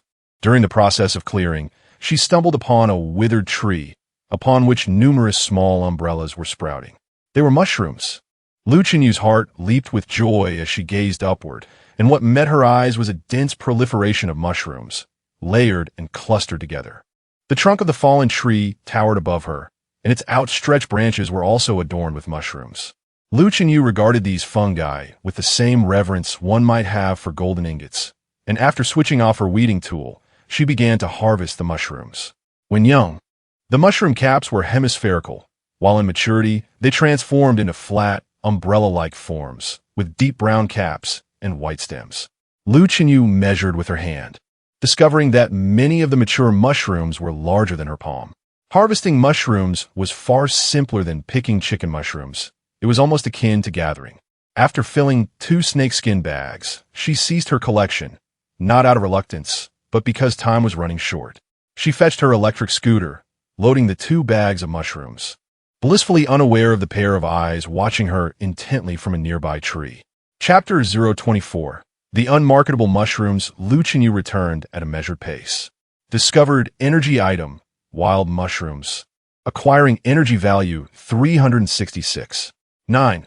The temporal gateway collected energy exceeding 1,000, upgrading to a level 1 temporal gate, allowing for a daily time traversal of 2 hours, with 1 crossing permitted. The next upgrade requires an energy value of 10,000. Another upgrade. The time for traversal had now increased to 2 hours. While Lu Chenyu maintained a calm demeanor, her heart was soaring with delight. Oh, how remarkable! She was achieving 2 upgrades for the temporal gate in less than 2 weeks. Lu Chenyu ascended the stairs to summon someone to package the mushrooms. "Oh boss, are there no chicken mushrooms today?" Zhou Zuwang expressed disappointment upon realizing that chicken mushrooms were absent. Over the past few days, they had enjoyed 2 delectable meals featuring chicken mushrooms, leaving them yearning for more. He Wenfeng playfully tapped his head. "Do you think chicken mushrooms are something you could just pick up anytime? They are not that plentiful." Zhou Ziwang chuckled sheepishly. "I was merely inquiring." Indeed, had chicken mushrooms been so readily available, their price would not be so exorbitant.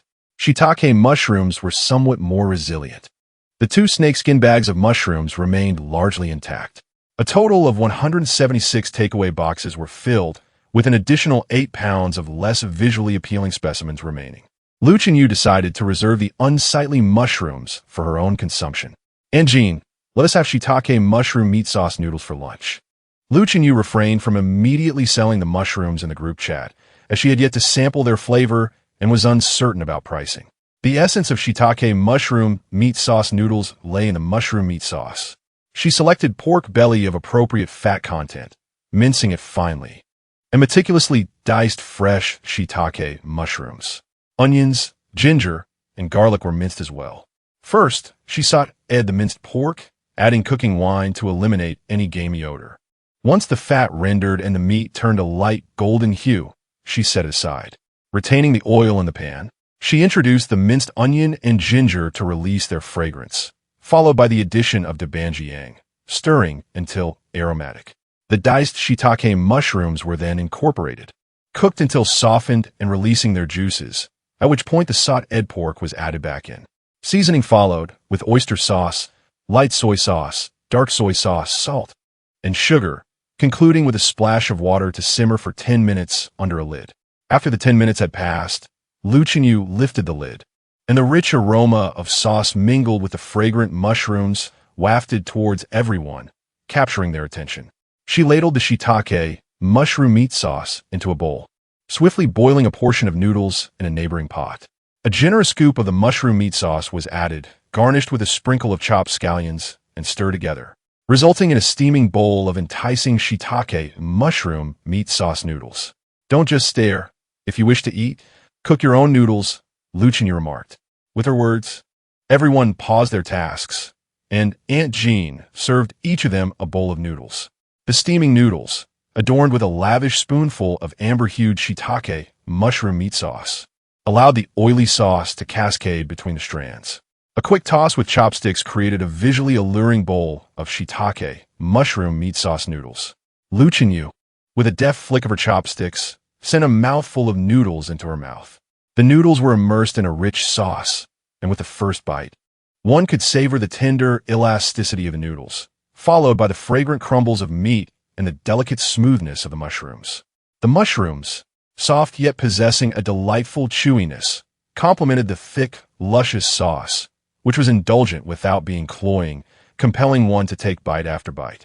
Before Lu Chenyu could fully register the experience, her bowl of mushroom meat sauce noodles was reduced to mere remnants of sauce at the bottom. Silently, she scraped the last drop of sauce clean and brought it to her lips, only to discover she was not alone in this endeavor. He Wenfeng, having devoured his meal with remarkable speed, was already onto his second bowl. Boss, your noodles are absolutely delicious. He Wenfeng was completely enamored by Lu Chenyu's culinary skills. Whether it was scallion pancakes, or congee, scallion noodles, or mushroom meat sauce noodles, how could someone transform such ordinary dishes into something so exquisite? Every morning, he awoke with excitement, eagerly anticipating the day's lunch and dinner, feeling no fatigue during deliveries. Wow, boss, these noodles are simply irresistible. The newly arrived Zhang Jia was covered in sauce as she marveled while eating, exclaiming, "No wonder you had the audacity to hire me as an accountant without even a storefront. Given your culinary prowess, I believe my computer and workstation will soon be on the way." Zhang Jia's earlier dissatisfaction had vanished. Her initial thought of trying it for a day and then leaving had completely dissipated. With meals like this, she would work until the boss's establishment closed. Thus, today's takeaway menu featured mushroom meat sauce noodles, priced at 18 yuan per serving. The endorsement of these noodles was second only to the stewed chicken with chicken mushrooms, leading Lu Chenyu to recognize that the mushrooms would sell well. Lu Chenyu set the price for the mushrooms at 230 yuan per box, with each box containing 1 pound. While she understood the mushroom's exquisite flavor, the general public perceived mushrooms as readily available at supermarkets. Therefore, she was not surprised when she posted the information about selling wild mushrooms in the boss's group, and responses were minimal. Only one person immediately requested 10 boxes. Lu Chenyu had anticipated this. She initially thought no one would buy them, yet someone did. Li Chonghuai, who had successfully procured the ingredients for his elderly father. Lidu? Why are you hoarding mushrooms? Li Chonghuai, Grandpa, didn't you tell me get some? Lidu, iman chicken mushrooms. Chicken mushrooms. Li Chonghuai. Oh, the boss said there are no chicken mushrooms left, only wild mushrooms. Since I've already bought them, returning them is impossible. Mushrooms are mushrooms. Although wild mushrooms may not compare to chicken mushrooms, they still possess a pleasant flavor. With few buyers in the group, Lu Chenyu reached out to Boss Zhu. Upon learning of the absence of chicken mushrooms, Boss Zhu expressed his regret, but understood the situation. After all, chicken mushrooms are quite seasonal, and their availability is fleeting. However, as for these mushrooms, Boss Zhu said, I can only help you with 20 boxes. I can't take any more. Lu Chenyu remained unperturbed. Selling 20 boxes was still a success, and she was confident that after Boss Zhu used the mushrooms in his dishes, he would return for more. Tonight's dinner at the Li household featured an additional dish of vegetarian abalone. The dish known as vegetarian abalone, also referred to as braised shiitake mushrooms, is crafted with meticulous care. After trimming the stems of the shiitake mushrooms, one should delicately score the underside of the caps in a crosshatch pattern, mimicking the texture of abalone. To begin the cooking process, heat the mushrooms capside down over medium heat for 2 minutes until they are slightly charred. Then flip them over and sear for an additional minute to seal in their moisture before setting them aside. In the same pan, retain a bit of oil and saute ginger slices and star anise until fragrant. Then, incorporate light soy sauce, dark soy sauce, oyster sauce, and sugar, stirring until well combined. Next, gently place the seared shiitake mushrooms into the mixture, adding enough broth to submerge them halfway. Allow the dish to simmer over low heat for 10 minutes.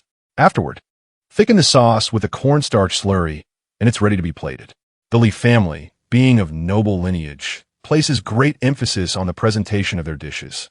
Once the mushrooms are artfully arranged, they are accompanied by blanched broccoli, and finally, a generous drizzle of thickened sauce is added. To the untrained eye, one might easily mistake the dish for actual abalone. As the fragrant aroma of mushrooms wafted through the air, Mr. Li eagerly picked up his chopsticks for the first bite. Selecting a shiitake, the mushroom glistened with a lustrous, amber sheen. Upon tasting, the savory and slightly sweet sauce melted on his tongue, followed by the rich, juicy texture of the mushroom bursting forth with flavor. The juice seemed to encapsulate the essence of the shiitake itself, as well as the concentrated goodness of the broth. Each bite was a symphony of umami delight. The shiitake's tender yet crisp texture bore a striking resemblance to that of abalone, offering a satisfying chew without being overly rich, leaving only the pure, earthy aroma of mushrooms lingering on his palate. After just one bite, Mr. Li's initial hesitance transformed into delight, prompting him to quickly reach for another mushroom. Chapter 025. Are there any more mushrooms? I want them all. The exquisite vegetarian abalone was placed before Li Chonghuai's 10-year-old sister, Li Chungxin. The little girl noticed her grandfather extending his chopsticks toward the dishes in front of her and dutifully helped the elderly gentleman by serving him a piece. "Grandpa, let me help you," she said. After serving him, the girl licked the sauce off her chopsticks, and her eyes instantly sparkled with delight. She picked up a piece, took a bite, and exclaimed with a loud voice, "Wow, this is so delicious." The vegetarian abalone on the table quickly vanished, prompting Aunt Wang to rush back to the kitchen to prepare 2 more plates. Li Chonghuai, patting his full belly, praised Li Chonghuai, saying, "Not bad, Chonghuai. The mushrooms you picked today are to my liking." It seemed as if he had never been the one to complain about the selection of mushrooms earlier. Meanwhile, at Zhu's establishment, there was a pleasant surprise. Zhu had initially purchased 20 boxes of mushrooms, hoping to establish a connection with Lu Chenyu, who could supply fresh and delectable chicken mushrooms. However, to his astonishment, once the mushroom dishes were served, they became an instant hit. Zhu rushed to the kitchen to sample them. Upon tasting, he was blown away by the rich and aromatic flavor of the mushrooms, far surpassing that of ordinary wild mushrooms. They were truly exquisite. He promptly contacted Lu Chenyu. "Boss Lu, do you have any more mushrooms? I want them all." With business flourishing, Lu Chenyu had no intention of turning down the offer. Today, he completely sold out of mushrooms, earning a total of 40 for 180 yuan. Including his online sales and market stall, he nearly made an additional 20,000 yuan. To date, without accounting for costs, Lu Chenyu had amassed approximately 200,000 yuan. Counting his earnings brought him immense joy, but the thought of his debts quickly dampened his spirits. He still had a long way to go to clear the over 7 million yuan he owed. The following day, after returning from the market, Lu Chenyu had the rice and flour delivered by the owner of the grain store and went to the property management office to pay this month's and next month's utility fees.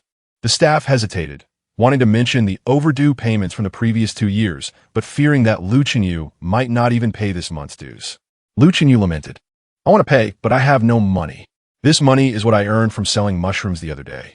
Look, as soon as I have the funds, I'll pay you. Please understand my situation. I don't even have a proper job at the moment." By the way, do you have any job openings at the property management? Perhaps I could work off my debts? The staff quickly declined, fearing she was trying to take their jobs. That won't do. Then I'll come back next time after I sell my goods and use the profits to settle the previous utility fees Lu Chenyu proposed. The staff member could only respond with silence. Today, Lu Chenyu brought several snakeskin bags with her.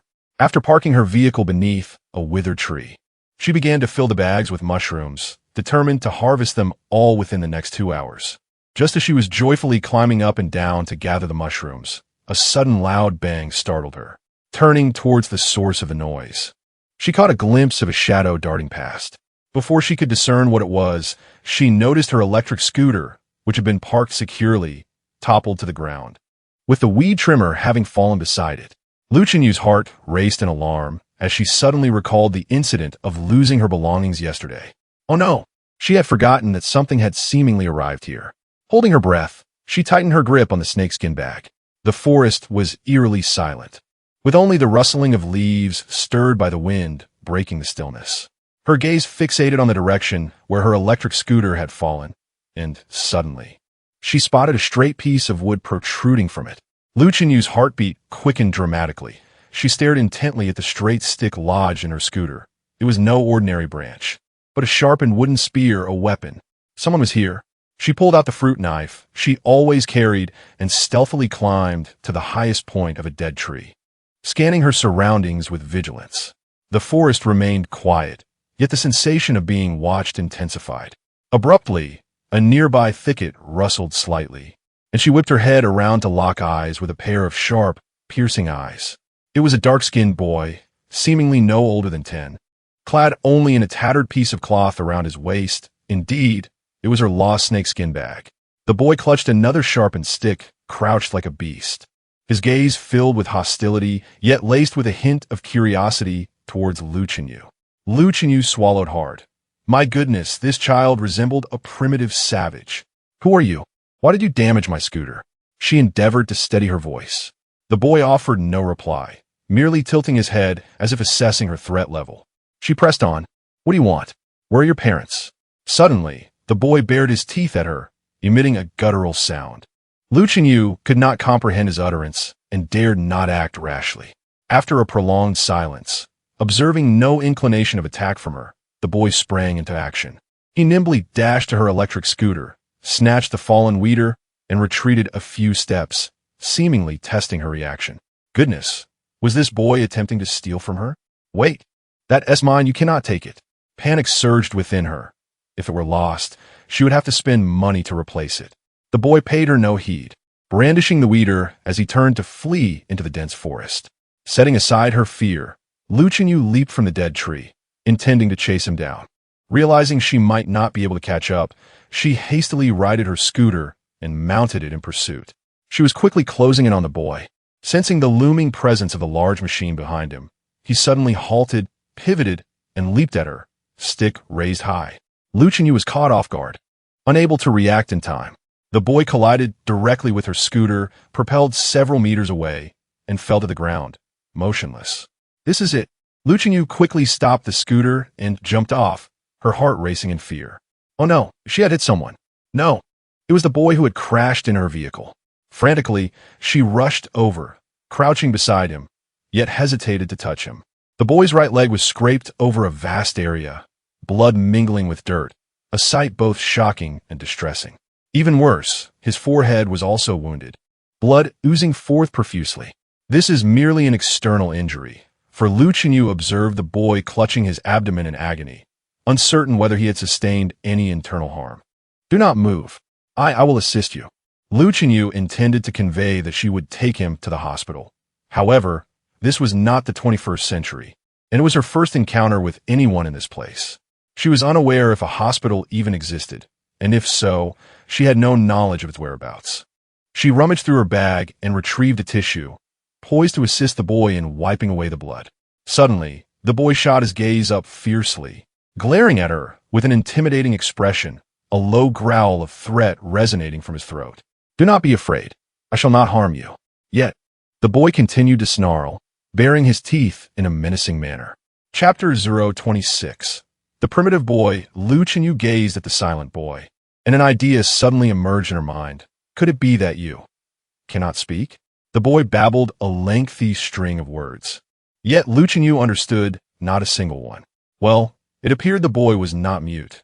Rather, they were simply speaking different languages. Having collided with someone, especially a child who had initially contemplated attacking her, Lu Chenyu found it impossible to disregard the sight of the frail, filthy boy lying on the ground, bloodied.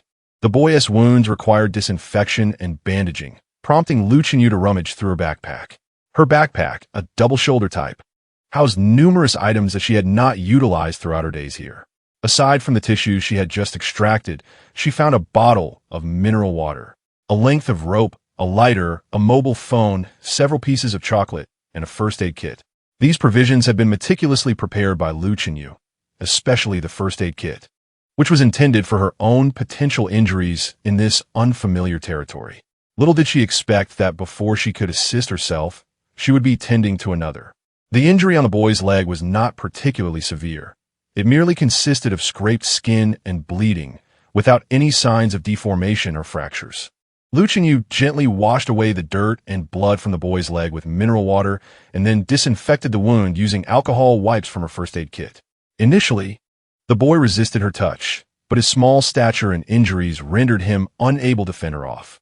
Soon, he realized she intended to help him, and he gradually ceased his struggles. His curiosity piqued as he observed her actions. After disinfecting, Lu Chenyu carefully bandaged the boy's leg. Next, it was time to address the wound on his head, which was evidently more serious than that on his leg, having been inflicted when the boy was thrown from the vehicle and subsequently struck a tree. Gently, she parted the boy's disheveled hair, revealing a 3-centimeter-long gash, its edges smeared with bits of bark and dirt, with blood still seeping forth. She removed her jacket, tore off a sleeve, and dampened it with water, cautiously cleaning the area around the wound. Once it was clean, she proceeded to disinfect it with alcohol. The disinfection process was undoubtedly painful, yet the boy displayed remarkable bravery, refraining from crying or struggling until Lu Chenyu had completed the treatment and bandaging of his head wound. By the time she finished, the boy's demeanor had shifted from wariness to something softer. Observing his pale and frail visage, Lu Chenyu unwrapped a piece of chocolate, breaking off a small segment for herself before offering the remainder to the boy. His nostrils flared as he inhaled the sweet aroma, and he could no longer resist. He snatched the chocolate, mimicking her actions and stuffing it into his mouth. As he did so, his eyes widened in astonishment. It was sweet. Yun, a member of the Shia tribe, had seen his family's rations diminish significantly since his father was injured during a hunt and could no longer participate in collective hunting expeditions. Now, they received merely 1/3 of what they once had. His sister was merely 5 years old, and their father lay feverish in the cave, unable to rise. The villagers whispered that their father was nearing death. In their tribe, there were no shamans. The wounded had to rely solely on themselves. Observing Lu Chenyu skillfully tending to his injuries, Yun mistakenly believed Lu Chenyu to be a shaman. Only a shaman could heal the sick and provide sweet delicacies. Yun's gaze towards Lu Chenyu transformed instantly. Only the larger tribes had shamans. He was astonished to encounter one in the treacherous valley of evil. Gurgling sounds escaped Yun's lips as he babbled incoherently at Lu Chenyu. Lu Chenyu, utterly perplexed, furrowed his brow and eventually gave up trying to comprehend. "Where are your parents?" Lu Chenyu asked. Yun responded with a series of gurgles, imploring, "Can you save my father, dear shaman? Your parents should return for you soon, right? It's not my concern that you collided with me when you took my belongings." Yun reiterated in his gurgling language, "I am from the Yasi tribe, just outside the Valley of Evil, not far away." The two engaged in a futile dialogue, neither understanding the other. However, Lu Chenyu's intention to leave was evident, causing Yun's spirits to plummet.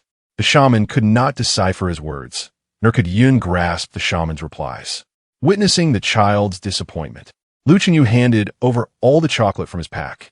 "Here, it's all yours. Just don't tell your parents I was the one who bumped into you." Yun accepted the chocolate in awe. It was the same sweet treat he had eaten earlier. After giving the chocolate to Yun, Lu Chenyu retrieved the weed trimmer, leaving the young boy behind as he rode his electric bike back to the mushroom tree, resuming his mushroom foraging. Nothing could deter his desire to earn. It was not that he was unwilling to help the boy find his parents. Rather, he could not linger for long. Even if he brought the child back, he would have no means to assist. He couldn't very well take someone home with him. The boy had dared to appear alone in this place. He must have discovered Lu Chenyu yesterday and knew how to return home. The boy's plight caused Lu Chenyu to abandon his earlier grand ambitions of finishing the mushroom harvest. However, there was not much left to collect, and he estimated he could complete it by the following day. Lu Chenyu made 2 trips to carry the harvested mushrooms back to the cave, ultimately returning with 3 snakeskin bags filled with mushrooms.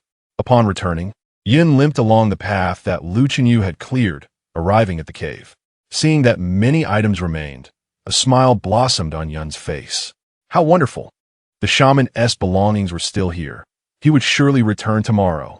Yin promptly turned back towards the tribe.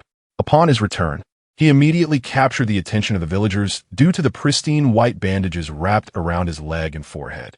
In contrast, his limping went unnoticed. Injuries were all too common within the tribe. The Yasi tribe is a diminutive community, comprising a mere 78 individuals in total. Among them are 28 adult males, 18 adult females, 20 elders, and 12 minors. During the daylight hours, the majority of the adult males venture out to hunt, while the remainder remain behind to safeguard their kin. Almost all the adult females engage in foraging. At this moment, it is the elders and children who have gathered around Yun, intrigued by the spectacle. Yin promptly shares his encounter with the priest. However, skepticism reigns. Priests are typically found only in larger tribes, and given their proximity to the Valley of Evil, it seems implausible that a priest would visit such a place. Moreover, it is unfathomable that a priest would appear alone and offer healing to Yun. Surely, he must have encountered an outcast, disheartened by the disbelief of his peers. Yin returns to his cave. His sister, Yu, is tending to their father, who remains in a state of slumber. "Brother, are you hurt?" she asks, her small face contorted with concern as she touches the blood seeping from Yun's leg. "I am fine. A kind priest has tended to my wounds, and I shall be well," Yun reassures her, discreetly retrieving 3 pieces of chocolate from the snakeskin pouch that encircles his waist. "This is a delightful treat given to me by the priest. You must try it." Chapter 027. Family Matters. The siblings shared a chocolate bar, offering a portion to their father, who could not feed himself. The chocolate, melting in their mouths, seemed particularly fitting for their father's current condition. They decided to save the remaining piece for him to enjoy at a later time. After finishing the chocolate, Yin sought out his dear friend Peng, 2 years his senior. Peng was already 10 years old and would soon be eligible to join the hunting team. Yun's purpose for visiting was straightforward. He intended to take his father to seek the help of the village priest, hoping for a miracle to save him. Upon hearing Yun's plea, Peng quickly shook his head. "No, I cannot venture into the Valley of Evil. My parents would surely punish me severely." The terrifying legends surrounding the Valley of Evil were well known among the tribes of the primitive continent. Those who entered the valley were said to be cursed, driven to madness or even death, had their tribe not been overrun by larger factions. Those who remained would not have been forced to dwell on the perilous fringes of the valley. From a young age, Peng had been taught to avoid the Valley of Evil at all costs. The villagers harbored a deep-seated fear of its curses. "It's all right," Yin reassured him. "I have returned from the Valley of Evil, and look at me now." Peng's eyes widened in disbelief. "You went to the Valley of Evil?" Yin quickly covered Peng's mouth. "The chieftain has stated that my father may never awaken again. I cannot bear the thought of losing him. If he dies, my sister and I will struggle to survive this winter. The tribe is already facing shortages. No one will care for us. But that is the Valley of Evil." Peng protested. "You only need to help me drag my father to the edge of the valley. You need not enter it yourself. I will manage that part." Ultimately, Peng decided to lend his assistance. The two gathered wood and fashioned a makeshift stretcher using ropes made from animal hides, carefully placing Yun's unconscious father upon it. As dusk approached, the hunting team would soon return. If Yun wished to take his father to the Valley of Evil, he had to do so before their arrival. Otherwise, he would face opposition from the hunters, who would never permit him to take his father into such a cursed place. During midday, with the sun at its zenith, the villagers sought refuge in their caves, while Yun and Peng held their breath, cautiously maneuvering the rudimentary wooden bed, avoiding the men guarding the village. The stretcher scraped lightly against the uneven ground, each sound quickening their hearts.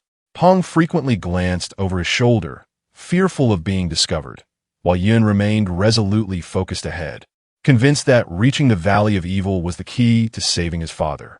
At one point, they were spotted by a member of the tribe. Yun cleverly explained that they were taking his father to the river for a wash, and they were allowed to pass. Peng's palms were slick with sweat as he quietly asked, "Yun, are you truly certain about this? What if the villagers find out? You and your father, having been to the Valley of Evil, would never be welcomed back."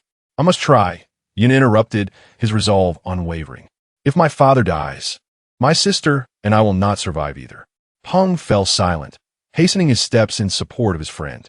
At last, they arrived at the precipice of the Valley of Evil. The entrance to this ominous gorge was dominated by a river, known as the River of Evil, which flowed forth from the depths of the valley. Even in times of dire thirst, no soul would dare to drink from its tainted waters. Peng gazed down the river into the valley, where an expanse of towering trees loomed, creating an eerie silence so profound that even the melodies of birds were nearly absent. Legend spoke of a peculiar fog that would envelop the valley during certain seasons, causing wanderers to forget the way home, ultimately leading to their demise amidst the accumulation of bones within the gorge. A tremor coursed through Peng's legs as he swallowed hard and declared, "Yun, I can accompany you only this far." Yun nodded, placing a reassuring hand on his shoulder. "Thank you, Peng. You should return now. I shall proceed alone from here." After a moment's hesitation, Peng turned to leave, but after a few steps, he halted and called back, "Yun, wishing you success." Once Peng departed, Yun resolved to guide his father into the Valley of Evil. The nearby lands had been stripped bare of edible resources by the tribe, and in a bid to stave off starvation, Peng had stealthily ventured out in search of sustenance. It was while pursuing a wild rabbit that he had inadvertently stumbled into the valley, terrified by the strange sounds emanating from within, only to later discover they were caused by a ruckus created by Lu Chenyu. Yun had taken only a couple of steps with his father when he heard a noise behind him, initially thinking it was Peng returning, only to find his sister, Yu. Instead, "You, what are you doing here? I told you to stay at home," he exclaimed. Yu timidly replied, "I want to be with father."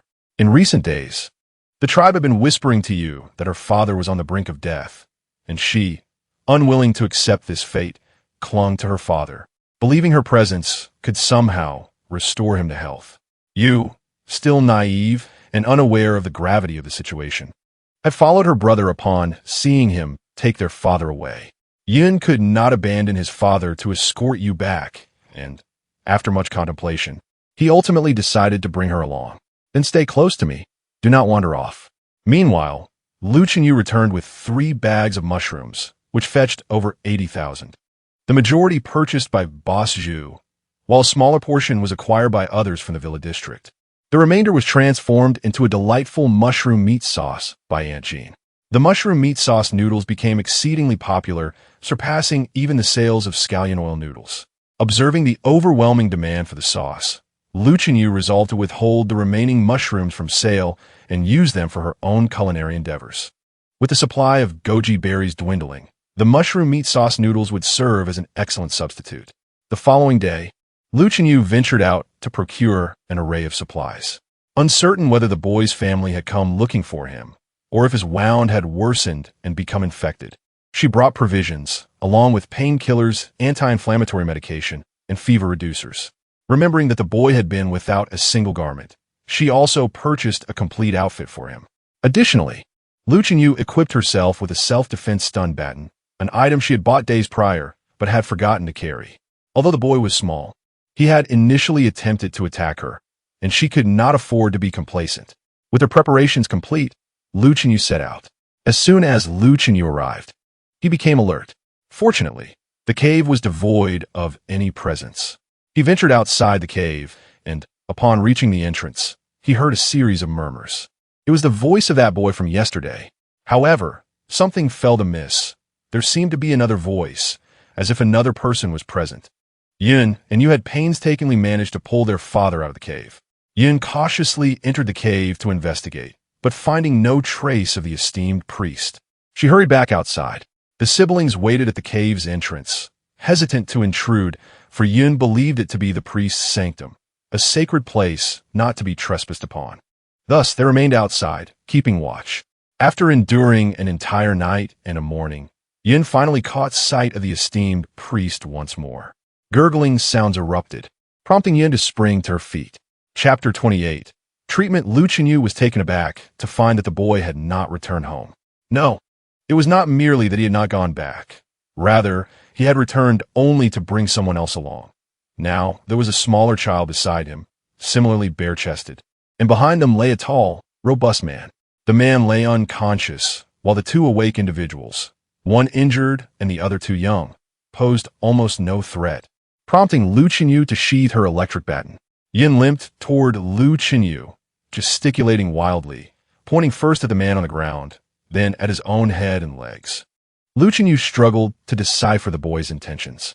Is your head feeling better? She pondered. What? I can't understand you. Was the man on the ground a relative of yours?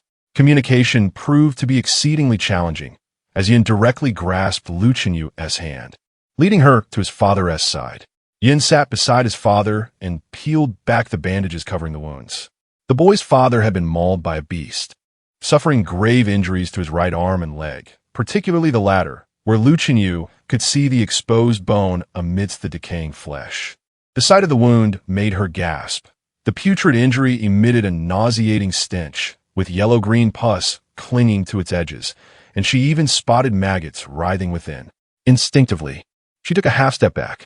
Suddenly, Yin and Yu knelt before Lu Chenyu, bowing their heads in reverence.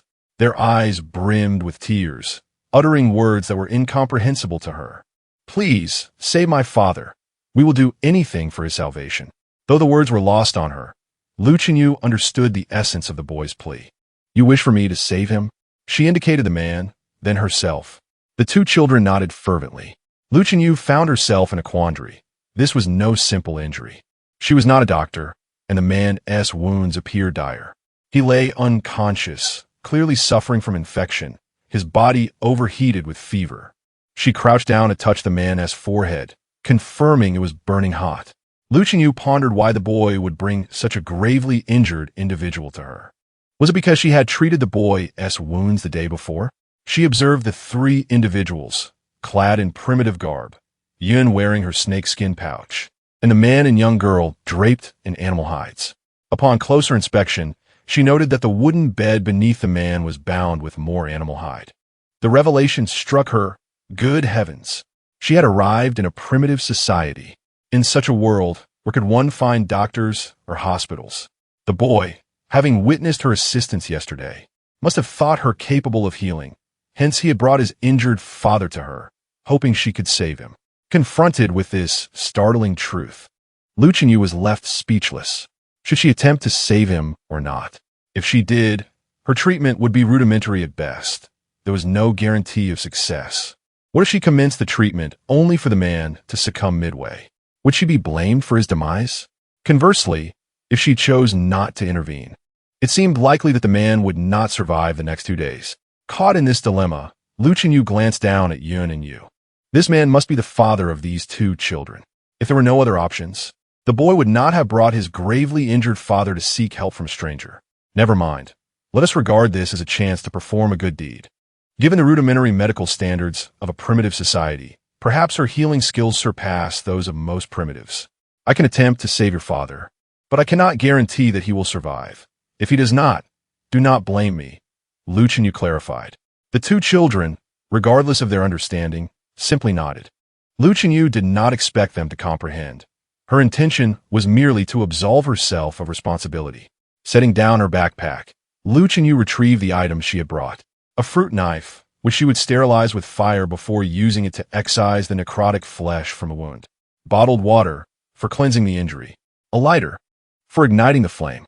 Painkillers, anti-inflammatory medication, and fever reducers, all necessary for the man's recovery. She also prepared alcohol, bandages, gauze, and saline solution from her medical kit. Additionally, the clothing she had initially brought for the boy would now be torn to dress the man's wounds. After gathering some firewood, she started a fire. Yun and Yu's eyes widened in astonishment as they watched Lu Chenyu ignite the flames. Once the fire was ablaze, Lu Chenyu gestured for Yun to observe closely. After sterilizing the fruit knife with fire and alcohol, she commenced the arduous task of removing the man's necrotic flesh. Lu Chenyu felt a surge of anxiety, particularly when the unconscious man suddenly convulsed, emitting a low, beastly growl from his throat as she used the knife. Her hand trembled briefly, but she quickly steadied herself. Removing the necrotic tissue was imperative. Otherwise, the infection could prove fatal. Carefully, she excised each piece of blackened flesh until vibrant red muscle was exposed. As she rinsed the wound with bottled water, murky blood mixed with pus flowed to the ground until the wound was clean. She then took out the saline solution. With a steely resolve, Lu Chenyu poured the saline solution over the wound. The man let out a pained cry, suddenly opening his eyes, his pupils constricting as his body thrashed. "Quickly, hold him down, do not let him move," she urged. Yun and Yu, though unable to comprehend the urgency, instinctively understood what needed to be done and embraced their father tightly.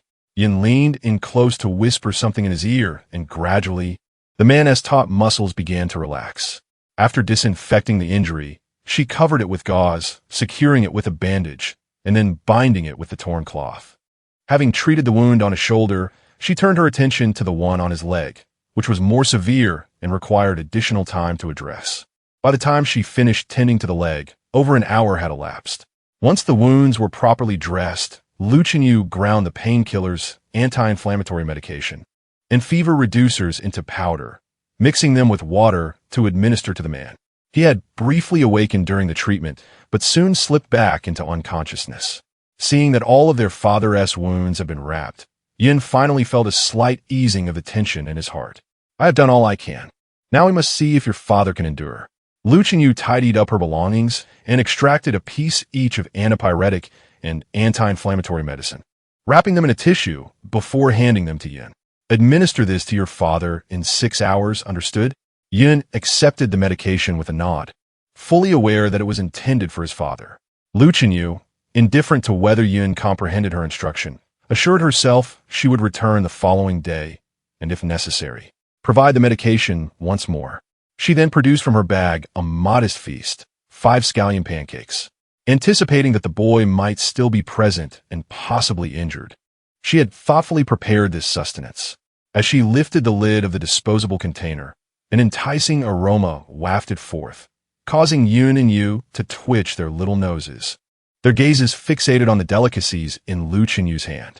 "All right, you must be hungry. Go ahead and eat," she encouraged, extending the pancakes towards them. Yu hesitated to take one, but Yun, having learned from a previous experience, accepted the offering and shared it with his sister. Despite the pancakes being delectable, both Yun and Yu halted after consuming just one, mindful that their father had yet to partake in any food. Chapter 29, Apologies. We do not accept. Lu Chenyu found the task of healing and saving lives to be far more exhausting than foraging for mushrooms or weeding. Having done all that she could, Lu Chenyu noticed she still had some time left and hurried to gather a few shiitake mushrooms. Yun, watching over her father, decided to follow closely behind Lu Chenyu. The priest had just rescued her father, so it was only right that she assist the priest in any way she could. Thus, while Lu Chenyu collected the mushrooms, Yun joined in to help. As Yun observed the mushrooms in her hands, she couldn't help but wonder why the priest was gathering these peculiar fungi. Were they not poisonous? Although perplexed, she refrained from asking questions, believing it best to support the priest in whatever endeavors he undertook. Lu Chenyu, noticing Yun's injured leg, quickly intervened when she saw Yun trying to assist her. "You need to exert yourself. Focus on resting and recovering from your injury."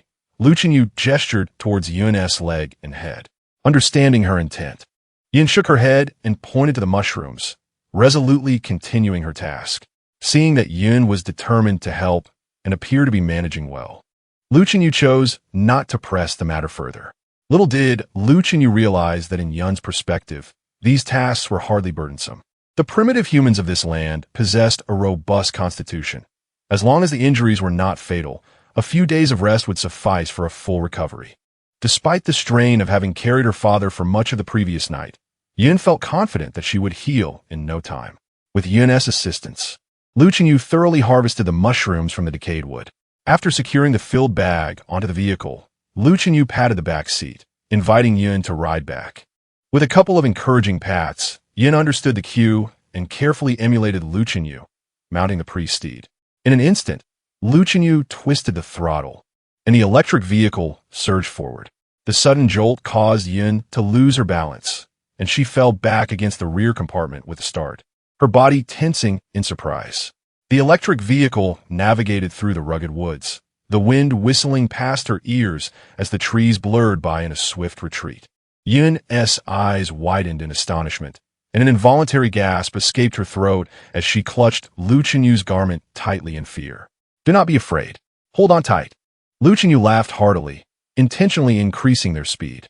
Yun's heart raced with exhilaration. She had never experienced anything like this before. A mixture of fear and excitement coursed through her, her eyes sparkling with wonder. Gradually, she began to relax, testing the waters by loosening her grip and extending a hand to feel the refreshing breeze slip through her fingers. Truly, it was a marvel to ride the priest's steed. Upon reaching the cave entrance, Lu Qingyu set the boy down and moved the mushrooms inside. Instead of returning immediately, she stepped back out to give the boy some instructions. "This cave belongs to me. You must not enter without permission. Understand?" Lu Qingyu gestured emphatically as she communicated with the boy. The two engaged in a lengthy exchange through gestures, and the boy grew increasingly adept at comprehending Lu Qinyu's meanings. He pointed towards the cave entrance and waved his hand, stepping back a couple of paces to signify that he would not intrude upon the cave. Lu Qingyu nodded. "I shall return now, and you should hasten to take your family back as well." The exposure of the cave was an unforeseen circumstance for Lu Qingyu. She had long assumed that the vicinity was uninhabited, thus her actions bore no concealment. To her surprise, Yun had discovered her presence and directly blocked the entrance. Fortunately, the time-space portal was visible only to her. Lu Qingyu reiterated her request to Yun not to divulge her affairs, and after expressing her farewell, she departed. Once Lu Qingyu had left, Yun and Yu remained by their father's side. "Brother, will father awaken?" Yu inquired with concern. Yun reassured her. "The priest has administered treatment to father. He shall recover soon." As he spoke, he retrieved 2 pills wrapped in tissue, examined them briefly, and then set them aside again. "Shall we return to the tribe?" Yun hesitated momentarily. "Let us wait another day. The priest is expected to visit again tomorrow." Today, the harvest of mushrooms was not bountiful, and Lu Qingyu chose not to sell them, but instead asked Aunt Jean to prepare a mushroom meat sauce. The absence of wild mushrooms left Boss Zhu quite regretful. "Lu boss, do remember to reserve some quality goods for me next time," he urged. Boss Zhu believed that Lu Qingyu must possess her own sources since the limited quantities she had sold were of exceptional quality. In recent days, thanks to the chicken mushroom and the fragrant mushrooms, the reputation of his restaurant had surged. Nearly all who had dined there became repeat customers, and loyal patrons grew even more steadfast, insisting that they be informed of any future delectable offerings. In the culinary business, no one can resist high-quality ingredients, and Boss Zhu was no exception. Aunt Jean and her team had already taken charge of the takeout service, requiring little from Lu Qingyu. Today, without the need to sell mushrooms, Lu Qingyu repaid her student loan. The moment the loan was settled, a weight lifted from her heart. It was astonishing that just a month prior, she had been struggling to make ends meet, and now, a month later, she not only resided in a grand villa, but had also cleared her educational debt. With a newfound lightness, Lu Qingyu ventured into the yard to inspect the blood chicken vine drying in the sun. Ever since her profitable mushroom sales, she felt a twinge of discontent for not selling anything today, leading her to contemplate the potential of the blood chicken vine. Logically, it possessed considerable energy, which might fetch a high price. Lu Qingyu wrapped a piece of the blood chicken vine in a plastic bag and tucked it into her backpack. She then searched for a traditional Chinese medicine shop on her phone, hoping to chance upon a favorable outcome. 20 minutes later, she arrived at the shop. Upon entering, a rich medicinal aroma enveloped her. The shop was modest in size, with shelves reaching the ceiling on 3 walls, cluttered with drawers labeled with various herbal names. "Hello, how may I assist you?" A clear voice rang out. It belonged to a girl in a white coat standing before the shelves, accompanied by a slightly older young man who was busily engaged in tasks. Lu Chenyu replied, "Greetings, do you purchase medicinal herbs here?" The girl appeared taken aback for a moment before responding with an apologetic smile. "I'm sorry, but we have fixed supply channels and do not accept miscellaneous medicinal herbs." Lu Chenyu was not surprised by this response. Just as she was about to leave, the busy young man looked up and inquired, "Wait a moment. What kind of medicinal herb are you looking to sell?" Sensing an opportunity, Lu Chenyu quickly retrieved the chicken blood vine from her backpack.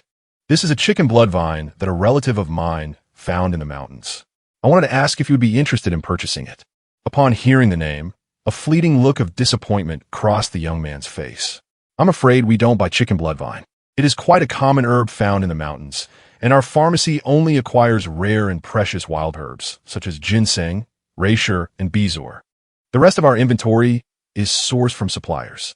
Having already presented the herb, Lu Chenyu hesitated but then asked, "Could you help me assess the quality of this chicken blood vine? What price might it fetch? My relative is from a village and knows little about this, and I'm also quite uncertain. I fear I might suffer a loss when I attempt to sell it." Chapter 030. Better than what we have. The two individuals in the apothecary did not respond immediately. The girl glanced at the young man, who was engrossed in his work. His head bowed. While he neither declined to assist nor explicitly agreed, the girl understood and smiled at Lu Chenyu, saying, "Fortunately, there are no customers at the moment. I could take a look for you, but I am merely an intern in traditional Chinese medicine and have yet to graduate. My results can only serve as a reference. You don't mind, do you? Your help is already greatly appreciated. How could I possibly mind?" The girl took the chicken blood vine from Lu Chenyu's hands and brought it to the slicer, cutting off a piece for examination. The cross-section revealed a deep crimson hue, showcasing a series of concentric rings that were distinct, dense, and vibrantly colored. The girl ran her fingers over the cross-section, noting its smooth texture, indicative of a substantial oil content. She brought the slice to her nose and detected a faint fishy scent. She then fetched a cup of clear water, immersing the chicken blood vine slice, watching as the liquid took on a subtle red tint. "Senior brother, come take a look," she called out, excitement in her voice. Kong Fan had initially assumed that his junior, Chu Jingjing, was incapable of identifying even the chicken blood vine. However, upon approaching and seeing the specimen, his expression shifted dramatically. He picked up the cup containing the soaking slice and took a sip. "Senior brother, this is better than what we have in our shop," Chu Jingjing remarked softly. Kong Fan, already aware of its quality after tasting it, recognized the color and texture as indicators of its age. "Such a fine specimen must be acquired. Your chicken blood vine is of excellent quality, meeting the standards of our apothecary. How much do you possess?" Lu Chenyu was taken aback by the sudden change from refusal to eagerness to purchase. Her confidence in the goods produced from the primitive society soared. "Not much, just over 100 gene. Is all of it of the same quality? Has it been processed?" Lu Chenyu nodded and then shook her head. "It's all from the same vine, unprocessed. We do not handle it." Kong Fan weighed the chicken blood vine and declared, "I'll take your 100+ gene. After acquisition, we will need to dry and process it, so the price won't match that of a processed product. How about this? I'll offer you 380 yuan per kilogram." This price was already quite generous. Kong Fan was quoting it based on a market value of wild premium chicken blood vine. If it were properly dried, the price would be even higher. Lu Chenyu felt satisfied with this offer, as it exceeded the prices she had found online. "All right, I will return to fetch it." Upon her return, she enlisted Huang Peng, the husband from the mute couple, to help her package the chicken blood vine. Huang Peng was 32 years old. Lu Chenyu then brought the chicken blood vine to Qinghe Pharmacy, a family-run establishment owned by Kong Fan's lineage. While they were verifying and weighing the chicken blood vine, a sharply dressed young man entered. Chu Jingjing was about to greet him, but upon recognizing him as a familiar face, one with whom she had previously had a conflict, she rolled her eyes and opted not to acknowledge him. Seeing que Jingjing's expression, Zheng Zhengming found the situation amusing. "Chu Jingjing, have I offended you in any way? Why you seem so unfriendly towards me?" Chu Jingjing scoffed, "The renowned Dr. Zheng. Who would dare to dislike you?" Zheng Zhengming and Kong Fan were classmates during their undergraduate and graduate studies, both vying for supremacy in their own ways. However, while Kong Fan chose to return home to inherit a modest traditional Chinese medicine shop after graduation. Zhang Zhengming opted to pursue a doctorate. Never mind. I shan't hold it against you. I come bearing good news. I have signed a contract with a provincial first affiliated hospital, and I am now a legitimate physician. I would like to invite you both to a celebratory dinner, Zhang Zhengming announced. Thank you, but I shall decline. Chu Jingjing responded curtly. I turned to Kong Fan. What about you? Kong Fan replied, I too shall not attend. Zhang Zhengming was taken aback. Did these two not even pretend? He had wished to invite his university and graduate school peers for a meal, not only to flaunt his new position, but also to subtly mock Kong Fan. Currently, he found himself in a far more enviable position than Kong Fan, who had opted for a field that stood in opposition to Western medicine. Observing the shop's sparse clientele, Zhang Zhengming wondered if they would even earn enough for a meal that day. Changing the subject, he remarked, Oh, so you are personally collecting herbs? You aren't planning to prepare them yourself, are you? That seems awfully laborious. No one responded to Zhang Zhengming, growing frustrated by their indifference. He raised his voice. The provincial first affiliated hospital is seeking to open a traditional Chinese medicine clinic. I had thought to recommend someone for the position, but alas, it seems that individual is too proud for such an opportunity. Kong Fan's slicing motion faltered for a moment before he continued, as if nothing had happened. Gujing au revoir. Became agitated. Is that true? Why have I not seen any job postings? Zhang Zhengming chuckled derisively. Job postings?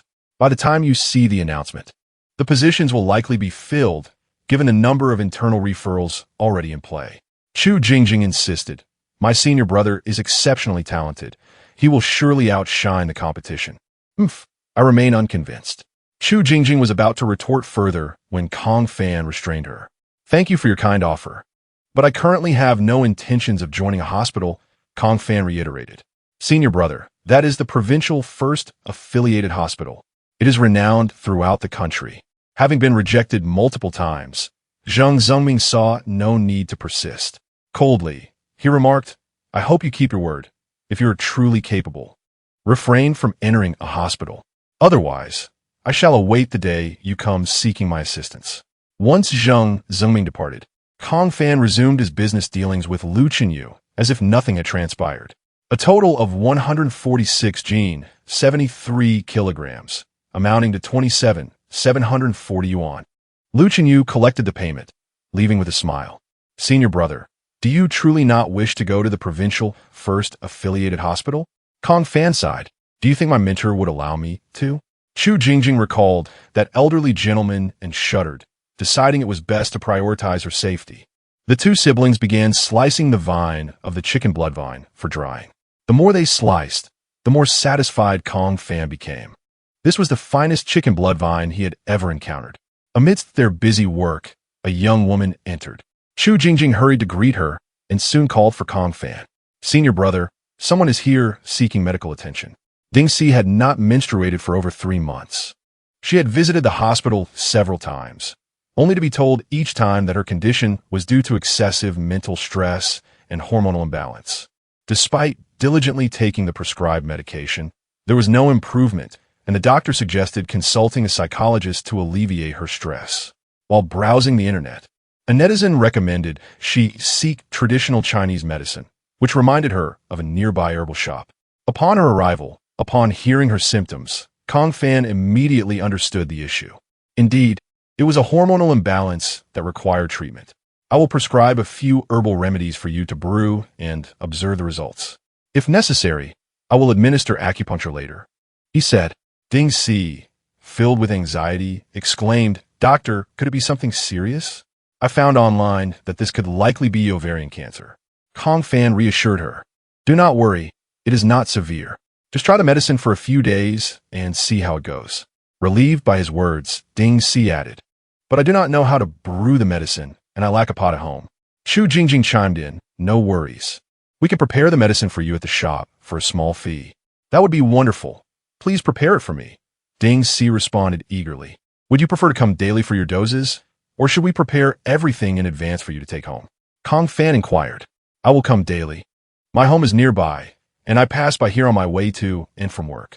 Kong Fan prescribed enough medicine for 5 days, including one particular herb. chicken bloodvine, which he instructed to use today as freshly received stock. He wanted to ensure the quality of the herbs he personally selected was satisfactory. Chapter 031. Clay pot chicken according to Kong Fan's experience. Even if the herbal remedy proved effective, the therapeutic effects would only gradually manifest after consuming the medicine for 5 days. Remarkably, on the 3rd day, Ding Si arrived to take her medicine with a joyful expression. "Dr. Kong, I've got my period," Ding Si exclaimed, her happiness evident. Menstruation was indeed a nuisance. She often lamented its arrival, yet worried during its absence. This time, the prolonged absence of several months had thoroughly alarmed her. After ingesting the traditional Chinese medicine, Ding Si felt a warm sensation enveloping her entire body. Typically fatigued after merely an hour of work, she surprisingly found herself capable of laboring for 3 hours without weariness. The following day, her colleagues at the company remarked on her noticeably improved complexion, and by the 3rd day, her period finally arrived. Goodness, Dr. Kong is a miracle worker. Kong Fan checked Ding Si's pulse and noted a significant strengthening, along with a marked improvement in her complexion, suggesting a substantial enhancement in her vitality. "It appears there are no major issues. Continue taking the remaining medicine, and I will reassess you afterward." Ding Si gazed at Kong Fan as if he were a divine healer. "Dr. Kong, I must present you with a banner of commendation." Chu Jingjing's eyes sparkled with excitement. A banner indeed, a testament to their medical prowess. Unlike Chu Jingjing's exuberance, Kong Fan understood that the effects of the prescription were not as instantaneous as they seemed. He had prescribed this formula before. The only variable was the inclusion of a new ingredient, chicken bloodvine. He handed a handful of sliced chicken bloodvine to Chu Jingjing. "Take this home and brew it in water to observe its efficacy." Chu Jingjing looked perplexed. Not only did Ding Si plan to present a banner, but she also shared her healing journey online, praising the remarkable skills of the handsome doctor at Qinghe Pharmacy. Many women facing similar issues as Ding Si began to take notice. Some suggested that she seek traditional Chinese medicine, and numerous netizens followed her updates with keen interest. Encouraged by Ding Si's experience, many were inspired to seek treatment, particularly those living nearby who visited directly. Within a week, several women reported improvement, with some stating that their menstrual cramps had vanished after taking the medicine prescribed by Qinghe Pharmacy. While cases of hormonal imbalance might be less common, menstrual discomfort was widespread. News spread that Qinghe Pharmacy provided relief for such ailments, drawing even more patients. Kong Fan swiftly became a friend to women everywhere. These were later developments. That day, after selling the chicken bloodvine, Lu Chenyu returned home, just in time to encounter Zhu Yulian, who had brought along a new acquaintance to indulge in clay pot chicken. Zhu Yulian had become a regular at Lu Chenyu's establishment. The woman she had brought along was an elderly lady named Su, whom she had met in the villa community. Upon realizing that they were at Villa number 13, Su's feet seemed frozen in place. "Sister Lien, is this the private kitchen you mentioned that is exceptionally delicious? My heavens, isn't this the infamous haunted house?" Zhu Yulian nodded affirmatively. "Indeed, let me tell you, the young lady residing here is an extraordinary cook. I find myself dining at her home daily. Otherwise, I feel quite unsettled." Elderly Su grasped Zhu Yulian's hand tightly. "Sister Lien, but this house is said to be haunted." After finishing her words, old lady Su embellished the story she knew and shared it with Zhu Yulian. Zhu Yulian, astonished, widened her mouth in disbelief, as she had never heard of such a thing. Could it possibly be haunted? "I've been here frequently lately and haven't seen even a shadow of a ghost. Could it merely be a rumor?" Old lady Su, her expression tense, lowered her voice and urged, "Sister Lien, you mustn't dismiss this. We too wish it were just a rumor, but many people have attested to it, leaving us with no choice but to believe." Zhu Yulian remained skeptical, insisting, "That can't be true. This house sees a constant flow of visitors daily. If there were ghosts, they would have fled by now." At that moment, Zhou Zhuang emerged carrying a heap of dishes and greeted Zhu Yulian politely. "Aunt Zhu, you're here today. Aunt Jean has prepared stewed chicken in a clay pot. It smells divine." Upon hearing this, Zhu Yulian paid no mind to the ghostly tales and eagerly ushered everyone inside. As soon as they entered, the aroma enveloped them, and old lady Su, Observing the bustling figures within, felt a sense of calm wash over her. Having company was reassuring. "Where's your boss? I heard you're serving mushroom stew today. Hurry, bring me 2 portions." Zhang Jia presented a clay pot along with 2 bowls of rice, explaining, "The boss has stepped out. It's 75 yuan per person. Here, scan the code." Zhu Yulian promptly paid with her phone and encouraged old lady Su. "Old Su, don't just stand there, try it. I assure you, it's delicious. You'll remember it long after." With that, she eagerly took a bite. Old lady Su furrowed her brow as she surveyed her surroundings, her frown deepening. "This place is rather shabby, lacking even a proper sign. How does this differ from dining at someone's home?" In the dishes, Zhu Yulian lifted the lid of the clay pot, and a wave of rich fragrance surged forth. The bubbling hot broth, glistening with golden chicken fat, shimmered under the light. The bottom of the pot was laden with ingredients that had absorbed the flavorful broth: soft potato chunks, plump mushrooms, vibrant celery, and garlic sprouts. Old Lady Su instinctively swallowed, thinking, "This dish appears rather appealing." Meanwhile, Zhu Yulian had already begun feasting. Observing her relish, Old Lady Su picked up her chopsticks as well. She selected a piece of potato first. It had been stewed to a tender consistency, soaking up the broth.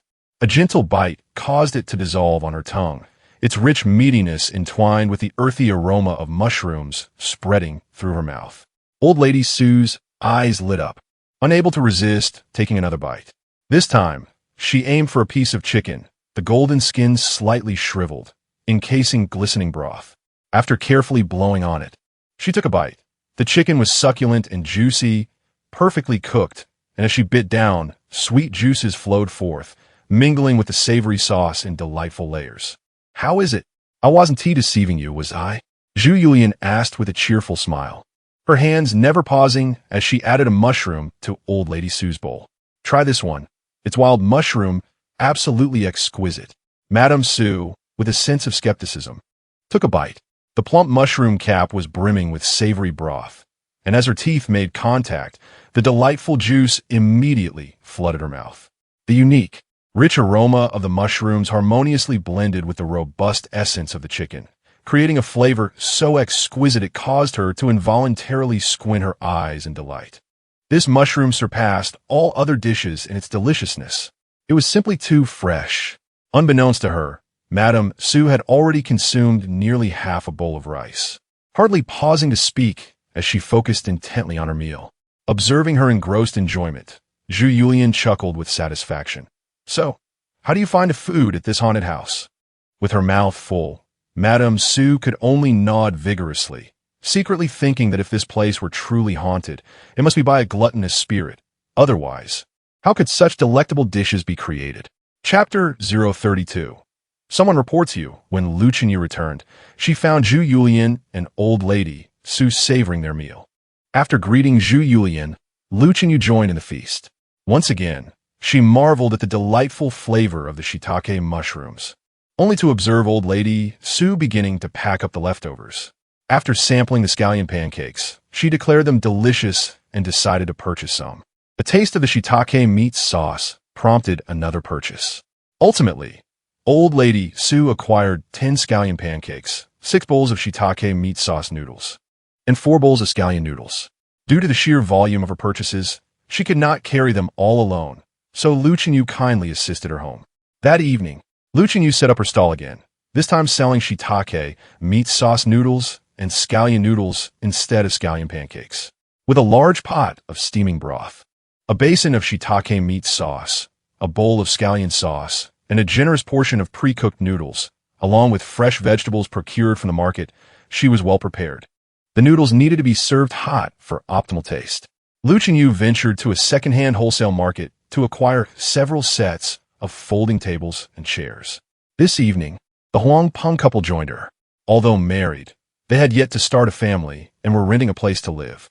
Given that Lu Chenyu's villa had numerous vacant rooms, she offered the couple meals and accommodation, providing them a monthly salary of 4,500, with performance bonuses assessed at the end of the month. This arrangement alleviated Lu Chenyu's burden during her morning and evening stalls. The couple worked diligently without any signs of laziness.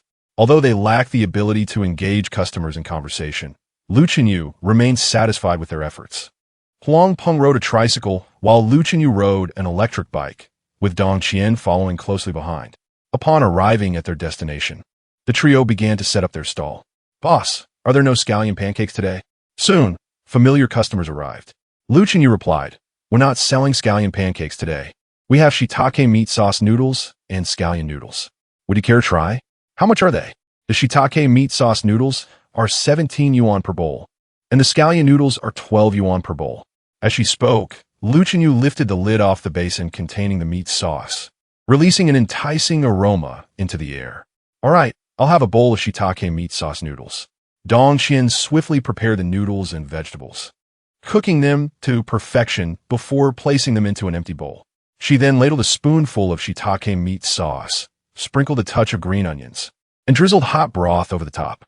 The fragrant essence of the shiitake meat sauce was fully awakened, filling the surroundings with an irresistible scent. Initially relieved that Lu Chenyu was not selling scallion pancakes, the nearby vendors were now taken aback. "Wow, this is even more aromatic than scallion pancakes." The enticing aroma proved too alluring, and seeing that fewer customers were around, several vendors could not resist coming over to sample the dish. Upon tasting, they understood why Lu Chenyu's stall attracted so many patrons daily. The flavors were simply exquisite. The noodles proved immensely popular that night, and the few tables and chairs they had prepared were insufficient for seating. With no available space, many patrons opted to take their meals to go. Just as business was at its peak, a group of uniformed individuals arrived unexpectedly. Setting up a street stall often instills a sense of unease when one encounters individuals clad in uniforms. Although they had yet to be confronted by the urban management authorities, it seemed merely a matter of time. Upon spotting uniformed personnel approaching, everyone instinctively hurried to dismantle their stalls, fearing impending scrutiny. Lu Chenyu also felt the urge to flee. But upon closer inspection, she realized that the individuals were not from the urban management department at all. Instead, they donned the attire of the Market Supervision Administration. While the Market Supervision Administration does not typically intervene in street vendor disputes, they are vigilant regarding food safety. Virtually none of the vendors possessed legitimate food operation licenses, and a violation could result in hefty fines. As the group drew nearer, the leading man surveyed the area before his gaze settled on Lu Chenyu's stall. He approached, displayed his credentials, and stated solemnly, "We are from the Market Supervision Administration. We have received a complaint alleging that the food at your stall contains illegal ingredients." At the mention of a complaint, Lu Chenyu's complexion shifted dramatically. A complaint? Illegal ingredients? What could she possibly have used? Before she could voice her concerns, the officials had already cordoned them off, commencing their search and sampling for testing. Huang Peng and his wife appeared anxious, but Lu Chenyu reassured them before turning to the leading official. "Could you kindly inform me why our stall has been reported? What is the basis for the complaint?" The official did not conceal the information. "Someone has accused you of adding poppy seeds to your food." "What?" Lu Chenyu was taken aback. How could she possibly be associated with poppy seeds? Was it due to the deliciousness of her offerings? In truth, the very reason for the complaint stemmed from the overwhelming popularity of her food, which attracted throngs of customers daily, inciting envy in others who resorted to reporting her. Suppressing a laugh born of frustration, she inhaled deeply and, with controlled ire, replied, "Sir, we operate a modest business, utilizing only fresh ingredients sourced from the market. Everything is prepared and sold on site. It is inconceivable that we would use poppy seeds." The official, perceiving her sincerity, softened his tone. "We are merely conducting a routine inspection based on the complaint we received. If everything is in order, we will not unjustly accuse you." At that moment, the testing personnel completed their sampling and began preliminary examinations with rapid testing devices. A crowd of onlookers, both customers and fellow vendors, gathered around, whispering among themselves. "I knew it. The food from this stall is too fragrant. There must be something amiss." "Nonsense. I come here every day and have never felt any addiction. Is it a crime to possess such culinary skill? Could it be that others are simply lacking? Her stall is the only one that wafts such delicious aromas. Who would believe there are no issues?" Huang Peng was wringing his hands in desperation, unable to speak, fervently communicating through sign language. Lu Chenyu, however, remain composed, comforting them. When one is upright, shadows cast by others cannot harm. Before long, the testing results were announced. The inspector declared, the results are negative. No traces of poppy components were found. The leading official nodded and addressed Lu Chenyu and the surrounding crowd. The testing results show no issues. An uproar of astonishment erupted among the onlookers. I had mentioned before that for such a trivial sum, the addition of poppy seeds would surely lead to the proprietor's ruin. To my relief, that was not the case. Nevertheless, I have harbored quiet suspicions regarding whether her establishment had incorporated poppy seeds, as I find myself yearning for her culinary offerings daily. Indeed, I have even pondered how I feel quite unwell if I refrain from indulging for a single day. Lu Chenyu exhaled, inquiring, "May I know the identity of the informant?" The leader shook his head, replying, "The informant's information is confidential." He lowered his voice. "Have you recently encroached upon another's business?" He had already discerned that there were two mute individuals at the stall, and his internal scales began to tilt in Lu Chenyu's favor. This remark stirred Lu Chenyu to look towards Zhao Chong and his wife in the distance. The couple was reveling in schadenfreude, and upon noticing Lu Chenyu's gaze, the other vendors who were privy to the enmity between Zhao Chong and Lu Chenyu also turned their attention to the couple. Startled, they hastily denied, "It was not us. We did not inform on you." They still wished to maintain their stall here, fearing that if their identity as informants were revealed, they would face ostracism from the surrounding vendors. Lu Chenyu replied, "I never accused you." With the matter clarified, the personnel from the Market Supervision Administration prepared to wrap up their work. At that moment, a coarse voice interrupted, "Leader, they previously sold scallion pancakes, and today is the first time they are selling noodles.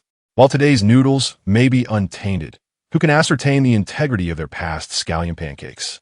I harbor serious doubts that their pancakes do not contain poppy seeds." Chapter 033. I must report Lu Chenyu followed the sound, her heart sinking in despair. What surprise! The one questioning her was none other than the elderly woman who sold scallion pancakes alongside her, unable to sell her wares in close proximity to Lu Chenyu. The old woman had chosen a spot far away, and Lu had naively believed they could coexist peacefully. Given this situation, it was highly likely that the one making the report was indeed this old woman. Lu Chenyu fixed a cold glare on the elderly vendor, a sardonic smile curling at the corners of her lips. "Ah, it is you, the scallion pancake seller. How curious that you are so concerned about my pancakes. Were you the one who reported me?" Caught off guard by the public accusation, the old woman's face shifted from pale to flushed, yet she defiantly retorted, I am merely looking out for everyone's food safety. Who knows if you have added harmful substances to the pancakes you sold in the past?" The surrounding vendors exchanged disdainful glances. After all, although Lu Chenyu had not been selling her pancakes for long, no one had ever complained about them.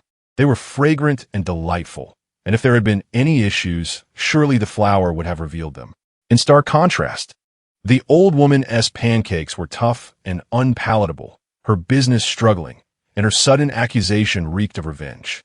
The officials from the Market Supervision Administration furrowed their brows, clearly recognizing that this was merely a case of competitive rivalry.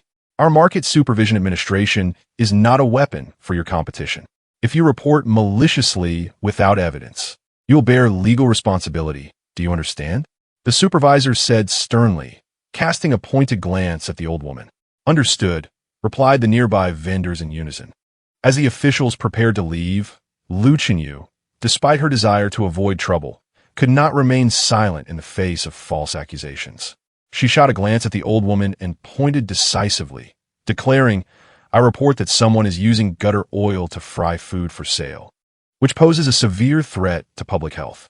Lu recalled the old woman's oil, dark and questionable, likely used for an extended period without a change, potentially more harmful than gutter oil itself. Upon hearing this, the Market Supervision Administration officials halted, their expressions turning serious as they focused on the old woman Lu had indicated. The elderly vendor's face drained of color, and she waved her hands in a panic. "You are talking nonsense. The oil I use is legitimate." Lu Chenyu sneered coldly. "Is that so? Then would you dare allow the supervisor to inspect your pot of oil?" The surrounding patrons chimed in. "Yes, her oil looks so dark. I wouldn't dare buy it. I've suspected her of using gutter oil for a long time, It always emits black smoke when she fries things. Faced with the mounting accusations from the crowd, the old woman was nearly beside herself, stamping her feet in frustration.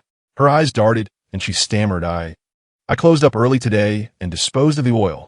The supervisor from the Market Supervision Administration, now fully aware of the situation, approached the elderly woman's stall. Lifting the lid from her frying pan, what he discovered was a pot of oil so dark it was nearly unrecognizable, with a layer of fried debris floating atop and an unknown sediment settled at the bottom. How long have you been using this oil? The leader asked, his brow furrowed. The elderly woman stammered, Not long, not long. The leader scoffed, This oil is oxidized to such an extent, and you still dare to serve it to customers? Are you aware that repeatedly using inferior oil can produce carcinogenic substances? The old woman, trembling in fear, hastily retorted, I'm just accustomed to saving. I promise to change it next time. The leader promptly instructed his subordinate to take samples for testing. Testing for gutter oil is quite intricate, requiring an examination for toxic carcinogenic components, unlike poppy, which can be assessed with rapid test strips for immediate results. Despite the absence of results, it was evident to the naked eye that the oil was problematic, prompting the Market Supervision Bureau staff to confiscate the elderly woman's stall equipment. Overcome with despair, the old woman collapsed to the ground, pounding in anguish. I was wrong. I won't dare do it again. Please, don't take my stall away. It's my means of survival. Unfortunately, no amount of pleading could alter the reality of her stall's closure. Lu Chenyu observed the scene with no sympathy. Those who resort to deceit and compromise food safety have long since lost their conscience. Individuals who treat the health and lives of others as trifles are undeserving of compassion. After the Market Supervision Bureau departed, the onlookers gradually dispersed, returning to their business, and Lu Chenyu's stall was soon bustling with customers. The recent inspection by the Market Supervision Bureau assured patrons of the food safety. Lu Chenyu's noodles sold out rapidly, and the trio, amidst the envious gazes of other vendors, closed their stall early to rest. The following morning, Huang Peng and Dong Xian set up their stalls, one selling scallion pancakes and the other selling century egg, shiitake mushroom, and lean meat congee, allowing Lu Chenyu the luxury of a long-awaited lazy morning. By the time Lu Chenyu naturally awakened, the sun was already high. She reflected on the pleasures of being a business owner before rising to commence her day's work. She still needed to venture into another world to procure more ingredients and find rivers to expand her agricultural endeavors. Uncertain if the family of three had departed, Lu Chenyu felt a tinge of despair upon realizing the primitive society across the way. The language barrier was daunting, compounded by the likelihood that the indigenous people there were uncivilized, making communication exceedingly difficult. Aside from farming and exploiting the abundant vegetation and land resources, it seemed there was little hope for sudden wealth. Having packed a considerable amount of food and replenished her medicinal supplies, Lu Chenyu also stuffed a bag of salt and a bag of sugar into her backpack. Drawing from her reading of novels, she knew that in a primitive society, civilization and technology were underdeveloped, making commodities like salt and sugar valuable. She intended to see if she could exchange them for something worthwhile, perhaps trading a bag of salt for a tiger skin. In such a primitive society, there were no notions of protecting flora and fauna. Moreover, she considered herbal medicine. It was likely that the inhabitants would not recognize medicinal plants. She decided to bring along an illustrated compendium of Chinese herbal medicine, pondering whether she could persuade someone to help her find them. With her preparations complete, Lu Chenyu made her way to the underground garage. As the number of inhabitants in the villa increased, Lu Chenyu decided to lock the elevator, retaining the sole possession of the key. Although the portal to another dimension indicated that only she could perceive its existence, Lu Chenyu was not inclined to perform a miraculous spectacle in front of outsiders. As for the individuals on the other side, they were strangers to her, rendering their opinions irrelevant. Perhaps her actions would even elevate her to a mythic status in their eyes.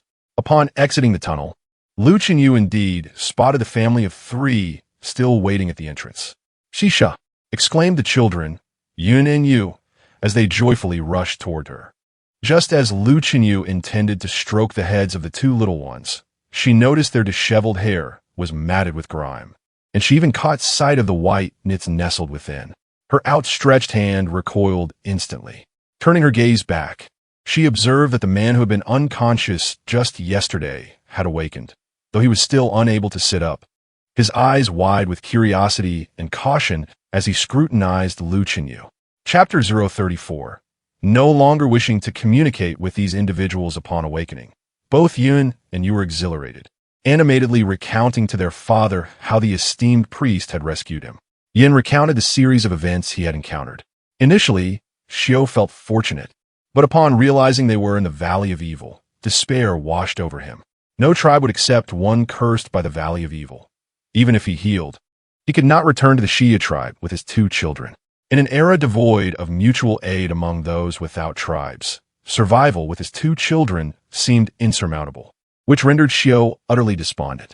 However, Yin held a different perspective. The priest resided within the Valley of Evil and had treated their ailments. They had not been cursed at all. If this was indeed a curse, he would gladly embrace it. Lu Chenyu first examined Yun's injuries and noted significant improvement.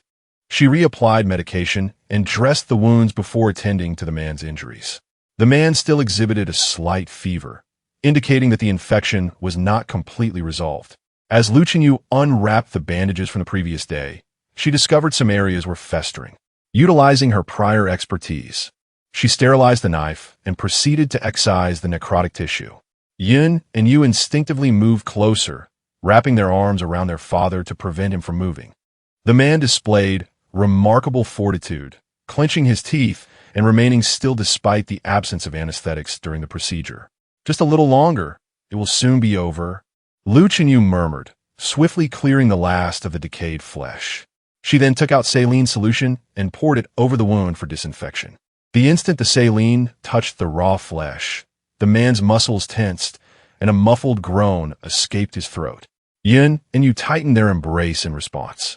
Once the wound was thoroughly cleaned, Lu Chenyu deftly applied fresh bandages and secured them tightly, allowing herself a moment of relief. She subsequently administered anti-inflammatory and antipyretic medication to the man. As Xiao's gaze, once dulled by pain, gradually focused, it finally settled upon her. Observing Lu Chenyu's fair complexion, attire he had never seen before, and the instruments she used to tend to his wounds, he began to believe his son's words. Indeed, a miraculous priest had saved him. He parted his cracked lips, his voice hoarse, producing a series of sounds that were unintelligible. Lu Chenyu sighed, having given up on communicating with these individuals. She produced 3 bowls of mushroom meat sauce noodles she had prepared, distributing them among the trio. Knowing that the children had sustained minor injuries, she feared they might perish from hunger. Although Yun and Yu had never eaten noodles, they recognized the enticing aroma as a sign of sustenance. This time, Yin refrained from taking the food. Instead, he glanced at their father, seeking his approval. Xiao's pallid complexion reflected his internal struggle. Witnessing his children's yearning for food rendered him unable to utter a refusal. After all, he already owed a life to the esteemed priest, and accruing a debt of food seemed trivial in comparison. With their father's consent, Yun and Yu eagerly accepted the food offered by Lu Chenyu. She then took out disposable chopsticks and demonstrated how to eat the noodles using them. On their inaugural encounter with chopsticks, Yun and Yu fumbled clumsily, the slender wooden sticks proving utterly unmanageable in their small hands. The slippery noodles eluded their grasp, cascading back into the bowl and splattering droplets of broth. Yu furrowed his brow, striving to emulate Lu Chenyu's movements, yet the chopsticks seemed to engage in a rebellious skirmish, refusing to lift the noodles. Yun, determined, fixated on the bowl, gripping the chopsticks with fervor, only to find himself failing to secure the noodles and almost toppling the bowl in the process. Lu Chenyu initially intended to impart further guidance, but witnessing the children's frustration as beads of sweat formed on their brows without success, he ultimately relented. Liberated from their struggles, Yun and Yu began to enthusiastically scoop the noodles into their mouths. Having never tasted anything quite so delectable, they smeared broth at the corners of their lips, savoring every last drop until nothing remained. Once satiated, Yin turned to feed his father, Xiao, who had not enjoyed a proper meal in ages, let alone such a delightful one. In their realm, food was a precious commodity, shared only among family and close friends. Xiao gazed at Lu Chenyu with increasing bewilderment, pondering why this esteemed priest would rescue them and offer them sustenance. Unaware of Xiao's thoughts, Lu Chenyu gathered to forage for remaining mushrooms. However, before he could start his electric vehicle, Yu seized his hand, leading him to a nearby clearing. Lu Chenyu looked up, astonished to find a heap of mushrooms laid out in the open. Yun approached, grasping a handful of mushrooms and offering them to Lu Chenyu. When Lu Chenyu did not accept, Yun placed them into the snakeskin bag he carried, then pushed it towards him. "Is this for me? Did you pick these?" Lu Chenyu stared in disbelief at the abundant pile of mushrooms, each one plump and round, with the decaying wood shavings clinging to their stems still fresh, indicating they had been recently harvested. Yun tilted his face upward, his bright eyes glimmering with a blend of anticipation and trepidation. Having witnessed Lu Chenyu gather mushrooms before, and having lent a hand himself, he understood the priest desired these very items, so he had taken it upon himself to collect a generous bounty. He wished to express his gratitude to the esteemed priest. Lu Chenyu did not refuse, and the trio proceeded to fill the snakeskin bag with mushrooms. Uncertain of how long Yun had been foraging or where he had gone, they managed to fill nearly 3 bags. Perhaps due to recent laborious tasks, Lu Chenyu effortlessly lifted a bag brimming with fresh mushrooms, each weighing around 70 to 80 pounds. Having received these 3 bags of mushrooms, Lu Chenyu felt it only proper to reciprocate. He retrieved a bag of salt from his own supplies and offered it to Yun. "I shall not take without giving. Here, this is salt, and I wish to exchange it for your mushrooms." Yun, unfamiliar with the substance yet recognizing its value, glanced hesitantly at his father. With Xiao present, Yun appeared less decisive. Understanding the unspoken exchange, Lu Chenyu handed the salt to Xiao. As an adult, Xiao grasped Lu Chenyu's intent, deducing that he wished to trade for the mushrooms. The priest had saved their lives and provided them with food. How could they possibly accept something from him in return for merely gathering a few mushrooms? Xiao waved his hand, pointed to his wound, then to the noodles, and finally gestured towards the mushrooms. In an instant, Lu Chenyu comprehended that these mushrooms were intended as her medical and meal expenses. Given this understanding, she graciously accepted them. Upon witnessing Lu Chenyu accept the mushrooms, the Yun family beamed with joy. As she glanced at the 3 bags of mushrooms, a thought struck Lu Chenyu. Her time here was limited to merely 2 hours, whereas the Yun family was not bound by such constraints. She had been contemplating persuading the locals to assist her in gathering medicinal herbs, and now, the very person she needed stood before her, an opportunity not to be squandered. With this in mind, Lu Chenyu retrieved her prepared copy of the Compendium of Chinese Medicinal Herbs. The edition she purchased was a popular science book, richly illustrated and highly suitable for individuals like Yun, who were unfamiliar with Chinese characters in this otherworldly realm.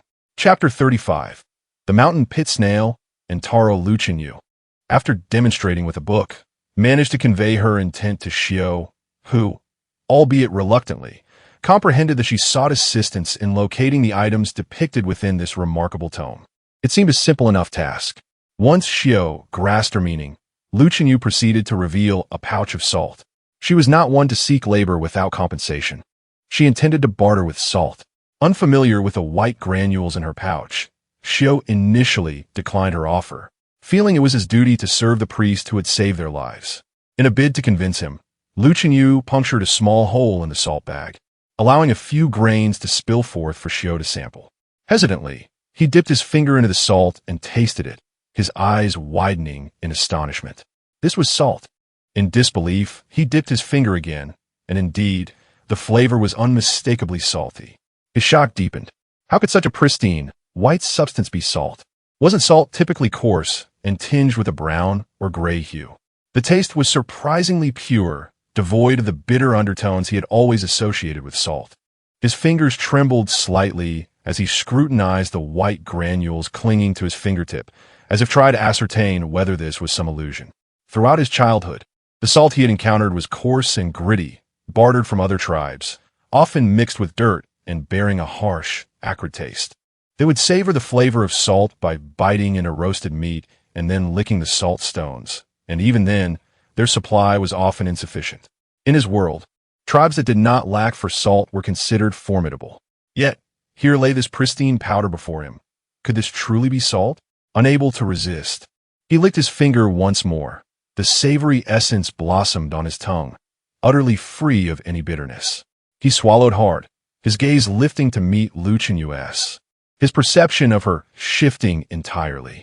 The priest must indeed be extraordinary to possess such exquisite salt. Guligilajai, dear priest, is this salt our reward? Lu Qinyu frequently heard them refer to the priest in this manner, deducing that it must be their term of endearment. Assist me in locating the items illustrated in this book, and I shall exchange salt for your efforts. What say you? Once Xiao learned it was salt, he found himself unable to decline. The value of salt was immeasurable. Conflicts often erupted between tribes over this precious commodity. Tribes incapable of producing their own salt would spend months organizing their warriors to trade for it. Facing perilous journeys where returning with even half of their number was considered fortunate. Consequently, salt became increasingly treasured. The Xia tribe was on the verge of running out of salt. Their chieftain had long proclaimed plans to organize a group for trading. Thus, gazing at the bag of pristine salt, Xiao felt an insatiable longing. If he could procure several bags from the priest, perhaps their tribe would no longer need to risk their lives for this essential resource. His eyes flitted between the salt and the book in Lu Qinyu's hands, his heart racing with fervor. Gulika, dear priest, we will certainly assist you diligently. With a sudden struggle, Xiao managed to rise, kneeling on one knee. He struck his uninjured left hand heavily against his right chest, producing a dull sound. This was the most solemn gesture of an oath in the tribe. Upon witnessing this, Yu and Yun quickly imitated their father's posture, their small faces tense yet unable to conceal their excitement. Seeing this, Lu Qinyu knew the matter was settled. After handing the salt and book to Xiao, Lu inquired about the river's location. Xiao had never been to the Valley of Evil and was unaware of where the river lay. However, Yun was familiar with it and volunteered to lead Lu Qinyu to find the river. Lu rode an electric scooter, and although Yun had only ridden once, he climbed onto the back seat without needing any invitation. Under Yun's guidance, Lu Qinyu soon discovered the river. In truth, the river was not far from her cave. After navigating a challenging path for half an hour, she reached it. If the obstacles were cleared, she estimated it could be accessed in a mere 10 to 20 minutes. Before even reaching the riverbank, Lu Qinyu's spotted a vast, flat meadow adorned with a plethora of wildflowers in full bloom. The river itself was not particularly wide, measuring about 10 meters across. Upon seeing the river, and especially the small grassland it had carved out, Lu Qinyu felt immense satisfaction. Such a level expanse was too precious not to cultivate. She parked the electric scooter by the riverbank and strolled along the edge. The water was crystal clear. Lu Qinyu could even see the stones at the riverbed and the fish swimming about. As she gazed, her attention was drawn to the stones along the shore, which were covered in small, dark creatures. Her eyes sparkled with interest as she crouched down to touch them. With a gentle, prying motion, she extracted a small, dark brown creature, a mountain snail. This snail was the size of her thumb, its shell a deep brown adorned with spiraled ridges. Perhaps due to the pristine water quality, the shell was impeccably clean, free of mud or moss. During her childhood, she often accompanied her teachers from the Welfare Institute to collect and eat these snails, as the institute was always short on funds, and the teachers devised ways to supplement their meager meals. However, these mountain snails thrived only in clean waters, and it had been ages since she had tasted wild mountain snails. Lu Qinyu looked up at the riverbank and noticed that the stones along the shallow area were teeming with these snails, densely packed, causing her to feel both exhilarated and slightly overwhelmed. Sautéed or in a soup, the various culinary possibilities for mountain snails made her mouth water. The snakeskin bag she had brought was already filled with mushrooms, leaving only a small plastic bag, originally meant for takeout containers, to carry anything else.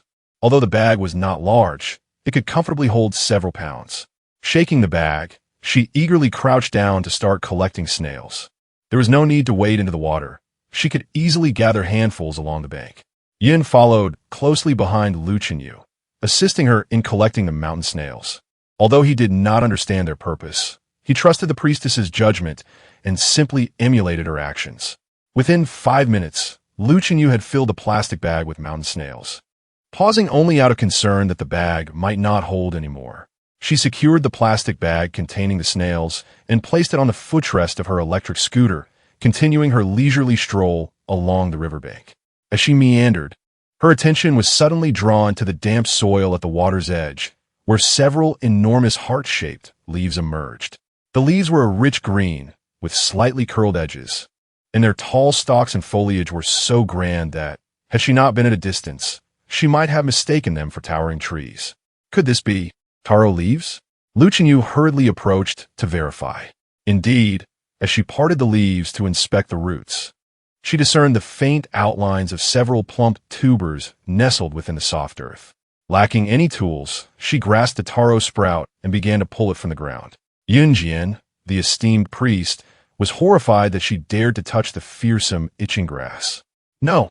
Yun Jian exclaimed, desperate to dissuade Lu Chenyu, but alas, it was too late. Lu Chenyu had already unearthed a massive taro, larger than her own head. Chapter 036. Allergic reaction. Lu Chenyu initially intended to use a fruit knife to sever the leaves. But since the knife had been used to tend to a wound, she felt a sense of revulsion towards the taro, which is meant for consumption. Thus, she opted for a more direct approach, transforming into a fierce young woman and forcefully tearing the taro's thick stem, which was thicker than her arm, from the ground with her bare hands before washing it by the riverbank. Yun watched in despair, but alas, Lu Chenyu could not comprehend his words. Nevertheless, he thought to himself that she was the esteemed priestess, undoubtedly adept enough to withstand a minor toxicity. After washing the taro, the capable priestess noticed an itch developing in her hands, which intensified with each scratch, soon causing her palms to flush an unnatural hue. With a sharp intake of breath, she suddenly recalled that the sap of the taro contained calcium oxalate, needle-like crystals, and saponins, which could provoke skin discomfort. The itchiness, coupled with the redness and a burning sensation, were unmistakable symptoms of an allergic reaction. Regretting her oversight, Lu Chenyu immersed her hands in the cool river water, finding some relief from the relentless itch that pierced her to the core. Yun, witnessing the reddening of Lu Chenyu's hands, was on the verge of tears, panicking at the thought that the priestess might be poisoned. Observing Yun's distressed and pitiful demeanor brought Lu Chenyu a semblance of comfort. Affirming that her assistance to them was not in vain, he genuinely cared for her well-being. The itch caused by the taro sap was akin to the torment inflicted by the juice of yam. It was a maddening kind of itch, as if countless tiny needles were dancing beneath her skin, or as if fire ants were crawling just below the surface. It was indescribably uncomfortable, an itch that seemed to originate from both her flesh and her bones. This situation could not persist. She needed to drive back shortly, and with such an incessant itch, how could she possibly manage? She rummaged through her bag for a lighter, instructing Yun to kindle a fire. Then, she held her hands at a safe distance from the flames, just close enough to feel the warmth beginning to roast her hands. This method was something she had learned during her time at the orphanage and proved far more effective than soaking her hands in alkaline solutions like soap or baking soda. After a few minutes, the itch in Lu Chenyu's hands significantly subsided. Yun, witnessing her rapid recovery, was utterly astonished, and his gaze towards her brimmed with admiration. The priestess was indeed remarkable. Once she felt better, Lu Chenyu found a stick and returned to the spot where she had uprooted the taro to continue digging. Earlier, when she had extracted the large taro, she noticed several smaller ones still in the ground. She unearthed a dozen or so small taros, most of which were larger than her fist. With so many taros and no means to carry them, she placed them in the rear compartment of her electric scooter. However, as they overflowed, she decided to leave some for Yun. To her surprise, he shook his head, refusing them. Realizing that Yun might not have tasted taro before and was unaware of its edibility, she seized the opportunity. The fire she had just kindled had not yet extinguished, so she tossed a few of the smaller taros directly into the flames to roast. After a quarter of an hour, Lu Chenyu retrieved several charred, blackened tubers from the fire. Lu Chenyu gently prodded the black egg with a branch, realizing it could be pierced, confirming it was ripe and ready for consumption. Yun, observing from beside, mimicked Lu Qinyu's actions, poking one of the black eggs. The charred shell crumbled away, revealing the pristine, white taro within. A cloud of steam, imbued with a sweet fragrance, wafted towards them. Yun's nostrils twitched at the delightful aroma. With a smile, Lu Qinyu waited for the taro to cool slightly before breaking open a steaming piece to taste. She offered a small morsel to Yun, who hesitated before accepting it, cautiously bringing it closer to his nose but refraining from placing it in his mouth. After all, it was the fruit of the itchy grass. Surely it was poisonous. Unfazed, Lu Qinyu took a bite herself. The moment the taro touched her tongue, her eyes instinctively narrowed in delight. Despite the charred exterior resembling a lump of coal, the interior was as soft as snow. A gentle pressure from her tongue caused the delicate taro to dissolve, flooding her mouth with a rich sweetness. Not the cloying kind of sugar, but a subtle, perfectly balanced flavor. Unable to resist, she indulged in another bite, feeling utterly satisfied. Yun, captivated by Lu Qinyu's rapture, could not help but tentatively lick the taro in his hand. The next moment, his eyes widened in astonishment. Soft and sweet. Nevertheless, he cautiously tasted a small piece, savoring the texture, but still hesitant to consume more, fearing it might be toxic. However, seeing Lu Qinyu exhibit no ill effects and recalling his own lack of discomfort, he finally succumbed to temptation. If the esteemed priest had no adverse reactions, perhaps it was indeed safe to eat? With a determined bite, he sank his teeth into the taro. The scalding sweetness erupted within his mouth, causing him to hiss in surprise. Yet he could not bring himself to spit it out, instead gasping for air with wide-open lips. The velvety texture of the taro fascinated him. He hardly needed to chew, as the soft, glutinous flesh transformed into a sweet, creamy paste that slid down his throat, warming him from within, as though his stomach were being tenderly caressed. Unable to resist, he took another large bite, this time remembering to blow on it first before placing it in his mouth, chewing slowly. The more he ate, the more delectable it became, the initial apprehensions long forgotten. His cheeks puffed and eyes sparkling. Who knew the fruit of the itchy grass could be so delightful? Although he had just consumed a substantial bowl of noodles and was not particularly hungry, one taro was sufficient to fill him up. Lu Qinyu had roasted more than one taro, and after satisfying their appetites, 3 remained. Noticing Lu Qinyu's disinterest in keeping the rest, Yun wrapped one in a large leaf, expressing his intent to take it back for his father and sister. The taste of the taro was exquisite. Lu Qinyu looked up and saw that the riverbank was abundant with wild taro, the size of which suggested this place was a veritable natural granary. As time drew near, she prepared to carry Yun home, pausing to gather a generous handful of wild scallions before their departure. Discovery of energy item, wild onion, energy value 6. 7. Discovery of energy item, wild taro, energy value 5. 2. Discovery of energy item, wild mushroom, energy value 369. 5. Discovery of energy item, mountain snail, energy value 26. 2. Lu Qinyu has discerned the patterns of the time-space portal. Anything that can be consumed, whether edible or herbal, possesses an energy value, and the higher the energy value, the more exquisite the flavor. Following this principle, it stands to reason that the energy value of herbs should be similar. The greater the energy value, the more potent the medicinal effect. Initially, Lu Qinyu intended to reserve the remaining mushrooms for her personal use, but upon realizing the abundance of mushrooms today, which represented a substantial sum, she decided to sell them to Boss Zhu instead. Selling to Boss Zhu meant no packaging was required, as the mushrooms would be weighed directly, priced at $280 per pound. Upon hearing of the fresh, wild mushrooms available, Boss Zhu eagerly agreed to purchase nearly 200 pounds. The purchasing manager, a familiar face, arrived to collect the goods. After weighing, aside from the small amount Lu Qinyu set aside, there was a total of 179 pounds. The purchasing manager promptly transferred 120 yuan to Lu Qinyu. As the individual prepared to leave, Lu Qinyu decided to gift half of the mountain snail she had received from her relatives for Boss Zhu to sample. These mountain snails are purely wild. Let Boss Zhu have a taste. If he finds them to his liking, I can supply him regularly. though Lu Qinyu had yet to sample the mountain snails herself. She held confidence in their quality. Unlike mushrooms, which are heavily reliant on seasonal variations, the riverbanks were teeming with them. If someone could ensure a steady purchase, it would undoubtedly yield a significant profit. Chapter 037. One after another, when Lu Qinyu ascended to the first floor of the villa, everyone was busily engaged. The mushroom meat sauce noodles were immensely popular. Upon her arrival, Zhang Jia immediately exclaimed, "Boss, could you swiftly procure a printer? My hand is weary from all this writing."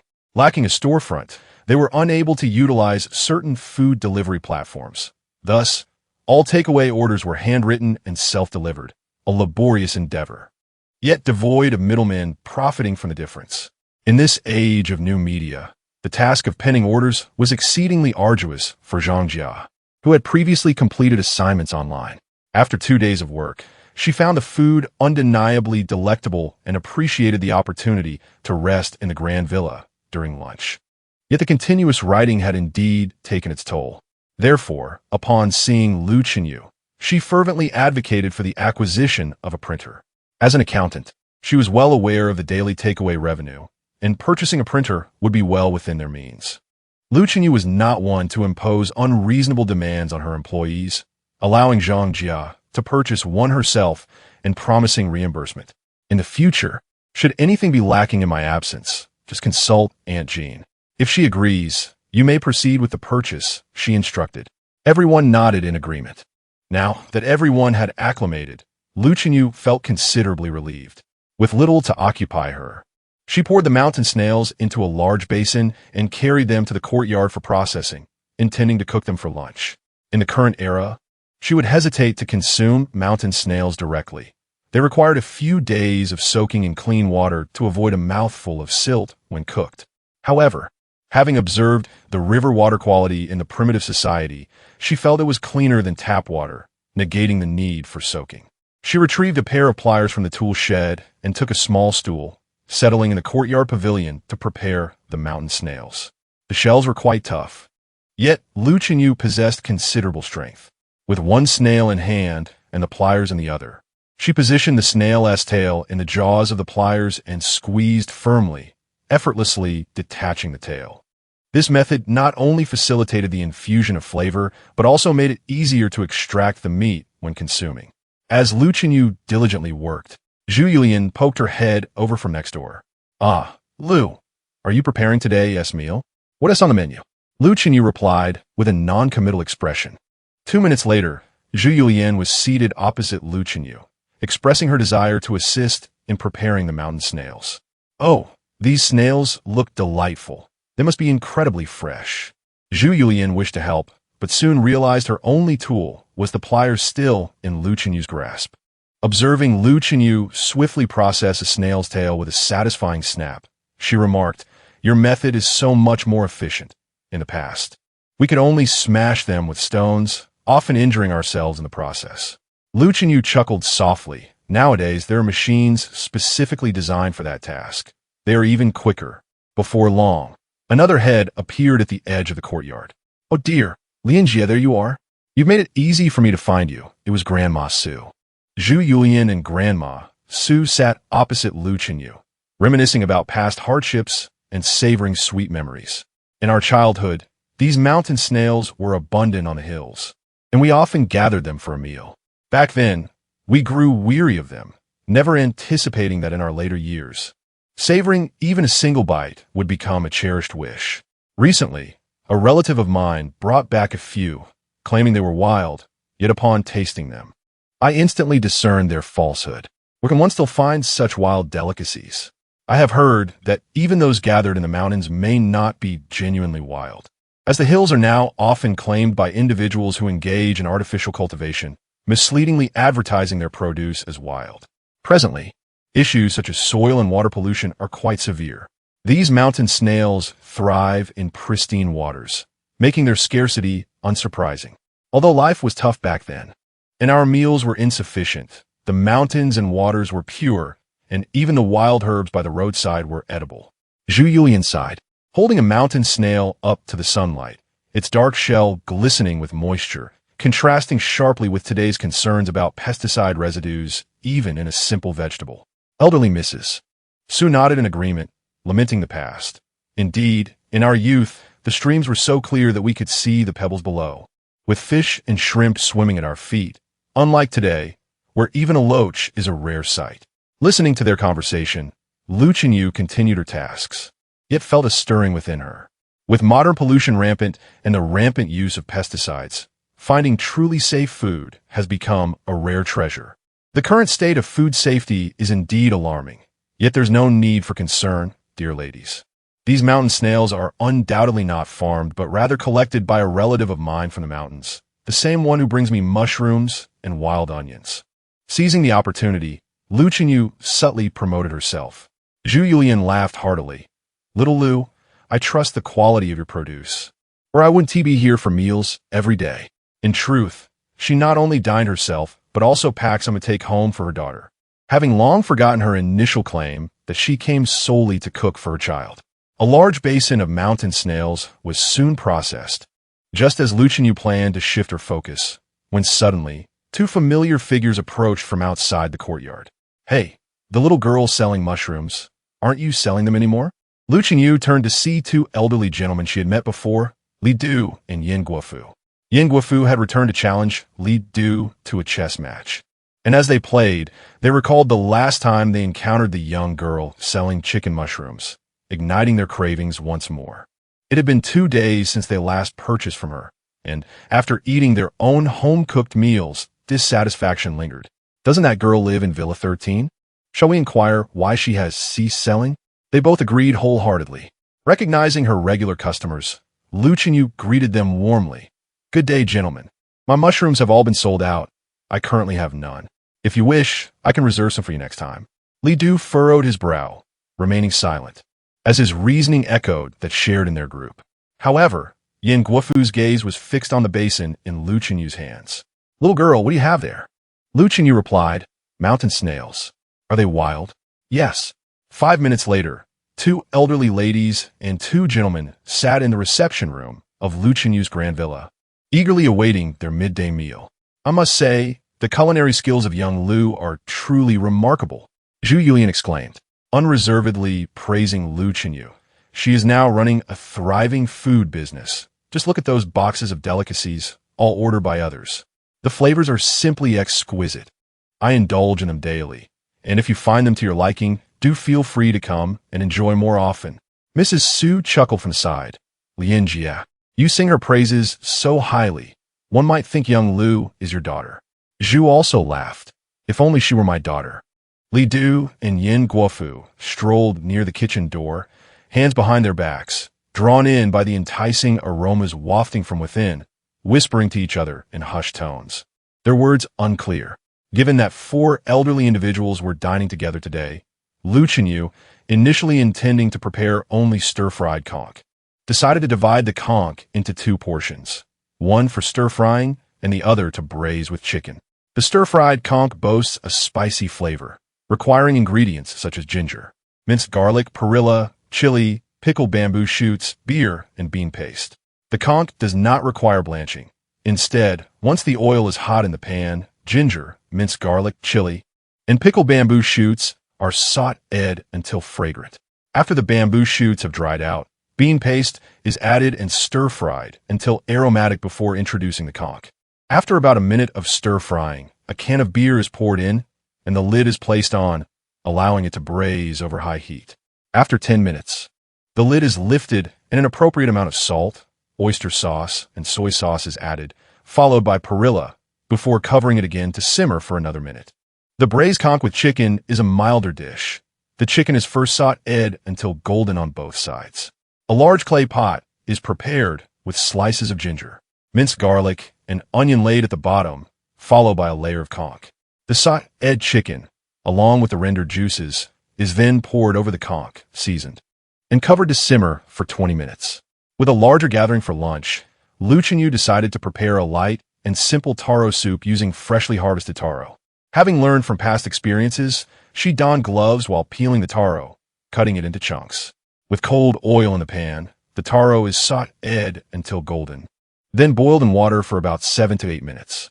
Just before serving, a handful of chopped green onions is added, completing the simple taro soup.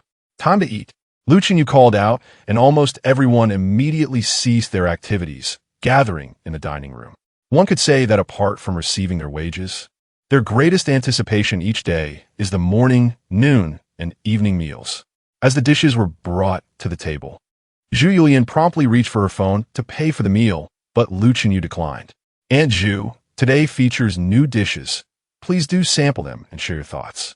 If I don't invite you to taste them, how can I sell them to you later? Chapter 38. Sought Ed Mountain Snails indeed. Lu Qingyu had this intention in mind. With an ample supply of taro and mountain snails, the new products needed to establish their reputation.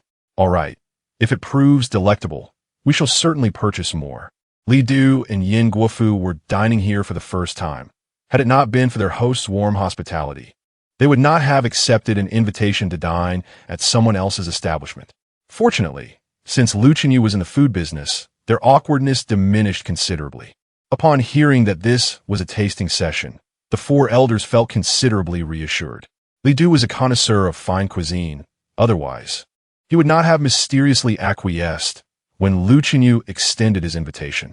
The basin contained large, glossy mountain snails that appeared utterly irresistible. He had a penchant for spicy food, yet his family, concerned for his age, discouraged him from indulging, citing its adverse effects on his digestion. Here, however, no one was there to impose restrictions, prompting him to eagerly reach for the sought Ed Mountain snail with his first chopstick. The shells glistened with vibrant red chili oil, and upon tasting, the robust, aromatic, and spicy flavors exploded on his palate. Li Du squinted his eyes in delight, drawing the succulent snail meat into his mouth with a gentle suck. It was tender, crisp, and possessed a unique sweetness intertwined with the heat of the chili, complemented by the pungency of minced garlic and perilla leaves, which unfurled in delightful layers within his mouth. Unable to resist, he grabbed another, this time dipping it into the sauce at the bottom of the plate. The snail meat, enveloped in the rich sauce, revealed a savory saltiness tinged with a hint of spice, awakening his appetite completely. He became increasingly captivated, and before he realized it, a small mound of empty shells had accumulated before him.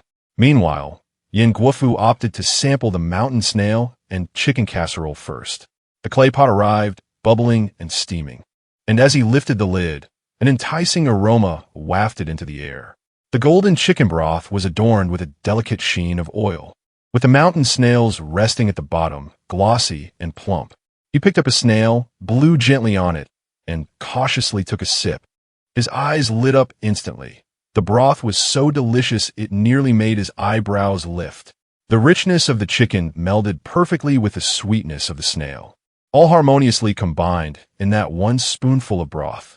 Using a toothpick, he deftly extracted the snail meat, which slipped out with a delightful pop, tender and resilient, soaked in the exquisite chicken broth while retaining the snail's inherent sweetness. As he chewed, it offered a refreshing sensation reminiscent of a mountain stream. This flavor is extraordinary, Yin Guofu exclaimed with delight. Li Du scoffed from his side. Humph, you can't even suck a snail properly. Using a toothpick? How embarrassing. Yin Guofu shot him an indignant glare. Old Li, what do you know? The snail meat is tender. Only a toothpick can extract it whole. Nonsense, Li Du retorted, slamming down his chopsticks. Allow me to show you what true skill looks like. He picked up a snail, gently sucking at the opening, and with a slurp, the entire meat slid into his mouth. He then waved the empty shell before Yin Guofu's eyes. Did you see that? Spotless, not a morsel left. Childish. You. The others remained silent, merely continuing to eat. Seeing the others busy with their chopsticks, Li Du and Yin Guofu momentarily set aside their bickering and resumed their meal. After finishing the mountain snails, everyone shared a bowl of taro soup. The milky broth was as thick as melted cream, adorned with a lustrous sheen of oil on its surface, and dotted with a few sprigs of vibrant green scallions, which alone ignited a ravenous appetite. With a single taste, the taro had been stewed to an exquisite tenderness, easily disintegrating at the slightest touch of chopsticks. Its texture was dense and delicate, imbued with a unique sweetness, while the broth was refreshingly savory, infused with the sweet fragrance of taro and the piquant aroma of scallions. A sip of this elixir sent warmth cascading from the throat to the stomach, enveloping the entire being in comfort. By the end of the meal, the diners felt both satisfied and yearning for more, particularly Li Du, who was quite pleased with the feast. Xiao Lu, do you still have those mountain snails? Bring me 10 pounds. Even with a full belly, Li Du was already contemplating the next meal. Yin Guofu interjected with a scoff, I want 20 pounds. And also 20 pounds of that taro. Elderly Su chimed in, I too would like 20 pounds of each. Li Du was taken aback, realizing that his request for 10 pounds seemed rather stingy in comparison. After a moment's reflection, considering his large family and the longevity of both the mountain snails and taro, he amended his order. 10 pounds won't last 2 days. Make it 30 pounds of each. Lu Qinyu replied, I haven't even mentioned the price yet. Yin Guofu chuckled. Boss Xiao Lu, those of us residing here lack nothing but money. Rest assured. Lu Qinyu mused, acknowledging that she might indeed be the least affluent among the residents of this community. All right, I shall deliver your order tomorrow. That evening, upon returning from their stall, the Huang couple brought troubling news. Street vending was no longer allowed at the intersection. Following yesterday's report, the matter had been brought to light, and since the intersection was not designated for such activities, the practice was naturally prohibited. Additionally, the elderly woman from yesterday, distraught over her stall being confiscated, had caused a scene at the Market Supervision Bureau this morning, demanding the return of her stall. Consequently, the Bureau could no longer turn a blind eye. Ultimately, they decided to implement a blanket ban on all street vending, and during the evening's setup, city management arrived to disperse vendors, declaring that such activities would no longer be permitted. Lu Qinyu was left in shock. Although the bulk of her earnings now stemmed from selling ingredients and takeout, street vending had still brought in a considerable monthly income.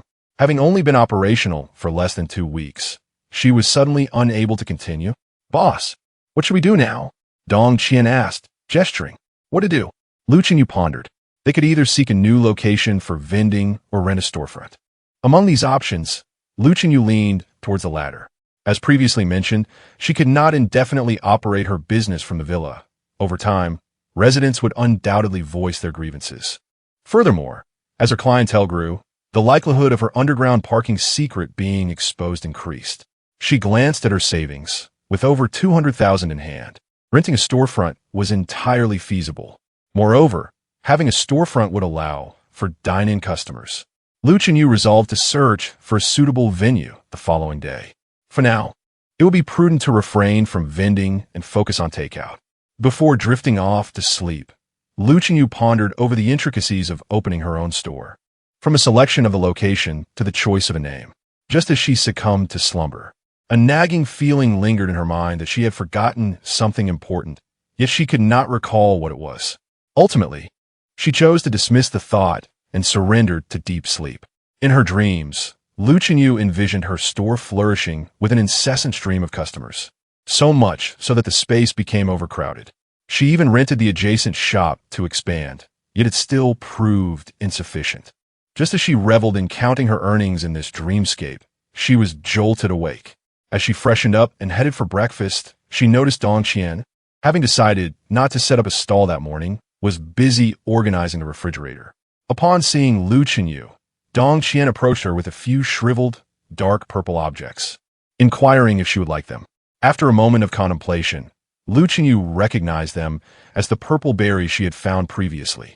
Unsure of their edibility, she had stored them away in the refrigerator, and now, after such a time, those once plump fruits had become desiccated. Although she suspected they were likely safe to eat, given their nature as consumables, Lu Qinyu had no intention of sampling them. Chapter 39. Gathering snails after enjoying breakfast. Lu Qinyu ventured forth with a newly acquired stack of snake skin bags and tools, such as a shovel and hoe. As anticipated, she discovered that the Yun family was still residing at the cave entrance.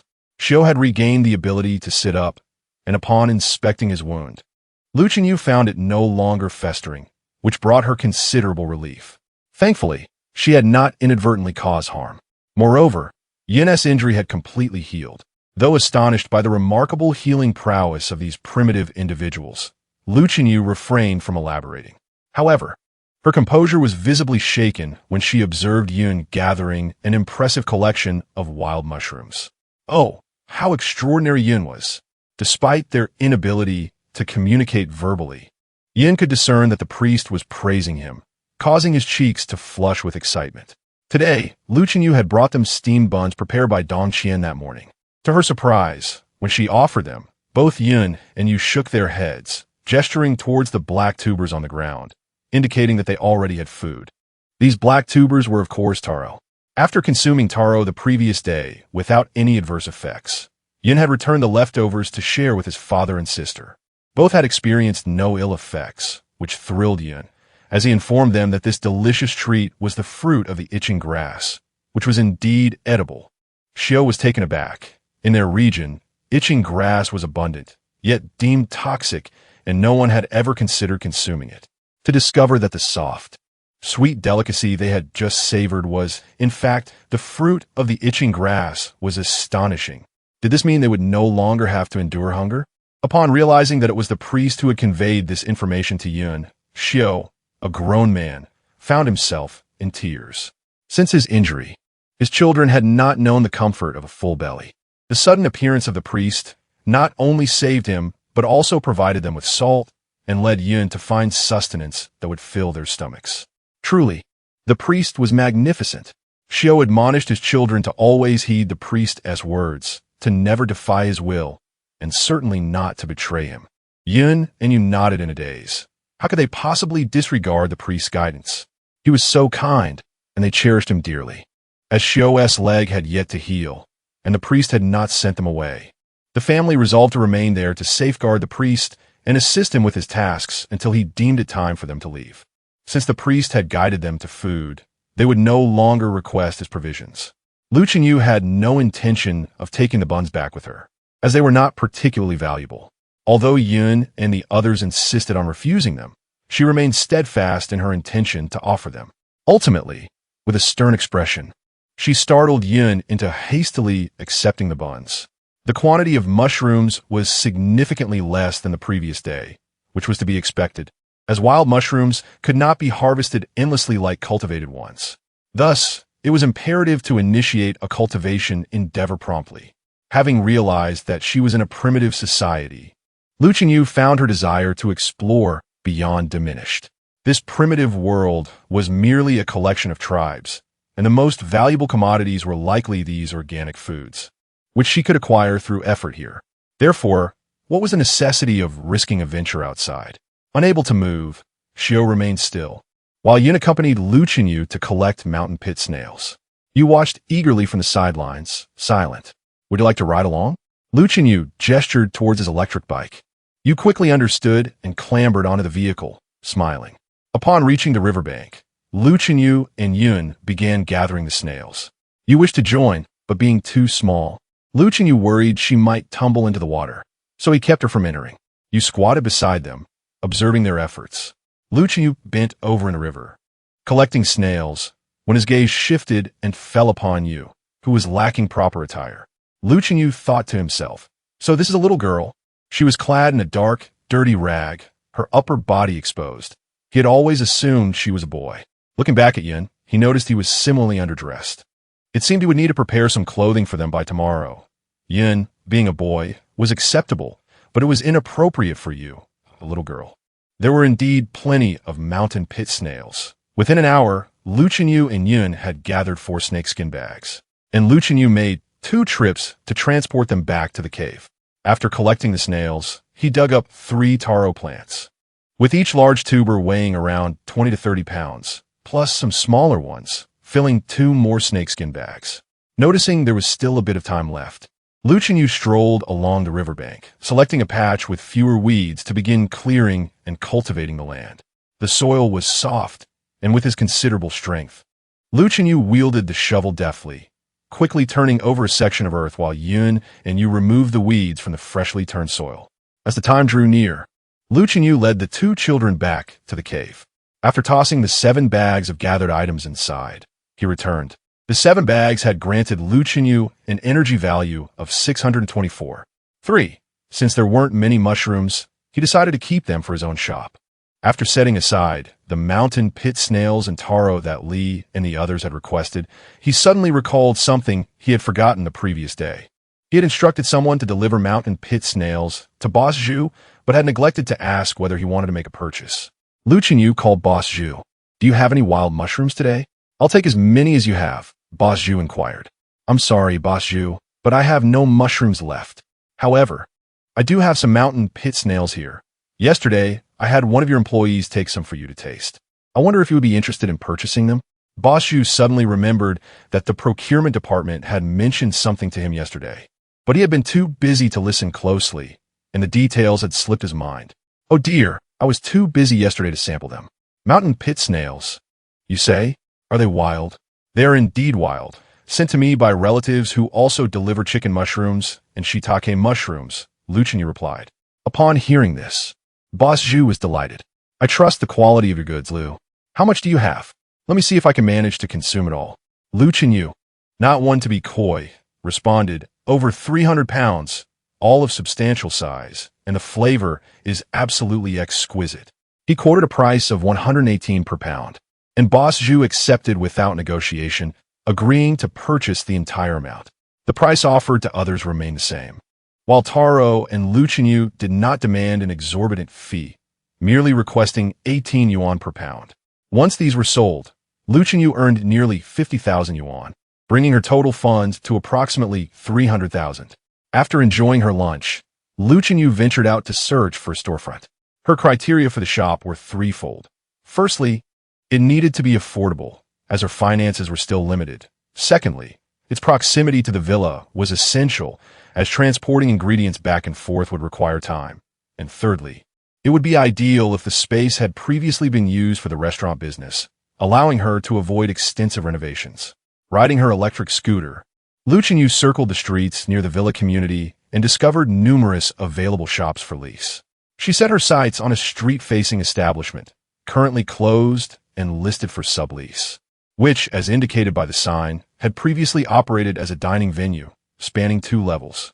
Chapter 040. Conflict at the community entrance. This location is less than a 10-minute ride by electric scooter from the villa, and, just ahead, lies the intersection where street vendors used to set up shop. Lu Qinyu was quite satisfied with both the position and distance. She dialed the number displayed at the entrance. Upon learning of her intention to rent a shop, a male voice on the other end assured her he would arrive shortly. After waiting for a little over 10 minutes, a middle-aged man rode up on an electric scooter and stopped before Lu Qinyu. The man opened the shop door and showed her the interior decor. "This shop used to serve beef noodles," he explained, "and the decor is still quite new. If you're interested in taking it over, I can also offer the tables and chairs at a reasonable price." Lu Qinyu inspected the premises. The first floor featured a dining area that could accommodate over 10 patrons, while the back housed an open kitchen, spacious enough for around 10 staff members to operate simultaneously. The upper floor was entirely devoted to seating, boasting over 80 seats. The furniture appeared to be in excellent condition, and the decor was not overly outdated. If she were to lease the space, a simple change of signage would render it nearly ready for immediate use. Inquiring about the rent, Lu Qinyu learned that the owner was also a tenant, unable to sustain the business, and therefore seeking to sublease. The original rental price was 28,000 per month, with 9 months remaining on the lease and a transfer fee of 420,000.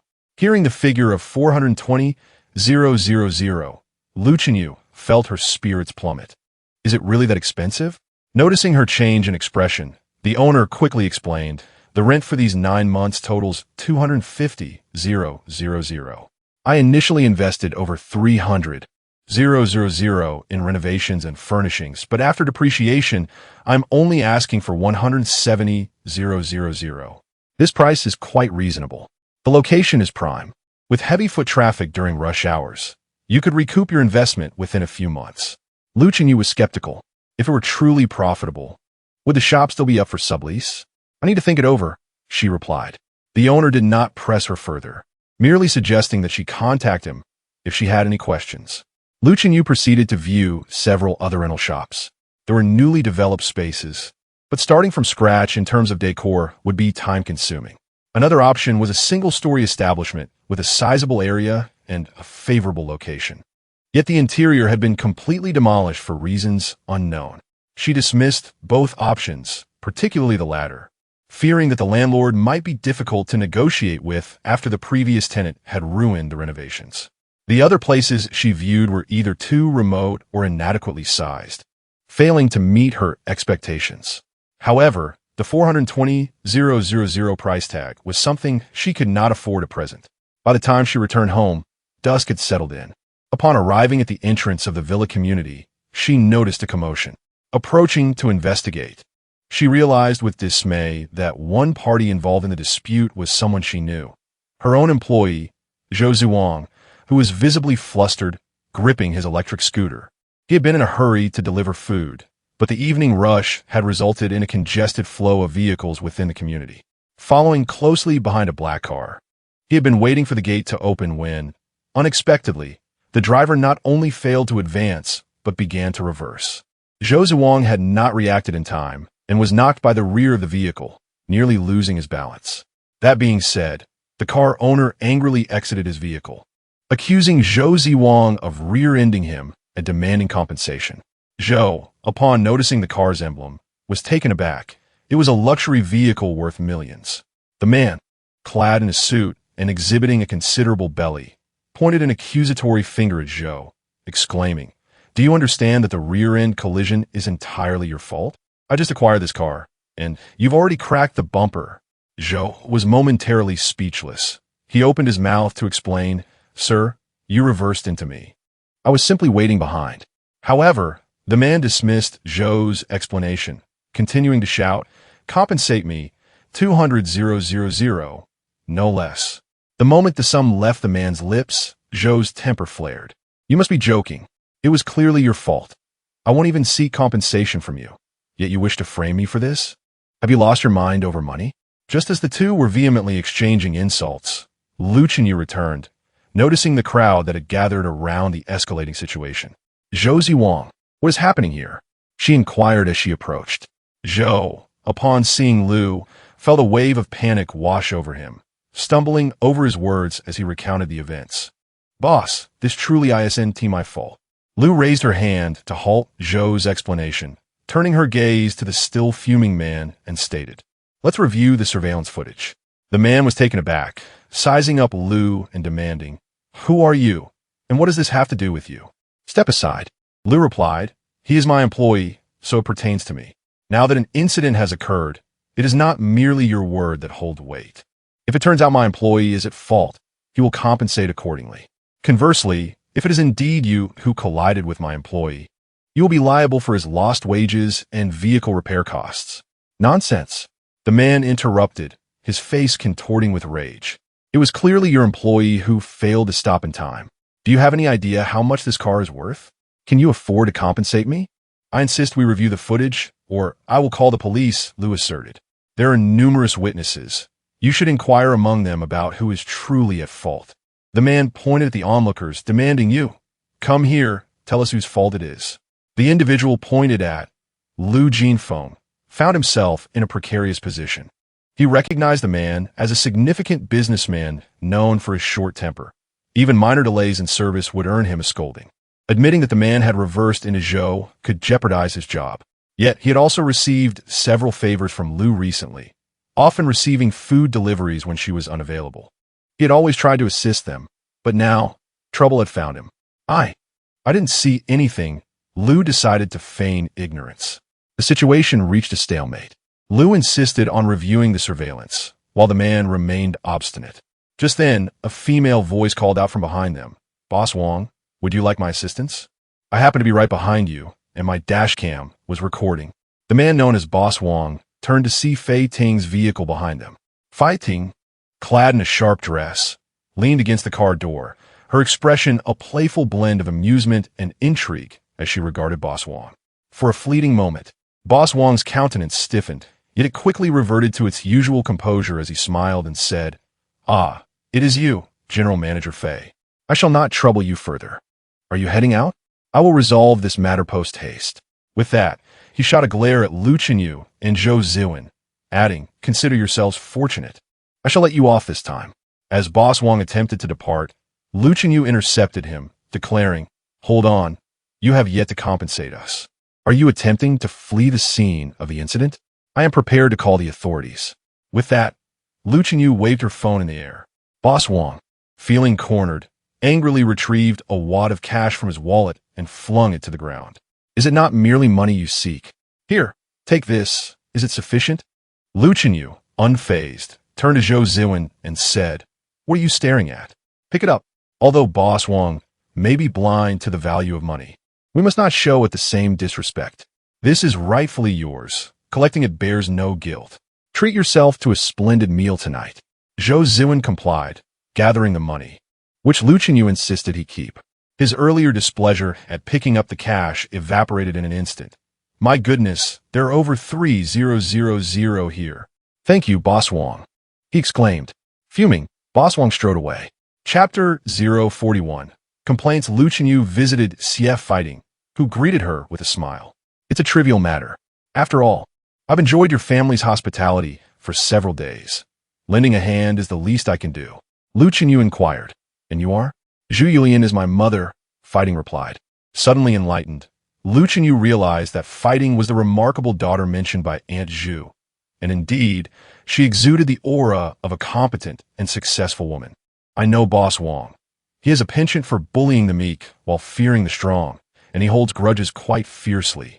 Please exercise caution when you encounter him in the future." Lu Chenyu expressed her sincere gratitude. "Thank you, Sister Fei. We will heed your advice." Fighting had matters to attend to and departed promptly. Zhou Ziwang, with his head bowed, found it difficult to meet Lu Chenyu's gaze. "Little Lu, it was indeed that man who reversed into this young fellow. It was not his fault." Lu Jinfeng finally spoke up once everyone had left. "I refrained from saying anything earlier for fear of being reported and losing my job. I hope you don't mind, little Lu." Lu Chenyu reassured him, "Uncle Lu, there is no need for such formalities. I understand. Those of humble means often harbor greater anxieties as they lack the resources to take risks."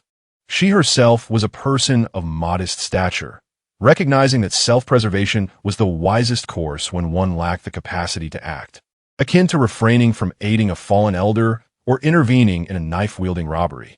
Yet, a few meals had already afforded Lu Jinfeng significant convenience during his regular comings and goings.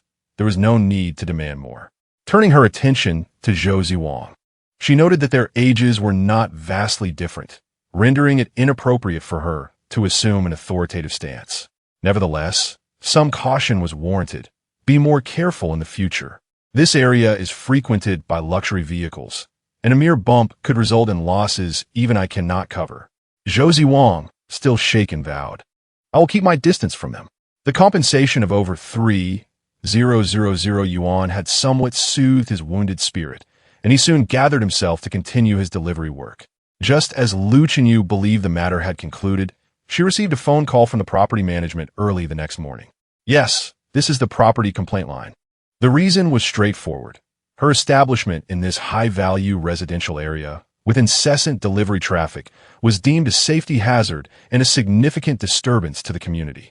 Moreover, it was alleged that she was infringing upon the residents' peace. It was easy to deduce the source of the complaint. Boss Wang, specifically his wife, who had taken to expressing her grievances in the community group with veiled remarks. "I cannot remain silent any longer. I must ask, is this villa community still a villa community? Surely it is not a commodity housing project that could be acquired for a mere few tens of thousands. Why then is a restaurant operating within our villas? The delivery vehicles come and go at alarming speeds. I no longer dare to stroll with my children in the neighborhood. The aromas wafting from morning until night envelop the entire community as if it belongs to them. If this continues, I shall feel compelled to report it to the authorities." Lu Chenyu understood that operating a business within the confines of a villa was not a sustainable venture. However, she had not anticipated such swift complaints. Having never engaged in any illicit activities, Lu Chenyu found herself bewildered, at a loss for what to do next. Her establishment lacks a business license and fire safety measures. If a report is made, it is undoubtedly at risk of being shut down and possibly fined.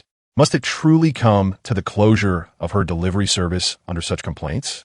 Lately, misfortune seems to plague her. First, she could not set up a stall, and now a complaint might render her unable to continue her delivery business. It appears that opening a storefront may be her only option. Lu Chenyu recalled visiting a shop earlier today. Although it was somewhat pricey, with a few days of preparations, it could be operational. As for the grievances expressed in the group chat, Lu Chenyu had no intention of engaging, believing that silence would suffice. However, her silence did not preclude others from speaking up, particularly Zhu Yulian, who frequently dined on Lu Chenyu's dishes. You took a turn at Villa 13 and exited through the east gate. I recall that Villa 38 is quite nestled in. The entrance is at the west gate. It's rather far apart. I fail to see how it concerns you. I seem to remember someone at the east gate today backing into a parked electric bike, seemingly attempting to stage an accident for compensation. By the way, wasn't that person your man? The victim of the staged accident appeared to be a delivery driver. Zhu Yulian's combative spirit was formidable, immediately framing Mrs. Wang's actions as deliberate retaliation. Clearly, Fei Ting must have relayed this to Zhu Yulian. Mrs. Wang, of course, was quick to refute. Soon, elderly Su joined the fray, and the arguments among Mrs. Wang and the two escalated in the chat until Li Du interjected with a remark. "Oh, the delivery place? I've eaten there. It's quite delicious." Remarkably, after Li Du spoke, Mrs. Wang fell silent, while Zhu Yulian and elderly Su harmonized with Li Du's sentiments. Onlookers also echoed Li Du's praise, coming to Lu Chenyu's defense. As Lu Chenyu perused the chat logs, a bitter taste settled within her. Ultimately, it was her own weakness that allowed others to speak ill of her without resistance. She felt cowardly, caught between concerns. Earlier, she had spoken of Uncle Lu. Yet here she was no different. Observing the individuals in the group, each boasting fortunes in the millions, they possessed the audacity to retaliate when displeased. Moreover, Li Du's status was evidently significant. His endorsement silenced any dissent against her. A surge of competitiveness ignited within Lu Chenyu. Was it merely about money? She too could earn. After all, she had made 300,000 in less than a month and would surely not fall short of anyone in the group. Was it not simply a matter of opening a shop? Was it not merely 420,000? She refused to believe she could not recoup that amount. Besides, with someone defending her in the group, it hardly seemed proper for her to remain hidden. Contemplating the prospect of opening a store, she felt that further restraint would be to her detriment. Thus, Lu Chenyu promptly typed in the group chat, "Mrs. Wang, are you there? Perfect timing. Today, your husband bumped into one of my employees and only provided a bit for medical expenses. The meals we discarded and the damaged rearview mirror remain uncompensated, leaving a balance of 250 yuan. Would you mind transferring that amount to me?" Mrs. Wang replied, "Nonsense. My husband has already covered it." Lu Chenyu, "Indeed, I provided the sum of 3,000 yuan, initially thinking that as neighbors, enduring a little loss was acceptable. However, this subsequent maneuver has become rather unbecoming. My employees frequently enter and exit the villa, yet I had previously inquired with the property management, which confirmed that deliveries are permitted within the community. Furthermore, we conclude our workday by 7 o'clock, ensuring that we do not disturb the residents during their evening meals. Besides, if I were to prepare some food at home and share with a neighbor, what harm would that cause? I am not soliciting customers from outside. Is that also prohibited?" Upon realizing she could not refute my points, Mrs. Wang bluntly declared, "Regardless of your reasoning, the fact remains that you are operating a business within this community. Prepare for visits from the police and fire department." Chapter 042. Resolution after making her harsh remarks. Madame Wang fell silent. Lu Chenyu offered her apologies in the group chat. "I sincerely apologize, everyone. My new store is currently under renovation, and I have yet to relocate. It was indeed my employee who was delivering goods on an electric bike. However, I inquired with the property management beforehand, and they confirmed that deliveries are permitted in the community, which is why I allowed my staff to enter. I would prefer to halt operations, but my long-standing clients are pressing for their orders, particularly those residing in our villa community. As business people, we cannot afford to neglect any customer. If this is causing inconvenience, I shall pause for a few days until the renovations are complete." Upon hearing this, some individuals expressed their discontent. The first to respond was Boss Zhu. "What? Little Lu, Are you closing down? What about the 500 pounds of mountain snails I just ordered? Boss Zhu runs a high-end restaurant, and nearly all the residents in the community are his patrons.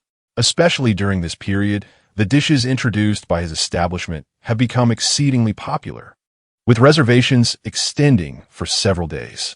As soon as Boss Zhu spoke, a customer inquired, "Old Zhu, was that snail I had last night sourced from this young lady? Little Lou? Surely it wasn't the wild mushrooms from last time?" Soon, someone recalled, didn't she sell chicken mushrooms? What chicken mushrooms? Old Zhu, how come I've never had those? You're not being fair, keeping delicious things to yourself. The conversation quickly veered off topic as the group debated, ultimately concluding that the ingredients sourced from Luchenyu were exceptionally fresh and flavorful. At that moment, an old customer of Boss Zhu interjected, "Come on, everyone. We're neighbors after all. Why make a fuss over such trifles? Wang boss, don't bully the young lady. She's merely trying to sell some food. Indeed, if we drive her away, where shall we find such delightful offerings?" Returning from social engagement, Wang boss opened his phone to find the group messages and felt as if the sky were collapsing. These were his business partners, and such a commotion could tarnish his reputation. He never anticipated that a young girl would have such connections, and even old Li was advocating for her. Wang boss was merely a nouveau riche, while the Li family had deep roots, certainly not someone he could afford to offend. Indeed, none of the residents of this villa community were to be trifled with, and Wang boss regretted having sent his wife to complain about Luchenyu. His research had indicated that Luchenyu was merely a recent graduate from a welfare institution. Unable to comprehend the situation, he hastily apologized in the group chat, shifting the blame onto his wife, claiming her ignorance and asking for everyone's understanding. The scapegoated Mrs. Wang was left furious yet silent. Once the matter was resolved, Luchenyu privately thanked Boss Zhu. It was indeed Boss Zhu whom she had enlisted for assistance. Among her acquaintances, he had the most significant vested interest in her success, and naturally, he was more than willing to lend a hand. Though the matter has been resolved, Luchenyu's desire to open a shop has only intensified. She possesses quality goods, yet currently, her sole client is Boss Zhu. As her clientele grows, envy from others is inevitable, and it is certain that some will resort to underhanded tactics. Operating without a license poses significant risks, while it is still manageable to rectify minor issues. Larger problems will be much harder to address. The following day, Luchenyu brought the clothing she had purchased for Yun's family during her search for a storefront. Upon seeing her, Yun and Yu rushed to greet her. Luchenyu presented the garments, and Xiao, witnessing the clothing, was taken aback, hopping over on one foot and shaking his hands in refusal. These were fine garments.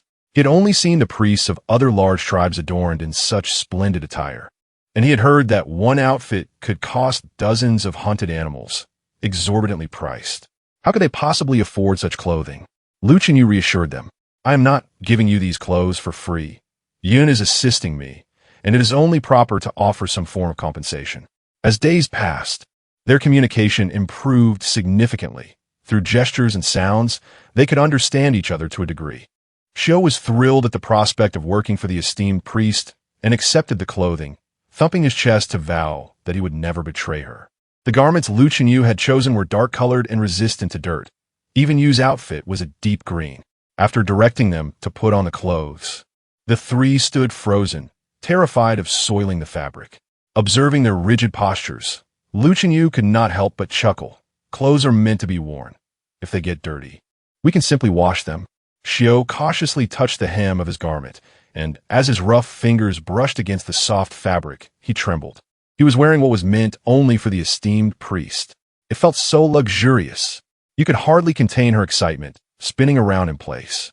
The green skirt adorned with tiny yellow flowers fluttered as she twirled, resembling petals dancing in the wind. "I have flowers and grass upon me," she exclaimed, oblivious to the true value of her attire, only aware that she now possessed something beautiful. When Luchenyu prepared to work, Yun and Yu promptly removed their new clothes, reverting to their original animal skin skirts. "We must work. How can we do so in new clothes? What if they get dirty?" They insisted, unwavering despite Luchenyu's attempts to persuade them. Eventually, she decided to let it be. Xiao remained unable to move, so only Yun and Yu accompanied Lu Chenyu. Upon arrival, Lu Chenyu discovered 6 bags of freshly gathered mountain snails by the riverside, clearly the result of Yun's diligent efforts. Yun watched Lu Chenyu with bated breath, and upon receiving her praise, a radiant smile blossomed on her face. Her father was indeed correct. The priest required these snails, and it was wise to gather them in advance for easy access when the priest arrived. With the snails collected, Lu Chenyu found herself with ample time. After tilling a patch of land, she gathered a substantial amount of goji branches. This initial plot would be dedicated to cultivating goji berries. There are 3 methods for cultivating goji berries: seeds, cuttings, and division. Lu Chenyu has opted for the cutting method, which is the simplest and most efficient. Selecting robust and healthy branches from a thriving goji plant is unnecessary, as all branches here are notably vigorous. The tender upper portion of the chosen branches should be trimmed to prevent moisture loss, while the lower part is cut at an angle, leaving just a couple of nodes intact. Although the prepared cuttings typically require a rooting process, Lu Chenyu, pressed for time, decides to proceed with direct planting. The soil along the riverbank is rich with humus, and Lu Chenyu inserts the cuttings into the earth, exposing only a bud before compacting the soil. Yun and Yu, observing intently nearby, find the task quite simple and decide to lend a hand. Chapter 43. Propagating goji berries after completing the cuttings of the goji berry branches. The next step is to thoroughly water the soil.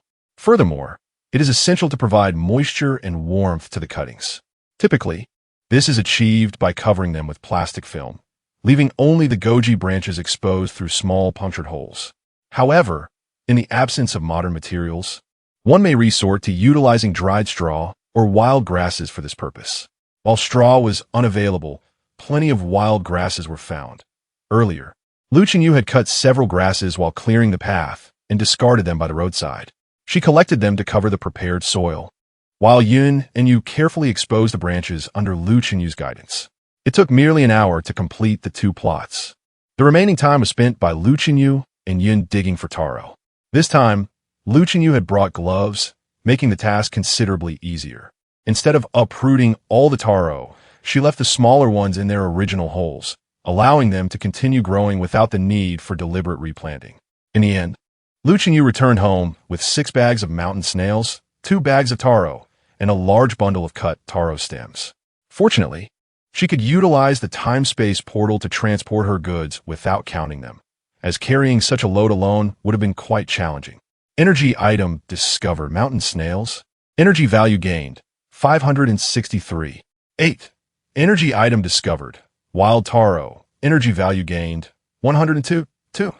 Energy item discovered: taro seedlings. Energy value gained 34. 1. The total weight of the mountain snails was 580 caddies, with 500 caddies designated for Boss Zhu. The remainder was sold to clients residing in the villa. She collected a cash sum of 68,440 yuan, still falling short of the amount needed to rent the shop. Additionally, simple renovations and the acquisition of a business license would incur further expenses. Consequently, Lu Chenyu shamelessly approached Boss Zhu for a loan, promising to repay him with the proceeds from the mountain snails. Boss Zhu consented to lend her the money, but stipulated a condition. He wished for Lu Chenyu to sell the mountain snails exclusively to him. Boss Lu, I am aware that you have certain channels through which you can procure these fine goods. My request is modest. I am not concerned with other mountain products, but the mountain snails are critical.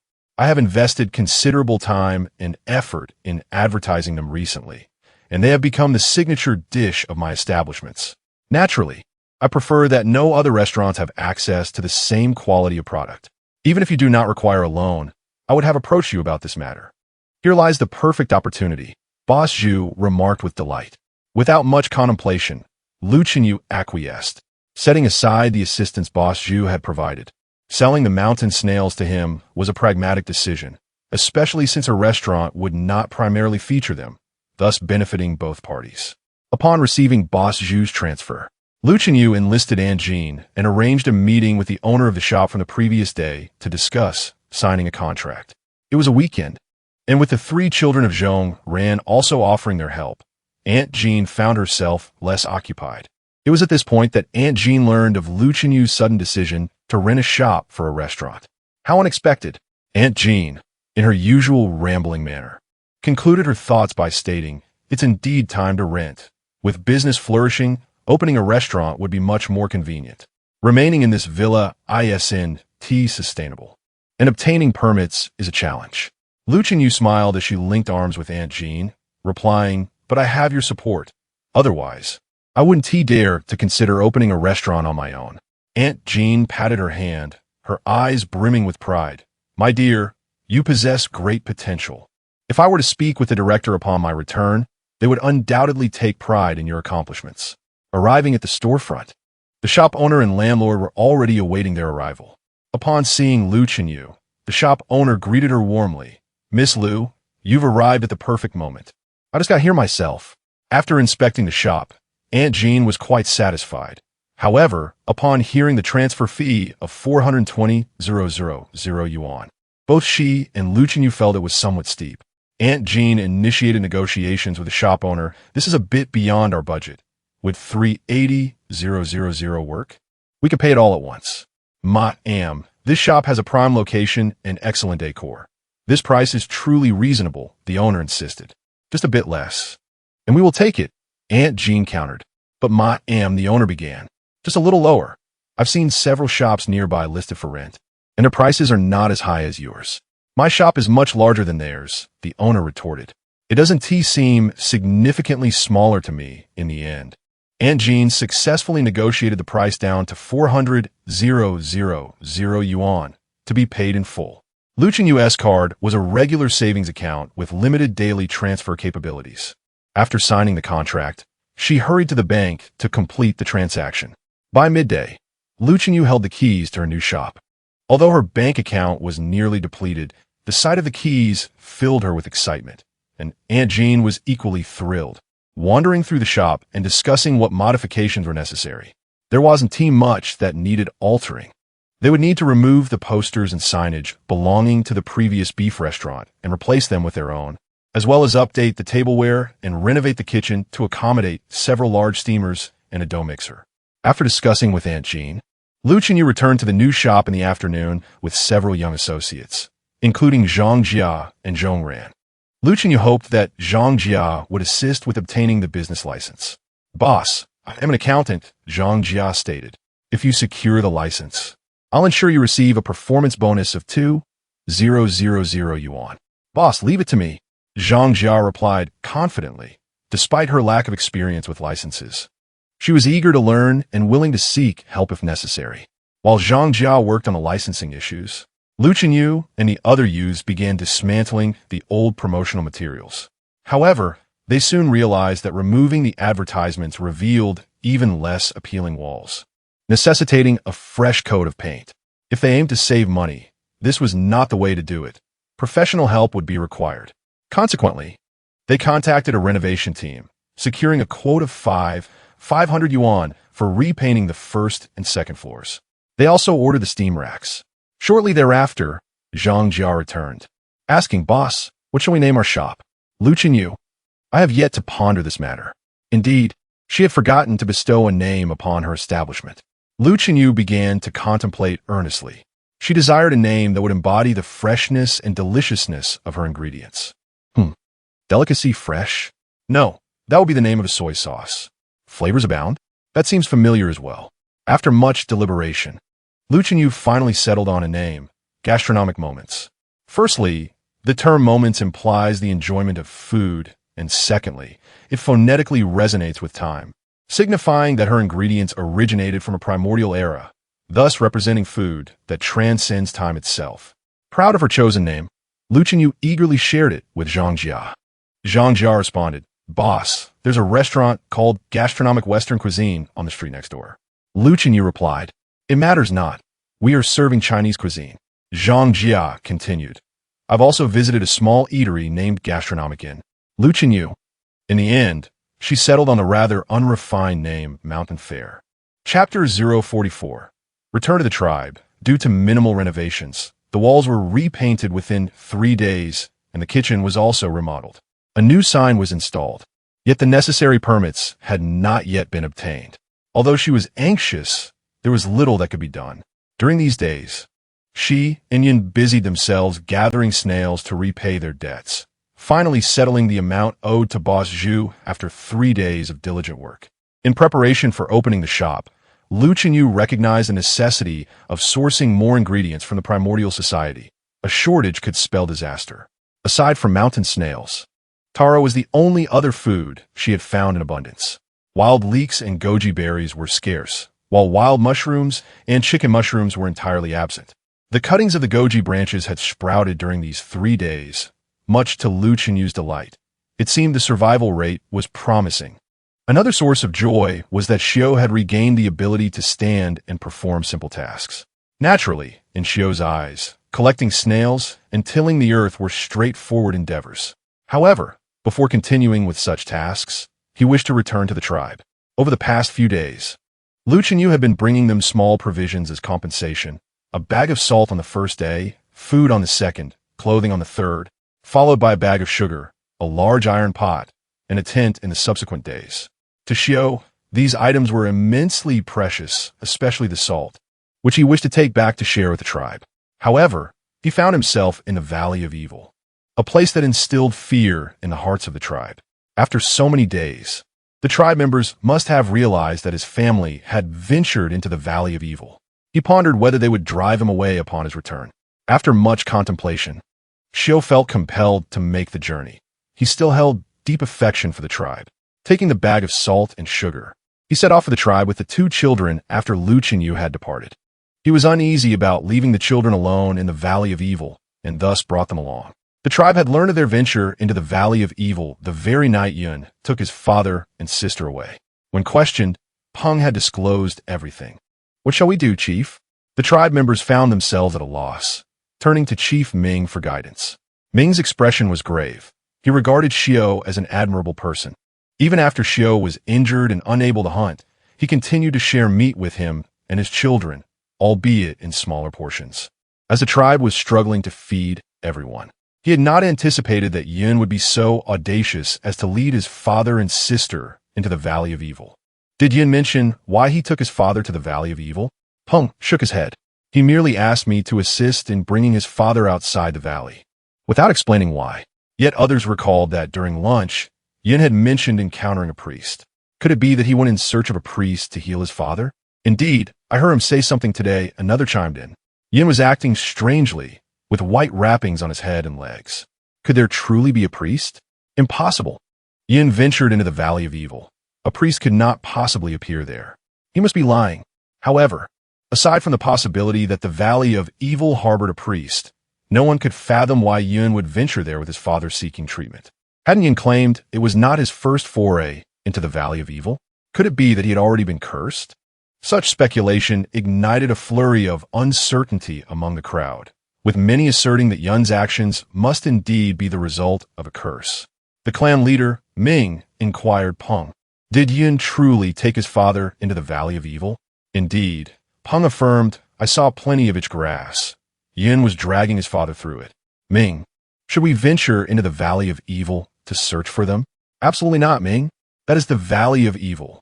If they had disappeared elsewhere, we would certainly search. But this is the Valley of Evil. Given that Xiao has sustained such grievous injuries, it is unlikely he will survive for long. If he is lost, then he is lost. This was a choice made by Yun for his father, and we are powerless to intervene. Under such circumstances, Ming could not demand that anyone seek out the missing individuals in the Valley of Evil. With a heavy sigh, he resigned. Let it be. No more searching. This is Xiao's fate. Little did they know that days later, they would encounter the living Xiao once more. Xiao had not yet returned to the tribe when he stumbled upon some villagers who had ventured out to gather. Upon seeing Xiao, they were momentarily taken aback, yet dared not approach him. Those who entered the Valley of Evil were said to be cursed. Those who drew near would also incur misfortune. They refrained from escorting Xiao back to the tribe, and instead summoned the clan leader. "Xiao, have you recovered from your injuries? Xiao, did you truly venture into the Valley of Evil?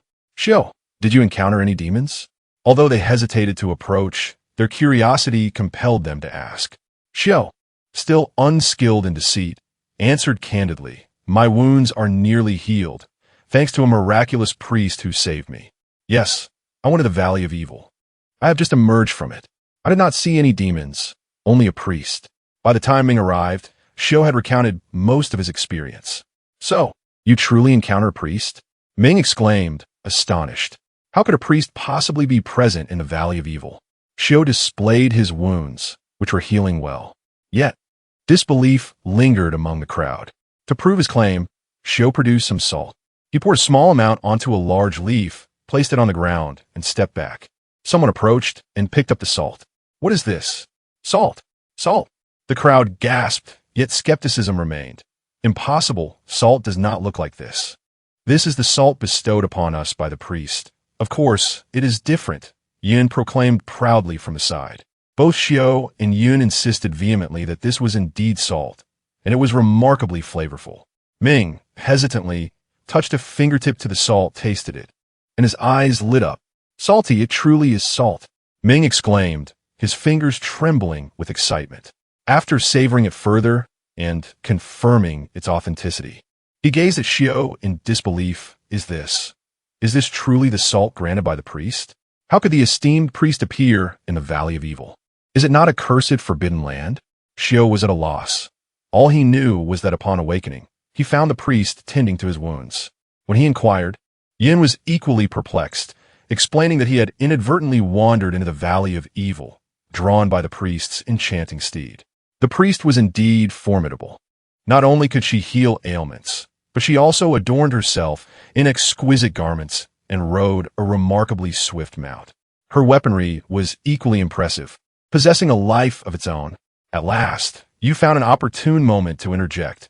The priest also treated them to delightful delicacies and beautiful attire. Moreover, there was a pot in a house. The family had not donned new clothes, for in their view, the occasion did not warrant such finery. A wave of excitement surged through the crowd.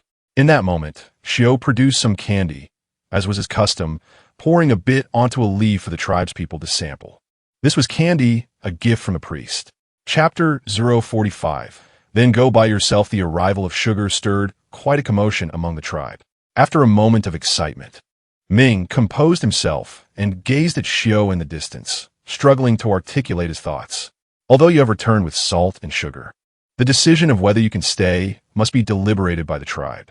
Those who are cursed bring misfortune upon us. To his surprise, Xiao shook his head. I did not intend to remain in the tribe. I fully understand the taboos associated with the cursed and have no desire to trouble the people here. We must return to serve the esteemed priest. I merely thought the tribe was preparing to trade for salt, and I wish to contribute. Ming's eyes sparkled with hope as he eagerly inquired, Are you suggesting that the esteemed priest is willing to exchange salt with us? Xiao shook his head once more. I cannot say for certain, but if the tribe is willing, I can inquire with the priest. He recalled that when the priest had given him the book, it was implied that materials such as salt could be traded for the plants described within. As Ming hesitated, a dissenting voice arose. How do we know it is truly the priest? It could be a devil. Another added, indeed. Rumors say that those who enter the Valley of Evil are cursed and may become mad. Xiao, you haven't gone mad, have you? Xiao responded, Believe it or not, the journey for salt is perilous. With so few members in the tribe, each outing can result in casualties. I'm sharing this for the tribe's sake. Tomorrow morning, I will await you at the entrance of the Valley of Evil. Anyone wishing to trade for salt should bring something to exchange. Yin chimed in. The esteemed priest favors ghost umbrellas. Everyone could offer ghost umbrellas in trade. Yin had spent several days searching for ghost umbrellas, but had yet to find any new ones. With that, Xiao departed with the two children. Until their departure, the tribe remained in a state of disbelief. The chief let us discuss this later. That evening, upon the return of the hunting party, Chief Ming gathered the tribe to recount the day's events. Some felt it prudent to take a chance, while many others expressed skepticism. How could it be the priest? It must be a devil. We cannot make deals with devils. They protested. Chief, we must not proceed with this. Seated beside the fire, Chief Ming furrowed his brow as the debate raged on. Some were eager to take action, while others were filled with dread. Xiao is always reliable. He would not lie without reason. Fong, a close friend of Xiao who often hunted with him, whispered. Moreover, the salt he brought back is indeed real. Real salt does not guarantee the authenticity of the priest. An elder interjected sternly. What kind of place is the Valley of Evil? It is cursed land. Those who enter either disappear or go mad. How could the esteemed priest possibly be there? It must be a devil-esque trap. But what if it truly is the esteemed priest? Another voice chimed in. Our tribe's salt is nearly depleted. If we do not trade soon, how shall we survive the winter? Yet we cannot gamble with our lives. Came the reply. Devils excel at disguise, luring us with promises of benefit. Once we lower our guard, they will drag us into the abyss. Ming remained silent for a long while before finally raising his hand to signal for quiet. All right, here's the deal. Anyone wishing to trade for salt may do so, while those who do not wish to participate need not go. However, let me make this clear. If those who go to trade encounter trouble, they must leave without thinking of returning to burden the tribe. Upon hearing this, a profound silence enveloped the tribe. Leaving the tribe was akin to courting death. In a hierarchy of needs, one's life outweighed the desire for salt. Yet, not everyone shared this sentiment. Hong yearned to take a chance. That night, illuminated by the glow of the central campfire, Hong rummaged through her belongings in search of valuable items. Her daughter, Chow Chow, was stirred awake by her mother's movements. Mother, what are you doing? After soothing her daughter back to sleep, Hong meticulously packed the items she had gathered and then gently succumbed to slumber. Before dawn, Hong stealthily departed from the tribe with her carefully prepared belongings. Along the way, she encountered a familiar face, Ching, a 14-year-old girl who had also ventured out in secret. They exchanged a glance, but said nothing, continuing on their path in silence. Hong had lost her husband in a tribal conflict years prior and was now solely responsible for her daughter, Chow Chow. Unable to hunt, she relied on her contributions to the gathering team for sustenance, barely managing to stave off hunger for herself and her daughter. However, salt was a different matter. The tribe was already short on salt, and the minuscule piece she had been allotted had long since been consumed. They had been without salt for quite some time. Without it, she lacked the strength to work. She needed salt, and more importantly, she had faith in Xiao. Although Xiao did not wish to be with her, she chose to trust him regardless. Qing's situation was different. Orphaned at a young age, she resided in the communal cave of the tribe, which housed neglected orphans and the elderly. While the tribe provided food, it was scant, and salt was even scarcer. Being the oldest child in the cave, Qing took it upon herself to seek additional food, ensuring that both she and the other inhabitants of the cave had enough to eat. Thus, encountering Qing did not surprise Hong in the slightest. Before long, the two arrived at the entrance of the Valley of Evil, where they found a concealed spot to wait for Xiao's arrival. Meanwhile, Xiao awaited the arrival of Lu Chenyu. As Lu emerged from the cave, she was startled by the sight of several bulging snakeskin bags. Upon inspection, she discovered they were filled with mountain snails, and her relief washed over her. These were, of course, collected by Xiao and Yun together. Xiao had significantly recovered and had already transported the gathered mountain snails to the cave entrance, intending to present them to the esteemed priest. Although he was unaware of the priest's intentions for the snails, he was determined to fulfill the priest's requests. With some hesitation, Xiao approached Lu Chenyu, asking whether he could exchange salt with the tribe's inhabitants. He felt a twinge of shame at making a request before having contributed anything to the priest. However, Lu's eyes sparkled with excitement. She had long suspected that Xiao and Yun's tribe was not far from their location. Otherwise, Yun would not have wandered so close. With many people in the tribe, there were bound to be valuable items, and perhaps they could indeed secure something worthwhile in exchange. Yet, Lu was not without caution. She brought her knife and stunned Batten along, ready to flee on her electric scooter should trouble arise.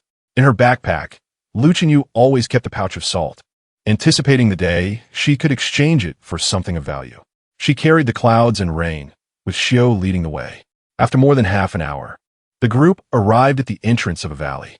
It was then that Lu Chenyu realized she had come to a picturesque gorge.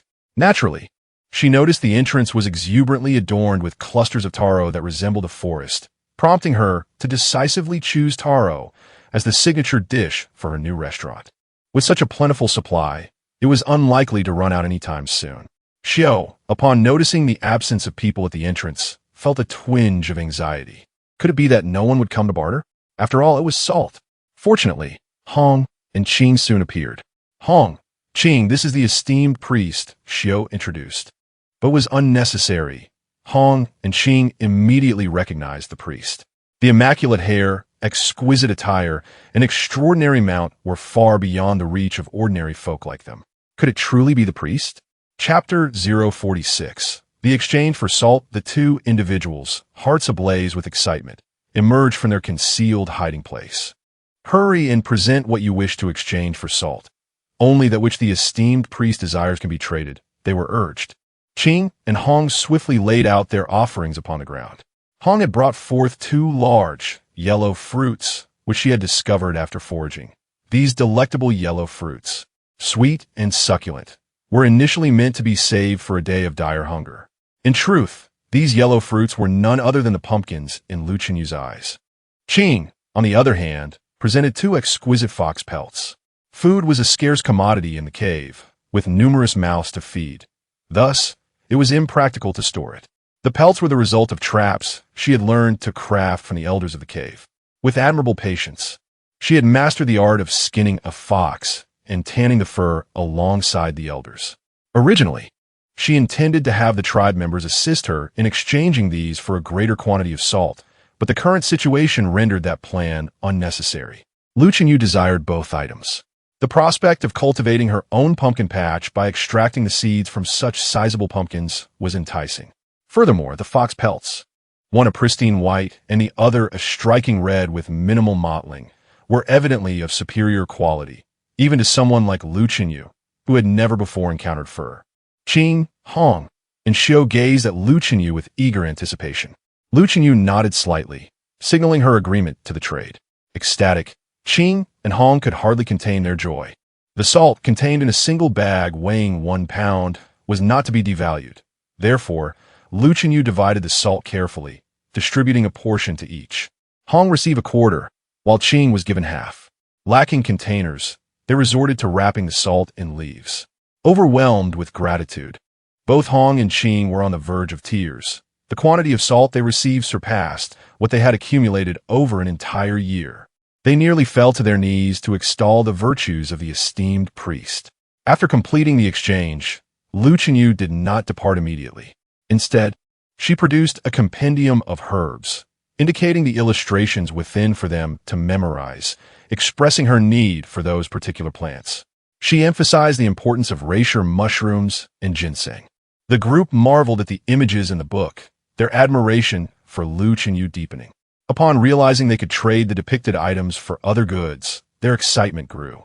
Although they were still young and unfamiliar with many plants, they frequently ventured outdoors and recognized several species illustrated in the book. After silently committing several key plants to memory, as highlighted by Lu Qinyu, Qing and Hong took their leave. After waiting a while longer with no one else arriving, Lu Qinyu decided it was time to return. She entrusted the remaining quarter of salt to Xiao, instructing her to exchange it for any plants depicted in the book, while postponing discussions about other matters until her return the following day. Understanding Lu Qinyu's intentions, Xiao felt a surge of responsibility and promptly vowed never to disappoint the esteemed priest. After Lu Qinyu departed, Xiao lingered for quite some time, and when no one else arrived, she finally made her way back. The esteemed priest had left a bag at the cave's entrance. She still had work to attend to. Hong and Qing, harboring a secret stash of salt, stealthily returned home. Shortly after their arrival, the gathering team convened its members for a foraging expedition. Once they concealed the salt, the two joined the team in their labor. While searching for edible provisions, Hong and Qing gradually leaned closer to one another. United by a shared secret, they instinctively drew together, seizing the opportunity amidst their foraging to seek the plants the priest had mentioned earlier that morning. The discussions among the foraging team predominantly revolved around the events of the previous day. "Do you think anyone will dare to exchange salt?" One voice queried. "Surely not. What if we were to be cursed?" Another lamented. "Alas, we have no salt left at home. Has the chief mentioned when we might exchange for more? I heard it could be a few days yet. Our hunt hasn't yielded enough to trade for much salt." Hong and Qing exchanged glances, remaining silent as they diligently searched their memories for the required plants. Suddenly, Qing's eyes sparkled with excitement as she spotted a plant resembling the one depicted in the priestess illustrations. A rust-colored, irregularly shaped specimen quietly thrived at the base of an ancient tree, its umbrella-like cap adorned with concentric patterns reminiscent of clouds, edged with a faint golden hue. She instinctively held her breath. This indeed appeared to be the very plant from the priest's guide. Cautiously, she approached and discovered not just one, but several specimens, which she hurriedly gathered onto her animal hide. Hong recognized the plant as well, gazing at Qing with envy. However, soon after, she too discovered several specimens beneath a nearby tree. Just as they believed this plant to be plentiful, they found no more throughout the remainder of their search. It stood to reason. If it were that easy to locate, the priest would not have tasked them with a hunt. Meanwhile, upon returning, Lu Qingyu encountered a series of notifications. Energy item detected. Pumpkin, energy value 3, 2. Energy item detected. Mountain snail, energy value 754, 3. Energy item detected. Fox fur, energy value 68. She entrusted the pumpkin to Aunt Jean, specifically instructing her to reserve the seeds for planting, while she sold the mountain snails to Boss Zhu, earning over 80,000 coins. As for the fox fur, Lu Qingyu remained uncertain how to proceed. Unsure whether foxes were protected species, she investigated the legality of selling their pelts. Her research revealed that while many foxes are indeed protected, a significant number are farmed, and the trade of their pelts is permissible under proper licensing. However, without a buyer, Lu Qingyu had to set the matter aside for the time being. The following day, Lu Qingyu returned with an abundance of supplies. Xiao had expressed a desire to assist her, to which Lu Qingyu wholeheartedly agreed. Currently, she could only remain in the area for 2 hours each day. But with Xiao's help, they could accomplish much, including clearing land for cultivation. Concerning this new, unpaid aid, Lu Qingyu felt it unjust to impose strict demands. Thus, when Xiao encountered the priest that day, he observed the priest carrying a bag of goods. Lu Qingyu prepared to retrieve her belongings. Salt, packaged in 1-pound bags, amounts to 50 in total. Among them, 5 bags are designated as wages for Xiao's family of 3, while the remaining 45 bags are intended as currency for bartering. A bottle of soy sauce, a 5-pound container of oil, 10 pounds of noodles, and 20 pounds of rice also serve as employee benefits bestowed by Lu Qingyu. With Xiao occupied in labor, he finds himself unable to hunt, and, as a father, he must assist in resolving their dietary needs. Additionally, there is a fish trap, the kind that ensnares fish that swim in and cannot escape, which is intended for Yin. As for you, a jar of lollipops has been provided. The trio is filled with joy, especially Xiao, whose heart leaps at the sight of the abundant salt. Oh my, so much salt! If all this salt could be exchanged with their tribe, they would no longer need to risk their lives for it. Moreover, they could even use this salt to barter for other goods. The more Xiao contemplates, the more exhilarated he becomes, his eyes quickly glistening with tears. If they had encountered the esteemed priest sooner, perhaps those brothers from previous years would have been spared from death. Chapter 047. The Kachu held a vividly colored bottle, uncertain of its purpose but enchanted by its beauty. Lu Qingyu instructed her on how to remove the cap, revealing a lollipop, which he unwrapped and placed in her mouth. Yu's little eyes widened in surprise. It was sweet. Lu Qingyu also gifted Yun a piece, and the siblings were elated. Yun, clutching her fishing net, was unsure of its use, prompting Lu Qingyu to lead them to the riverbank. There, he smashed a handful of mountain snails and tossed them into the net, securing it to a stone by the roadside to prevent it from being swept away by the current. After setting the net, they proceeded to the entrance of the valley, wondering if anyone would come to barter today. Qing and Hong had been waiting for some time, and upon seeing newcomers, they breathed a sigh of relief, having feared that the priest would not arrive. "What have you brought to exchange today? Please show it to the priest," Xiao prompted. After his words, Qing and Hong presented their gathered items from the previous day.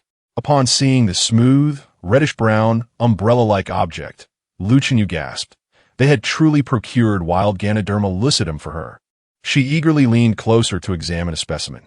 The cap was irregularly rounded, smooth, adorned with concentric rings, and the edges were thin and slightly curled. The stem was crooked, short, and stout, resembling wood in both appearance and texture, and was remarkably hard. "It really is Ganoderma," Lu Chenyu praised them with a thumbs up, exchanging half a bag of salt with each. Qing and Hong, unable to comprehend Lu Chenyu's gesture, received clarification from Xiao, who can now communicate simply with her. The priest is praising you.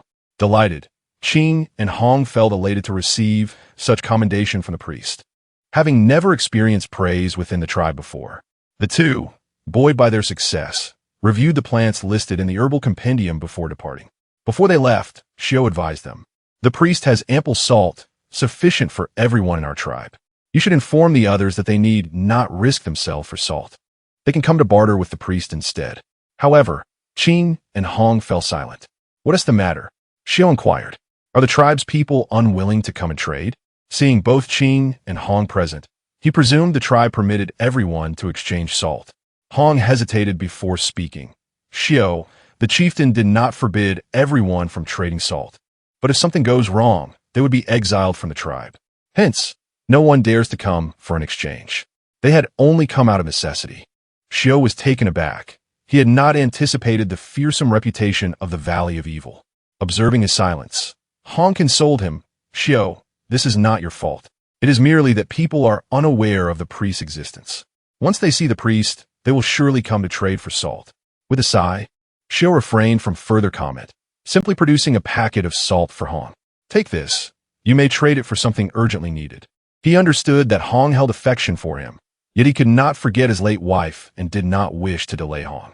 Hong quickly declined. "No, this precious item is too valuable for me to accept." Xiao did not retrieve anything. Instead, he took out another package and handed it to Qing. "There are many children and elders in the communal cave. This is a small token of my appreciation. The priest has given me plenty of packages, enough for a family of 3 to last a long while." Qing immediately accepted it. She would never decline a gift, as long as something was offered to her. Especially if it was useful or edible, she would graciously accept it. Only a fool would refuse. Yin obtained a lollipop from his sister and requested Qing to pass it to Peng. "Peng must be in trouble with his family. This is candy, sweet and delightful. Please help me deliver it to him, all right?" It was a trivial matter, and Qing readily agreed. Upon returning, Lu Chenyu took others to inspect the fish trap. As they pulled the trap up with a rope, she could tell there was something inside, for the rope was taut and heavy, transmitting a distinct, irregular vibration from beneath the water.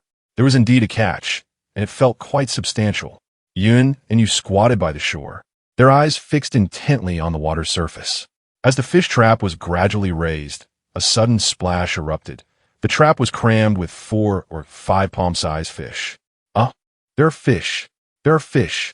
Yun and Yu exclaimed with excitement. For the tribe, fish was not a common food source. Those capable of swimming were few, making the prospect of catching fish a mere fantasy. Therefore, witnessing Lu Chenyu effortlessly catch fish filled them with exhilaration. Besides the larger fish, the trap also contained several smaller ones.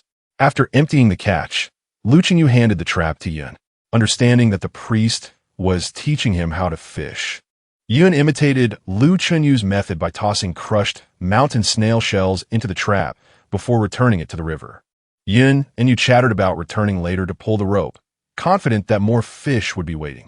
With the fish secured, Lu Chenyu decided to showcase her skills to her new recruits. Employing a new fruit knife, she scaled and gutted the fish, while Xiao and Yun observed with earnest attention, seeing the priest as their mentor. Once the fish were cleaned, Lu Chenyu instructed Xiao to fetch a bucket of water back to the cave, an item she had brought along, intended for watering the vegetables she was cultivating. As they passed through a patch of wild onions, Lu Chenyu casually plucked a handful. Upon reaching the entrance of the cave, she did not immediately proceed to cook the fish. Instead, she taught Xiao how to prepare rice. She had brought rice not for them to consume directly, but for cooking. Wash the rice, place it in the pot, add water, bring it to a boil over high heat. Then simmer on low before turning off the heat and covering it to steam. Xiao remarked, "Just add water and boil. It's simple." While the rice was steaming, Lu Chenyu began to cook the fish. With limited seasonings at her disposal, she opted for a straightforward braising method. After heating oil in the pot, she gently pan-fried the fish over low heat until golden on both sides, then added salt and soy sauce, covering the fish with just enough water to submerge it. Once the water had nearly evaporated, She tossed in the onions and continued to braise. Before long, the delightful aroma of the fish wafted through the air. Since the last time they declined Lu Chenyu's food, the trio had been subsisting on boiled taro for several days. Although their hunger was satiated, it lacked richness. At this moment, the enticing aroma wafted through the air, and they couldn't help but reminisce about the delectable dishes Lu Chenyu had brought during the initial days. Saliva began to flow profusely. As the meal was prepared, Lu Chenyu realized that she had forgotten to provide bowls and chopsticks for Yun and the others. Fortunately, they had retained the disposable containers and chopsticks from a previous occasion, which they promptly retrieved in anticipation of the meal. Yun even offered his own utensils to Lu Chenyu, indicating that she should eat first. Lu Chenyu, "Thank you, but I'm not hungry," she replied graciously. She served each of them a bowl of rice. And Yun eagerly took a bite of the fluffy grains. Initially bland, the rice revealed a subtle sweetness as he chewed. Delicious. Lu Chenyu placed a piece of fish before you, carefully removing the bones, and instructed the trio. "Fish," pointing at it, "has bones. Do not eat them, discard them." They understood at once, and began to eat the fish while picking out the bones. Despite the simplicity of the seasoning, it was a rare delicacy for them, and soon they devoured all the rice and fish, leaving not a drop of broth. Once their hunger was quenched, it was time to get to work. Aside from foraging for snails with Yun, Xiao now had the additional task of tilling the land. Moreover, Lu Chenyu assigned him another duty, road construction. This task merely involved using a lawnmower to clear a path to the riverside and another leading to the valley entrance. Xiao was startled when he first witnessed the lawnmower in operation, but Yin leapt forth, claiming he knew how to use it and could handle the roadwork. Lu Chenyu chuckled and sent him aside, saying, "You little rascal, how could such a dangerous task be entrusted to a child?" After a brief period of observation, Xiao mastered the operation and, filled with enthusiasm, hurried off to commence roadwork. Yun felt a tinge of dissatisfaction. It was the allure of the lawnmower that had emboldened him to steal it in the first place. Lu Chenyu found the situation amusing and retrieved a new book from her bag, Wild Vegetables of Country X. This book detailed hundreds of wild vegetables and fruits, accompanied by illustrations. And Lu Chenyu instructed Yun and Yu to search for the plants depicted within. With the task at hand, Yun's discontent dissipated, and mimicking his father's mannerisms, he clenched his left fist against his chest, vowing to complete the assignment. After organizing their work, Lu Chenyu finally returned with the mountain snails and reishi mushrooms. Just as Xiao and his family enjoyed their delightful meal, Hong and Qing were apprehended by the tribe. News of their clandestine salt exchange had reached the community. Chapter 048. Discovered by the tribe, the matter of Qing exchanging salt was leaked by the children in the communal cave. The tribe had virtually run out of salt, but yesterday, Qing managed to barter for some. During dinner that evening, she discreetly added it to the communal food, leaving the elders and children astonished at the unexpected salty flavor. Although Qing said nothing, the experienced elders quickly deduced the source of the salt, especially since they noticed the absence of fox fur where Qing usually slept. They opened their mouths to speak, but ultimately remained silent. The children, however, were less contemplative. After finishing their meal, they boasted to their peers about the deliciously salty dishes, prompting other children to clamor to have salty food as well. With the tribe devoid of salt, the origins of the salty dishes were evident. The elders' suspicions quickly reached the chieftain Ming, and thus unfolded the scene of their capture today. When Qing and Hong were apprehended, they were terrified, offering confessions without the chieftain needing to utter a word. In the center of the tribe, the two displayed the salt they had acquired, standing before the assembly to face their inquiries. "Why did you seek to exchange for salt?" "That is the work of the devil. You are making a pact with the devil." Qing responded with calm resolve, "That is not the devil. We encountered the priest spoken of by Xiao. She took the items we brought, but did nothing to us, merely exchanging them for salt." Hong nodded in agreement. "Indeed, that was the revered priestess, not some devil." A voice rang out from the crowd. "Look, they have only been gone for 2 days and have already fallen under the devil's spell." Many echoed this sentiment. Qing retorted, "If it were the devil, why would it seek to ensnare me? I possess nothing of value. My life cannot be bartered for anything. If being ensnared serves only to procure salt, then I would rather be bewitched. Our communal cave has been devoid of salt for far too long." I am exhausted from merely doing a little work each day and often feel dizzy. I need salt. We all need salt. Her words struck like a stone cast into still waters, creating ripples throughout the tribe. You are mad. An elder scolded sharply. Those who emerge from the valley of evil are devils, luring us with salt, waiting for an opportunity to devour our souls and drive us to madness. But we have not gone mad. I have returned with salt, Hong exclaimed, raising a pouch of salt in her hand. This was given to me by Xiao.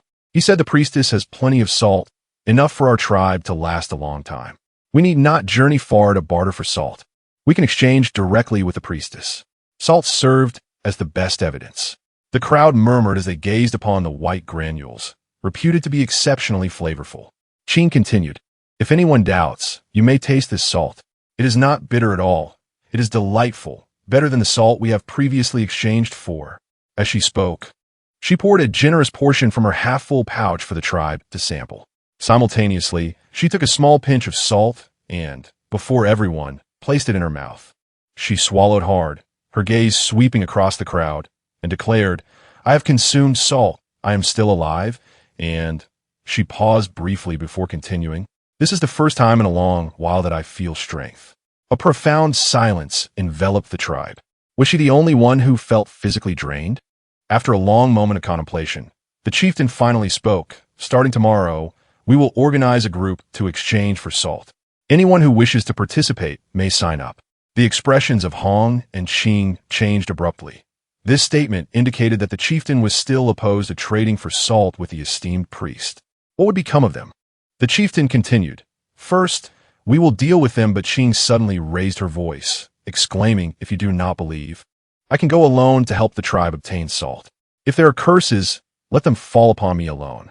Without salt, our tribe cannot hunt effectively, and should we be attacked by other tribes, we would only continue to weaken, lacking the strength to resist.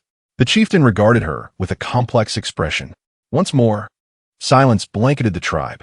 Hong interjected, Chieftain, if there is doubt, tomorrow when we exchange with the esteemed priest, everyone can observe from a distance. There is no need to approach or fear the risk of curses. Chieftain, perhaps this is truly a divine opportunity granted to us in the form of a priest to save us. Ultimately, the chieftain decided to personally lead a team to ascertain the truth of the matter. Lu Chenyu received a total of 6 Lingji mushrooms, with an astonishing energy value of 2,236. This marked the highest energy value item she had ever acquired. She selected the largest one for her own use, while packaging the remaining ones to take directly to the Qinghe apothecary. Upon her arrival at the apothecary, she found a long queue of people waiting, a stark contrast to the desolate emptiness of her previous visit. Hello, please queue for consultations, Chu Jingjing called out, preoccupied with preparing medicine, her peripheral vision catching sight of Lu Chenyu. I'm not here for a consultation, Lu Chenyu replied. Do you remember me? I sold you the chicken blood vine last time. Chu Jingjing looked up, her face illuminating with uncontainable joy. It's you. You finally came. We've been waiting for you for so long. Just a moment, let me finish this prescription first. After their last transaction, Lu Chenyu had left without leaving any contact information, so Chu Jingjing could only wait for Lu Chenyu to return. Feeling slightly bewildered, Lu Chenyu wondered why she was sought out. Could there have been an issue with the chicken blood vine? Indeed, there was a problem, but it was a fortuitous one. As the batch of chicken blood vine Lu Chenyu sold to Qinghe apothecary proved to be highly effective, with an increasing number of patients praising the apothecary online. It quickly gained popularity, leading to many women seeking consultations and prescriptions daily, resulting in a rapid depletion of the chicken blood vine stock. They urgently needed to contact Lu Chenyu for more supplies. After preparing the medicine, Chu Jingjing eagerly pulled Lu Chenyu towards the courtyard behind the apothecary. Once seated, she could hardly contain her excitement, asking, Do you still have chicken blood vine? If so, we want all of it. Relieved that her presence was not due to trouble, Lu Chenyu sighed, but she currently had no chicken blood vine on hand. At present, I have no goods available. If you desire them, I must seek assistance to procure them, which may take a few days. Chu Jingjing responded, As long as there is stock, we are willing to wait. By the way, your visit today is... Lu Chenyu opened her backpack and took out a plastic bag. "Oh, my relative has collected a few wild Ganoderma mushrooms, and I wanted to inquire if you were interested." Chu Jingjing had seen Ganoderma before, both wild and cultivated, but she had never encountered such exquisite and large specimens.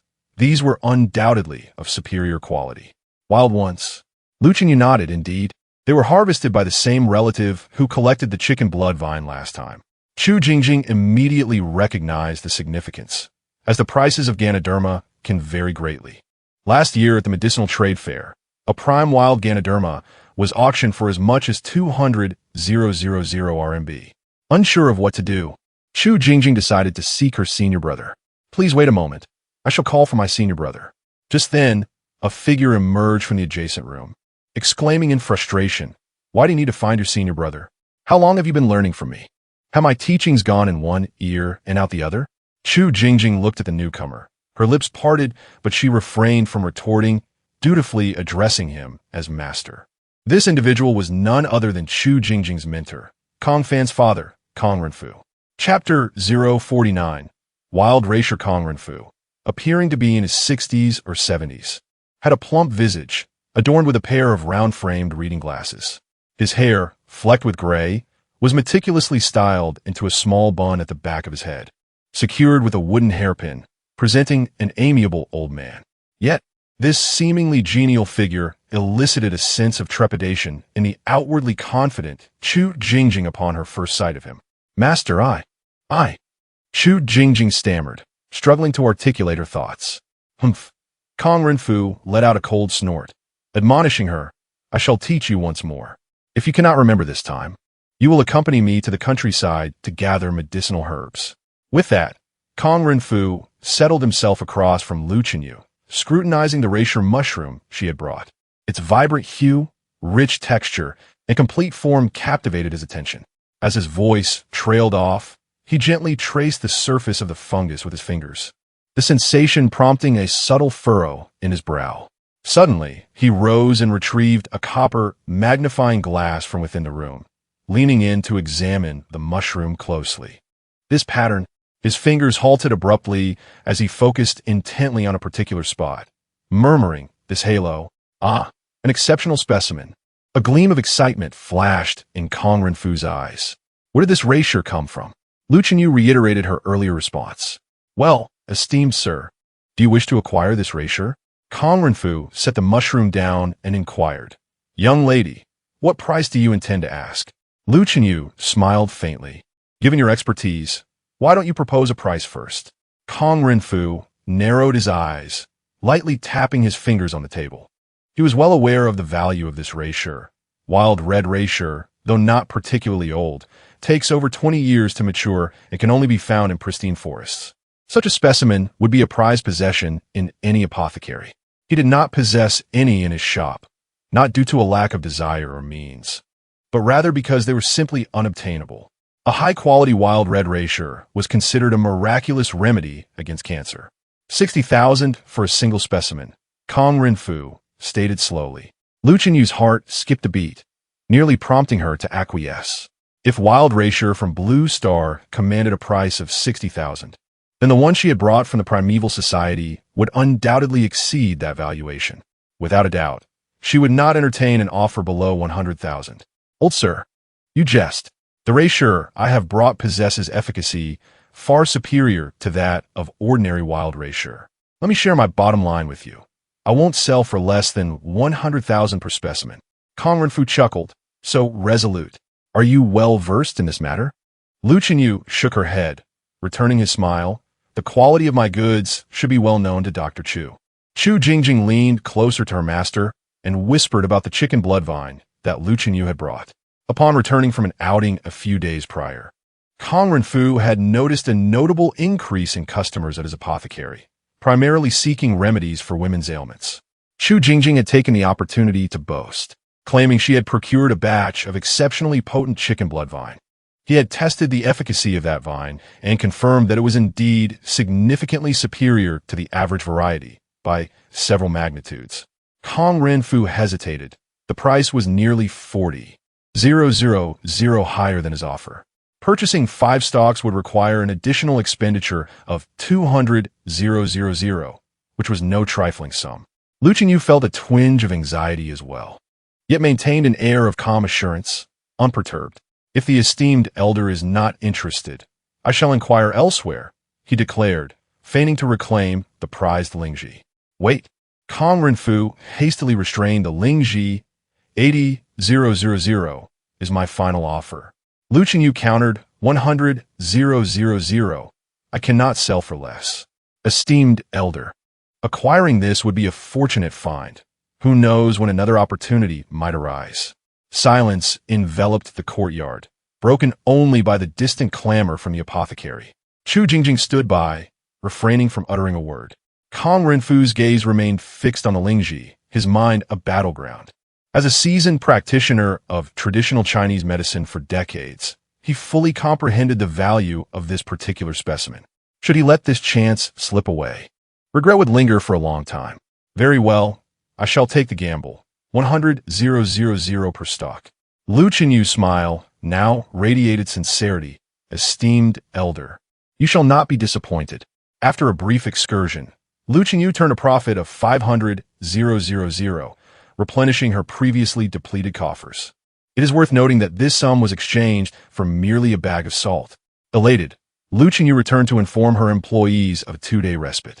Since embarking on the food delivery venture, she had yet to take a break, and her team had been working alongside her every day. Before the end of the workday, she distributed wages to the part-timers and shared some news. As you all know, I have leased a new shop. Excluding the Huang Peng couple, I would like you to consider whether you wish to transition to full-time positions. If you're willing to continue working with me, I will begin signing contracts next month to provide 5 insurances. Furthermore, the new establishment will require 3 additional waitstaff and a cashier. If you know anyone of good character, feel free to recommend them. Upon hearing this, Zhou Ziwang perked up and inquired, Boss, how will the salary be structured for full-time employees? Currently, he earned 250 a day, totaling over 5,000 monthly, and the delivery tasks were not particularly burdensome.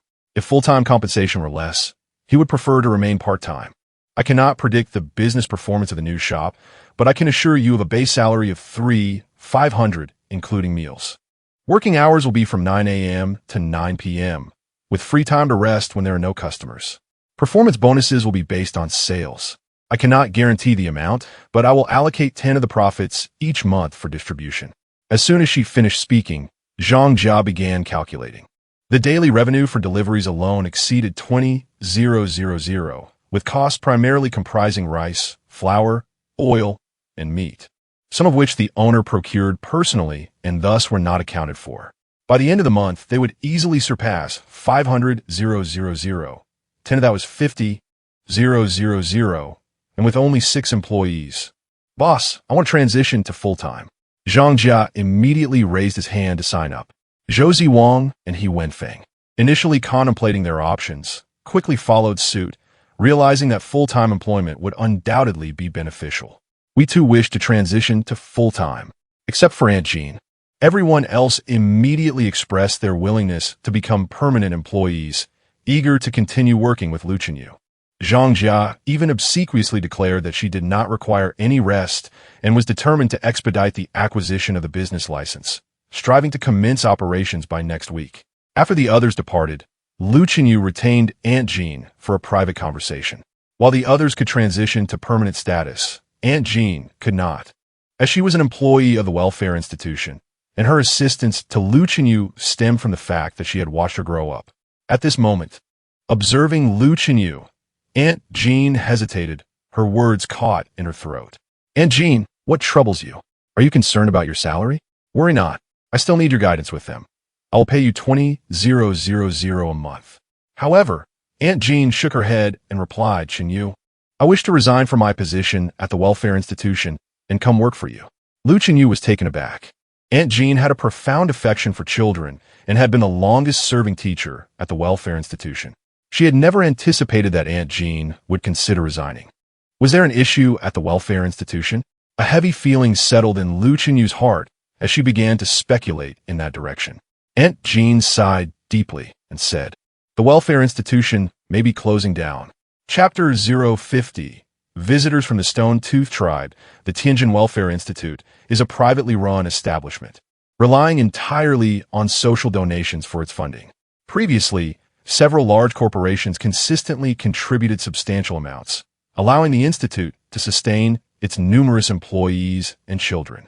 However, since last year, several of these benefactors have encountered operational issues, leading to financial crises, and by this year, they were unable to disperse any donations at all.